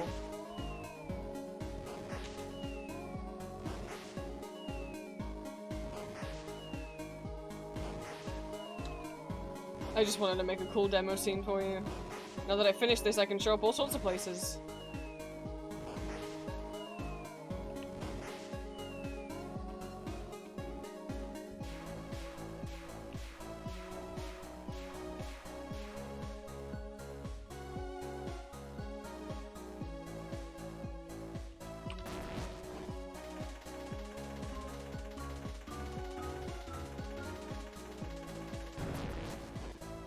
Hope we see more tasks. Friends? God, I just think this music is really boring and it's too slow. Like, this is like an overworld theme. It's not boss fight music, you know? Ow! That wasn't very cool. Oh. Dead end. Alright, what's the deal, twerp? Who's a twerp? The name's Sweet. Don't tell me you haven't heard of the Sweet Cabin Cakes. Doesn't ring a bell. Guess our act's still a bit underground. Sweet Cabin Cakes. Not only are we Cyberfield's best musical trio, we're also the last resistance against the big bad queen and all her crew. And that starts with resisting you. What? We're fighting Queen too. Nuh-uh-uh. Cap saw you help her kidnap some girl. Hey, Cap. We won't let anyone lay a finger on Mademoiselle. Okay, so not only did you completely misinterpret what happened, Mademoiselles, what the fuck are you? Except us, that's not the point, Cap.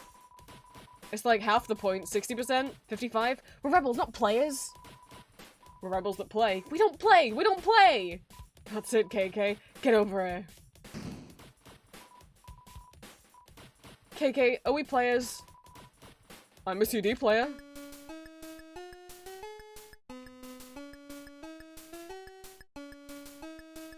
KK, you deserve better friends. Wait, they're getting away! Sweet. Chill, there'll be other bad guys. No, this is our chance! You ready? Let's fight! KK, yeah? Play some battle music! Okay. This isn't battle music. It's just like overworld music. Sweet, Captain Cakes block our way. None of them are dancing. Hey, KK. Everyone dances with KK, they're totally lost in the groove. Oh no, and now I remember that fucking stupid ass fight. I have to get them all like dancing, right? How about if we can get them all to dance, we can win? What did I do?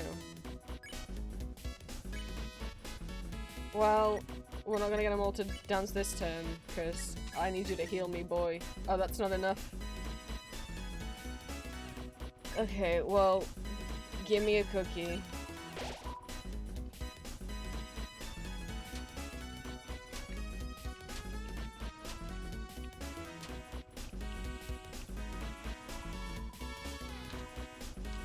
Okay, snap out of the dance. God damn it. We're dancing sweet, they're in the groove. Did not get hit. They stopped dancing! We need to do it again! Chris, just keep trying to dance.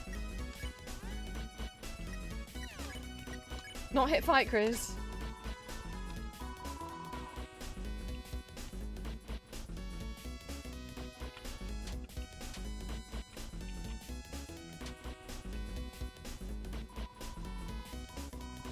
Wait, I can't dance the bye guys. Chris, maybe if you keep dancing? Dude, every turn they just keep snapping out of the dance.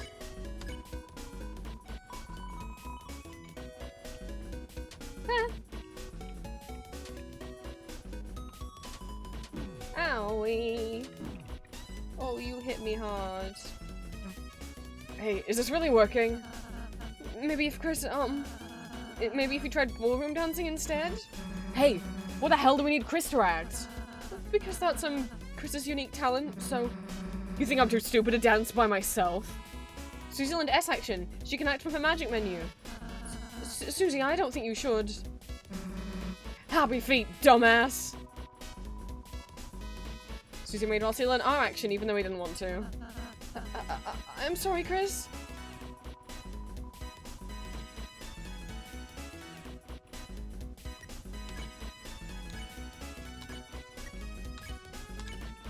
Now we can all act at the same dang time.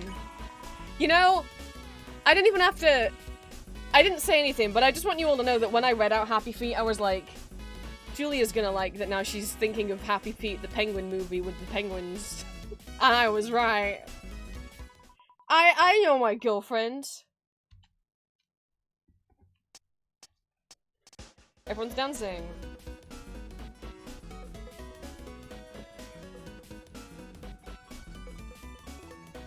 In this boring-ass, too-long cutscene with the same boring-ass music. I'm sorry, I really don't- I actively super dislike this music.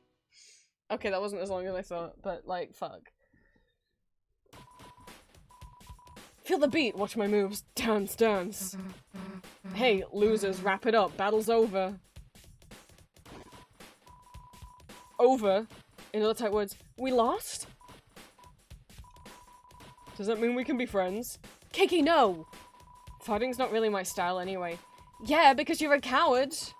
I mean, it was fun dancing, but... Sweet, don't worry. I think our dancing beat them. Beat them? Yeah, all mercy-like. See, when we danced with them, it convinced them we're cool. Now they're on our side? Yeah. Hey, you three! Welcome to the good side!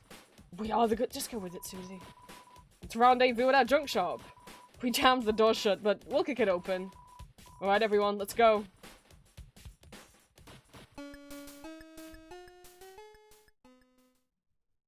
Point of music is it's not battle music, they just really don't want to fight. It could still be, actually. Look, it's my personal taste. I like the characters. I hate all their music. Hate it. I don't care that it's not meant to be battle music. I think it's a boring song that I wish was over sooner than it was. And I normally love Toby Fox's music, but...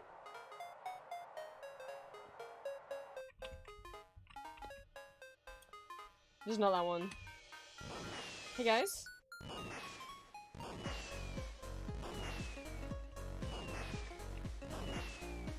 I wish my screenshot button on Steam worked, but it don't. Oh, sorry.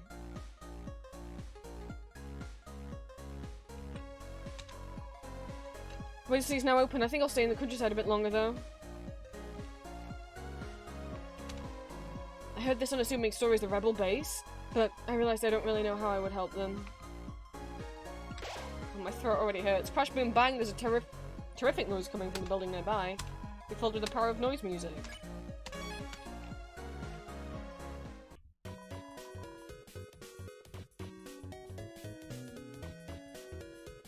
Hello, full colour shop animation.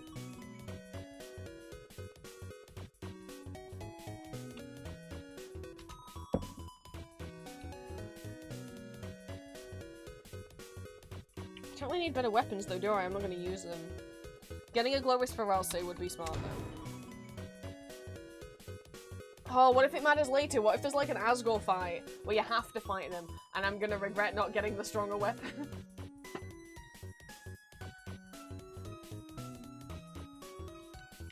I can afford him.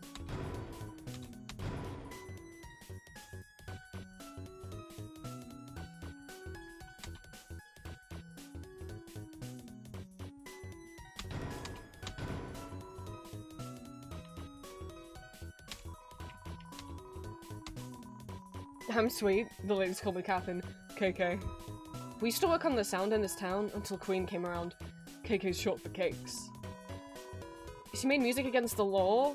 She made music against the law, unless you make a song she likes. Unless you make a song she likes. Ah! God, the three of them. The only junk she enjoys reverse diss tracks where the vocalist puts themselves down and praises Queen, or noise music. But even if Queenie tries to put a limiter on us, you can't stop the music. Hear that? We'll just go underground. Crash, boom, bang. That's why we made this junk shop. We'll fund our musical rebellion. Can we make noise music too? What? Want to see what we got? Yo, you can handle this. Hold on to your antennas. How was that? Did you get rocked? Oh, that song's only 4 seconds long. I love Cake. Cake is my favorite too. Queen wasn't always so harsh. No, she was. She somehow just got worse. It wasn't until that dark fountain showed up, she started going into overdrive. Night this, night that, fountain that. Like, what does that night even have going for it that I'd... hello, Mr. Knight. But like I said, she wasn't always so bad. She used to give me sweets for being so sweet. Huh? I never got candy. You kept calling her a hot mama, Cap. Yeah? Is that wrong? She looks like her mom and tends to overheat. Kiki, help me out here. Kiki, what do you think? Me? I like candy. Yeah, you're right, Kiki. We gotta focus on what's important. If the pound fights, we'll get out of tune. Anyone have any lemon drops? Our main gig is making scrap into machines. Our clients are sometimes a bit off-key, though. They smell off-key, too. Like, some old weird guy. He wanted us to sneak into the Queen's mansion. We're just rebels. We don't want to get in trouble. But recently we got a real high-class client. A man of taste. He had a way with words. I couldn't even understand his rules. All we gotta do is follow the blueprints, right? It'll be our big-time break. Yeah, it's gonna break apart big time. Bye, boys. I was just wondering when you'd invite me back for a bite. Thank you for the hydrate. My throat really hurts getting you down. Right. Let's give you the better sword. Oh no! It's giving Chris the trait of being annoying! Is that super bad? Oh, and now Susie's got the bad idea trait? I wasn't ever gonna use them. Is that gonna make enemies dislike us more? I just was gonna give him the better weapons in case there's an attack in, like... What if in Chapter 5 Toby suddenly decides we do have to fight someone, like with Asgore in Undertale? Should I not have these equipped? Is it actively bad? Hail, Prince. I have to Google it. I don't want to make characters not like me.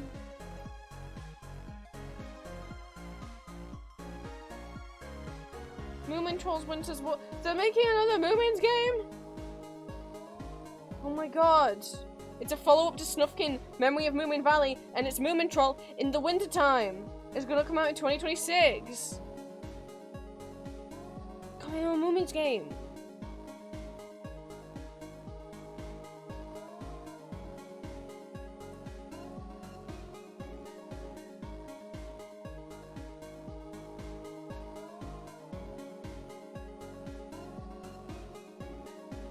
It just says it gives you bad idea on the wiki. It doesn't say what bad idea does.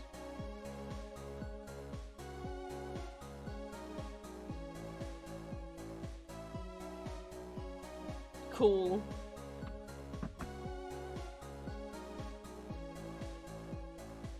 It's just silly, don't actually do anything. Okay. In which case, that's stronger. Okay. No, actually, I should have done storage first. Storage.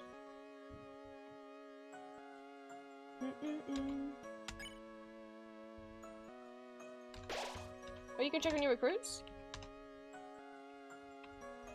Yeah, I gotta get one more task. My throat does really hurt. It's just because I didn't stream yesterday. I mean, I have been streaming a lot more frequently, and obviously I have to voice act for Undertale. I have to read everything out loud because I don't have voice acting. Hello. All my friends turned into werewires, but it's no big deal. I've been on the Queen's side since the beginning, so I'm oh, it's Mr. fucking guy. Ah, doesn't want to talk about politics. I thought he went the other way. I'm gonna recruit the werewires, right? Oh, I can't go back now. I start fighting them if I don't have to. I know it means more money, but like... Once I've... It gives me initiative to like fight them multiple times so I can recruit them. But like...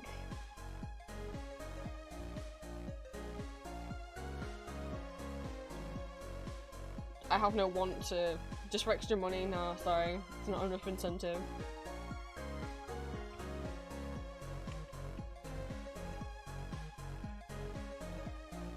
Oh no, they got the guy with the hat!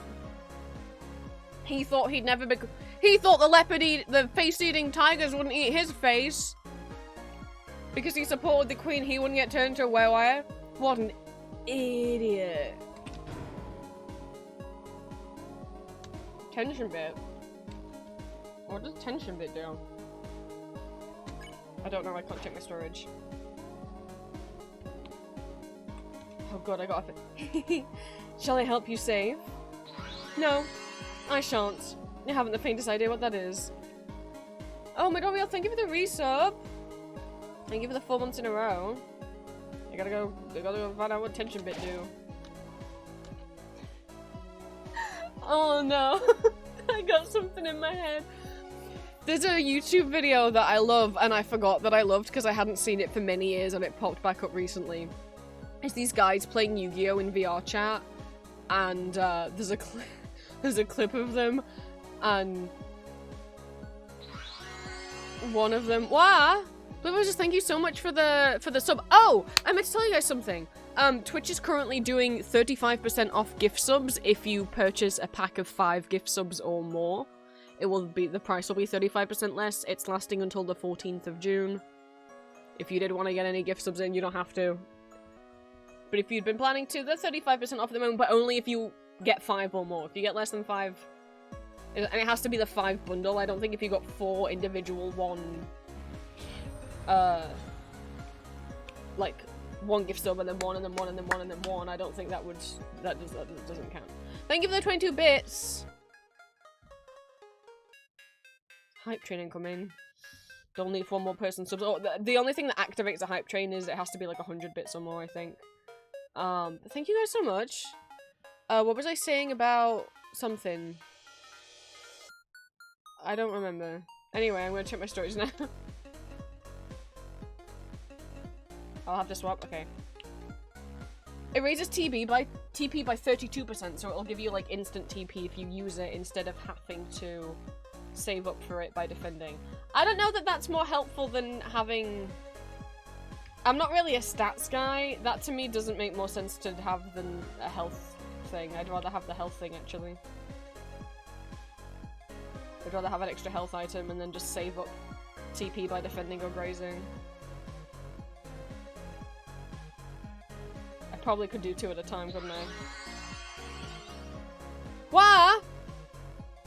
Jones, did you just get 5 subs? Thank you so much. They went to Pubic Lice Hair, that sure is a name. Xander, Shivering Through, Storm Lunatic, and Shaby Gay. And you caused a level 3 hype train? No, it's a level 2, sorry. When it says level 3, what it actually means is... You see where it says the level, and then at the other end it says the percentage? It means we're 5% of the way to level 3. We're currently at level 2. I didn't realize that for years. Thank you so much. Anyone who just contributed towards the hype chain, or anyone who contributes before that little timer runs out, you'll get an exclusive hype train emote from Twitch. I guess I'll fight him. Oh! It's Smorgasbord too!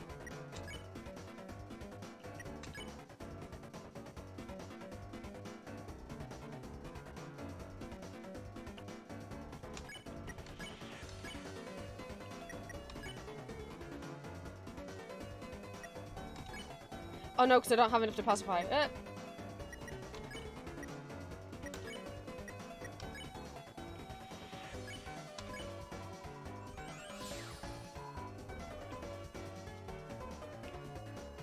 Ow. Ow. Ow. Ow.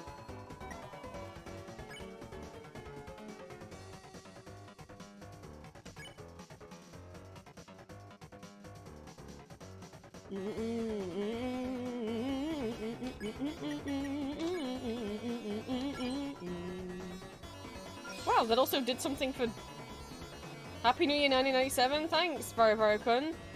Why did me petting Task cheer you up? Do you, maybe they just like cats.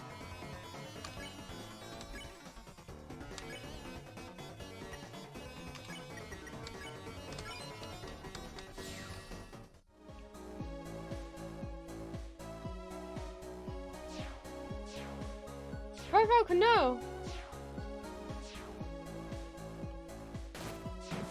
Ah, right, if it hits the bombs. Aha, but if it hits the treasure... Oh, I started talking about the Yu-Gi-Oh thing. You guys distracted me. Because I said, I don't know what it do. And in the video, it's this guy repeatedly playing Yu-Gi-Oh against the rules. I summoned Pot of Greed, which allows me to draw 3 additional cards from my deck. And then I summoned Pot of Greed, which allows me to draw 3 additional cards from my deck. You never saw this coming. I summoned Pot of Greed, which allows me to summon 3 additional cards from my deck. My turn. It's been your turn the whole time. I summoned Pot of Greed. Just over. And the guy opposite him is like, that's not what it does. And the guy who's talking, thank you, Julia! Thank you, Bibi, for the 100 bits! And, like, the guy across from him who's, like, dressed as Yugi is like, that's not what it does. And then, still in his Seto Kaiba impression, is like, that is what it do, Yugi! And then, like, that is what it do. So whenever I say, like, something like, that's not what it do, I just hear that's what it do, Yugi, in the back of my head. I think if you just oh god, maybe if you just search like Pot of Greed on YouTube, that might be enough for it. Yeah, if you search Pot of Greed, the first result is I summon Pot of Greed. It's got 5.3 million views. It's 6 years old. That's not the original. That's like a clip highlight from the original video. The person who uploaded that is not one of the people in the video.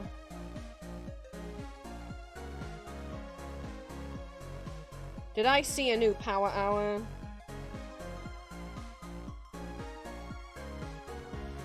Are pool toys still fun for adults? Are they invading Brett's pool again?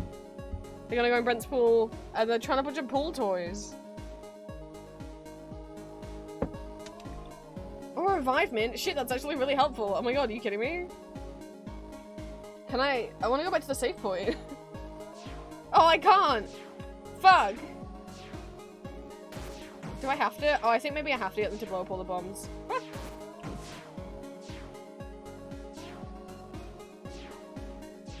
one here. This one here.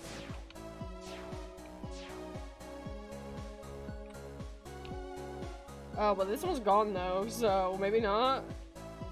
Hey, this one here.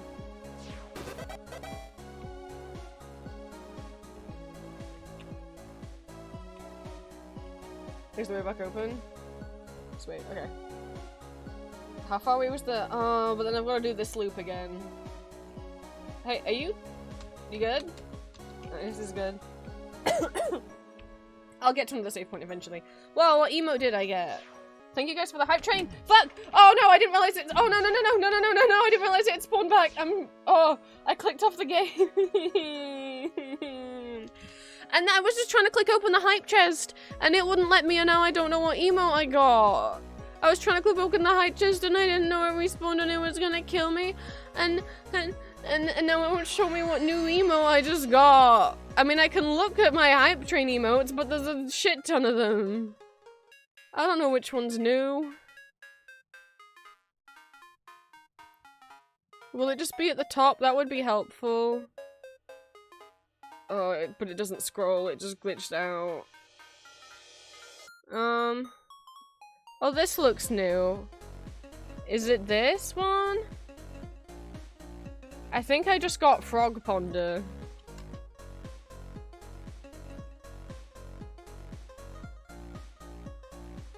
Oh, or not. If that's the one Julia got, I should have got the same one. Specs, thank you so much for the resub. Normally everyone in the hype train gets the same emote. Unless you already have the other ones. And I don't already have the guy shaking his head. It used to be that everyone got the same emote unless you already have it. And I didn't think I had shaky head guy. I do have cats strutting down the street, which I forgot about. That one's pretty cool. Well, I'm gonna stop trying to scroll on chat. What I'm gonna do actually, before I get in these teacups, is I'm gonna BRB everyone to the bathroom. I'll be right back.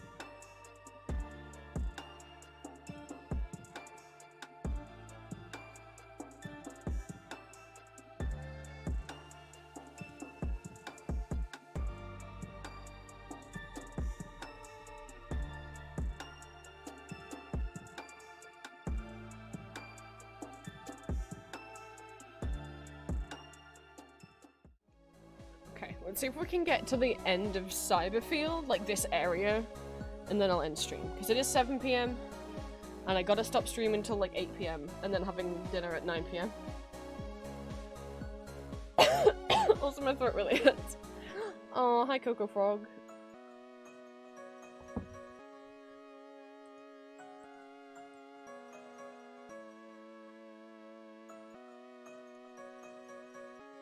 Wow. Oh my god. No. Sorry. My voice is not one of these.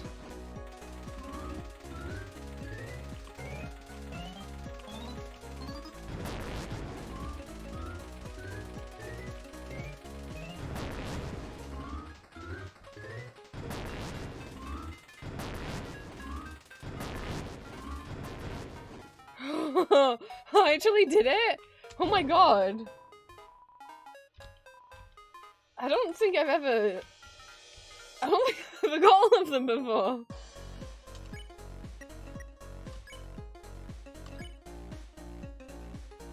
Ooh. That ups Ralsei's attack, but it reduces their magic to 8. Yeah, no, I'm not doing a genocide route. As cool as- that's helpful if you are killing everyone, because it ups his attack from like 10 to 15, but it reduces his magic from what, like 8 to 5, and it's like, no, I use his magic. I don't use his attack. Might be worth some money though. Oh god. The music stops. I wonder what's in here. This surely isn't Queen's Mansion. Hey, oh, what the hell are these things? Oh, it looks like if we ride them, they might bring us over to the fountain? Really? Then let's get on!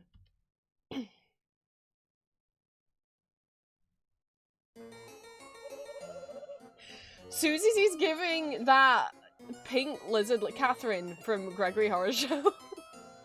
Enough, you foolish children. I have been merciful to you thus far, but now is the time for your unwillful imprisonment. I mean, you spent time making these? That's pretty nice. That's pretty nice of you. Oh, I can see the dark fountain in the back. Drop the capturing capsules.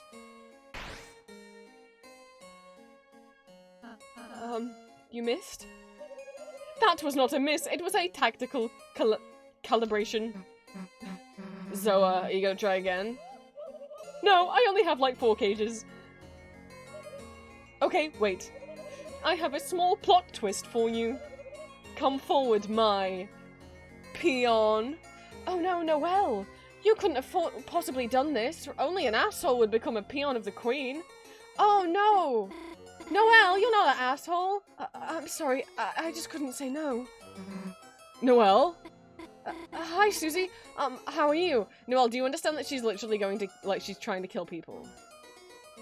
Maybe Noelle just doesn't understand.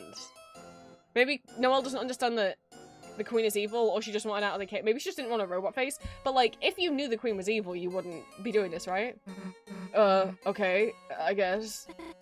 Your, roller coaster, I like it. Yours too? Thanks!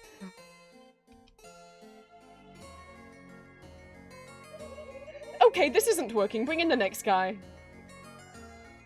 Because someone as nice as Noelle could not be a good peon. A good peon could only be an asshole. Fear not, my beloved Noelle. This valiant warrior of brave intelligence will be your knight in glow-in-the-dark armor. Birdley? You asked Birdley to be on your team? I hate that I actually really like Birdley's music. I did not ask him, I did not ask him, I did not ask him. That's Lord Birdley to you, simpleton. I love that even Queen hates it. That's soon, Super Lord Birdley. What the hell does that mean? I have no damn clue, just go with it. You see, thanks to our wondrous queen, we will soon rule the world and turn this land of fools into a smart-topia. True scientocracy, where the geniuses of the world can bathe freely in pools of fresh food and ambrosia. I hate him. I was like, why? Because he's a bully? Yeah, but Susie was a bully too. So, are you saying if Birdley gets a redemption arc, you might like him? Yeah, but he's a bully and also comes off as a bit of a misogynist. Because he's got so much chauvinism and he's like, oh, a woman can't open the door for herself, let me do it. It's like, opening the door for someone else, nice. But it can go a bit too far. And that's what Birdly gives me. Is your cat doing a kissy face? No longer held back by protozoans like you. And the key to that is us, Noelle and I. Our power. The light nerd's power. You mean light nerds? No, Queen said light nerds. I actually did. Birdly, Queen's just manipulating you. That's what she said you'd say to me. I actually did. Now, Chris, I must admit I feel pity for you. Unlike Susie, I always saw some potential in you. Join our side and I might let you scrub our royal toilet. Also, Birdly knows, like, gay, so she, like... Ah, Chris, I suppose I knew you would never amount to much. Goodness. Well, if you're dead set on proving your inferiority, allow me to assist you. I actually really like Birdly's theme. I hate him, but I love his music.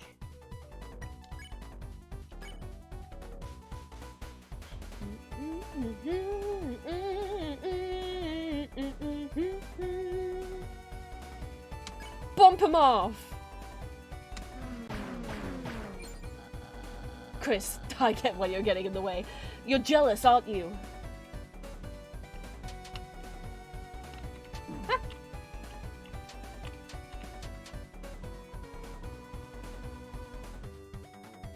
Birdly shows Queen's card collection. Queen escaped successfully.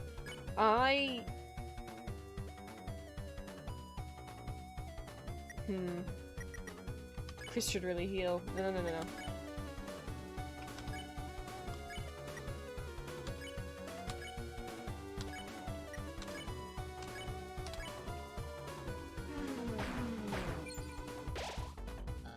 Chris, you're tired of being the class number 3, gazing distantly into Noelle and I's fruited figures. What? You're what? What does that mean? Birdly calls Queen for help, but Queen's pretending to be on the phone.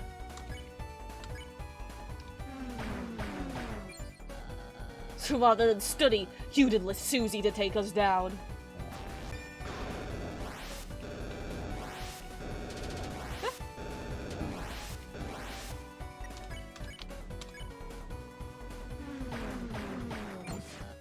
Chris, you are truly depraved, playing in the mud with the class hellion.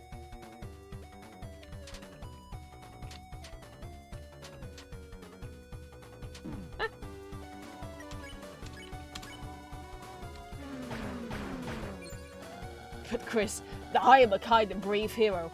If you come to our side, you may be a slightly less distant number 3. Slightly.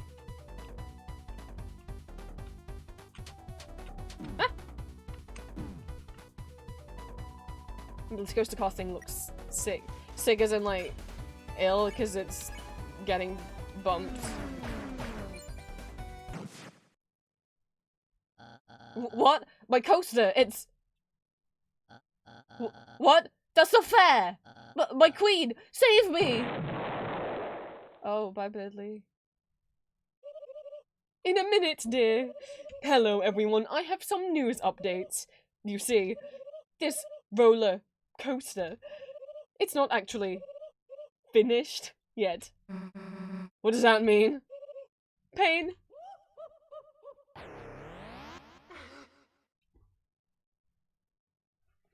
That's fine, Specs. You can have him.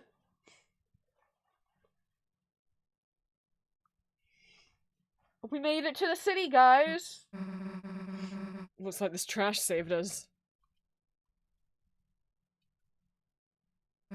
Come on.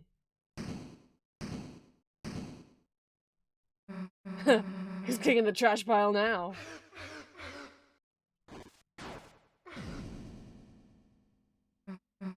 How? Susie, are you alright? It's nothing. I just... Ow. I'm sure you don't want me to look? Look at what? I'm fine.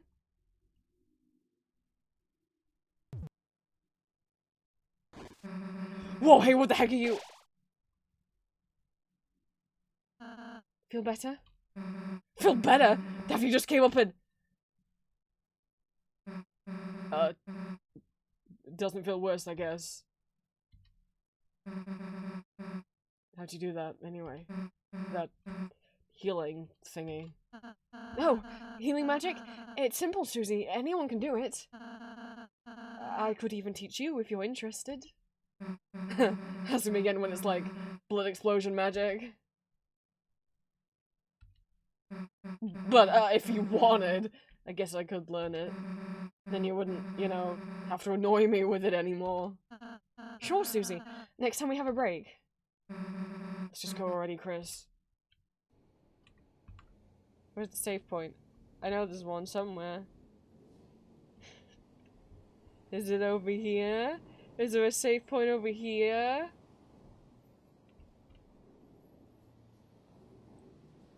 Oh, these seem a little bro. Is that a hole?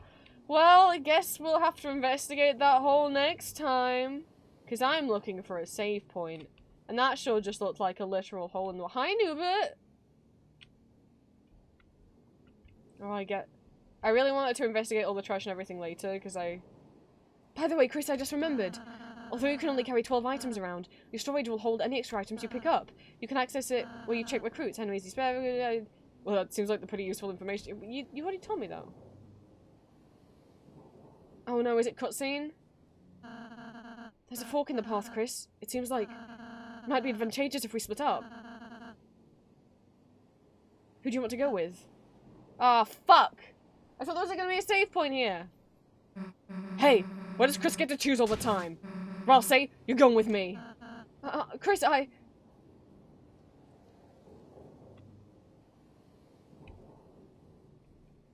Is it not? No, that's a savey checky.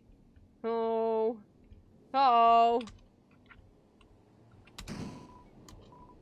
Found a dark candy. It's a trash bag that looks like an eggplant.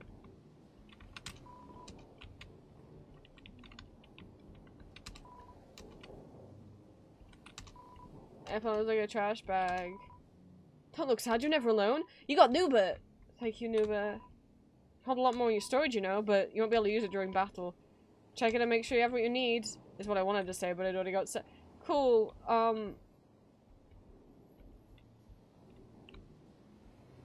is there gonna be a cutscene if I walk over there? I really wanna... Okay. There's gotta be one, right? Hey guys! Mate, okay, sweet. We have neither fluffy boys nor mean girls with you now. Reluctantly, you're filled with the power from the cat sign. Okay, thank goodness. Look at all those little silly cars.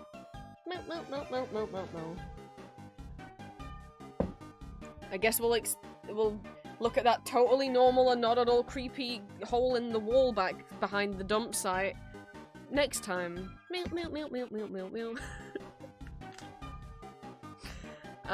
Sorry, I couldn't help myself.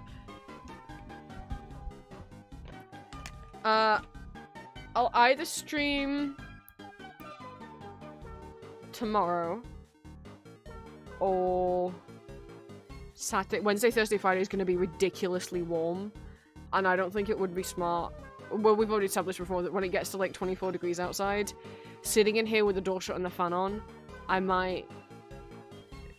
need the door open. It did. I hated that it actually really helped keep the room cooler last time, so either tomorrow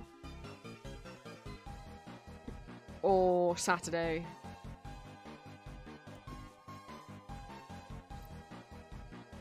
Is when I will see you guys. It's Barnaby tonight, it's Affogato Cookie on Wednesday, and it is hopefully going to be Dimitri on Saturday. Audio-wise.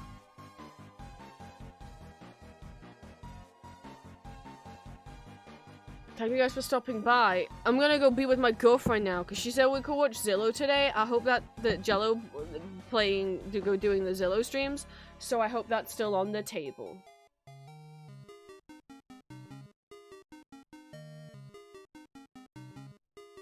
Bye guys.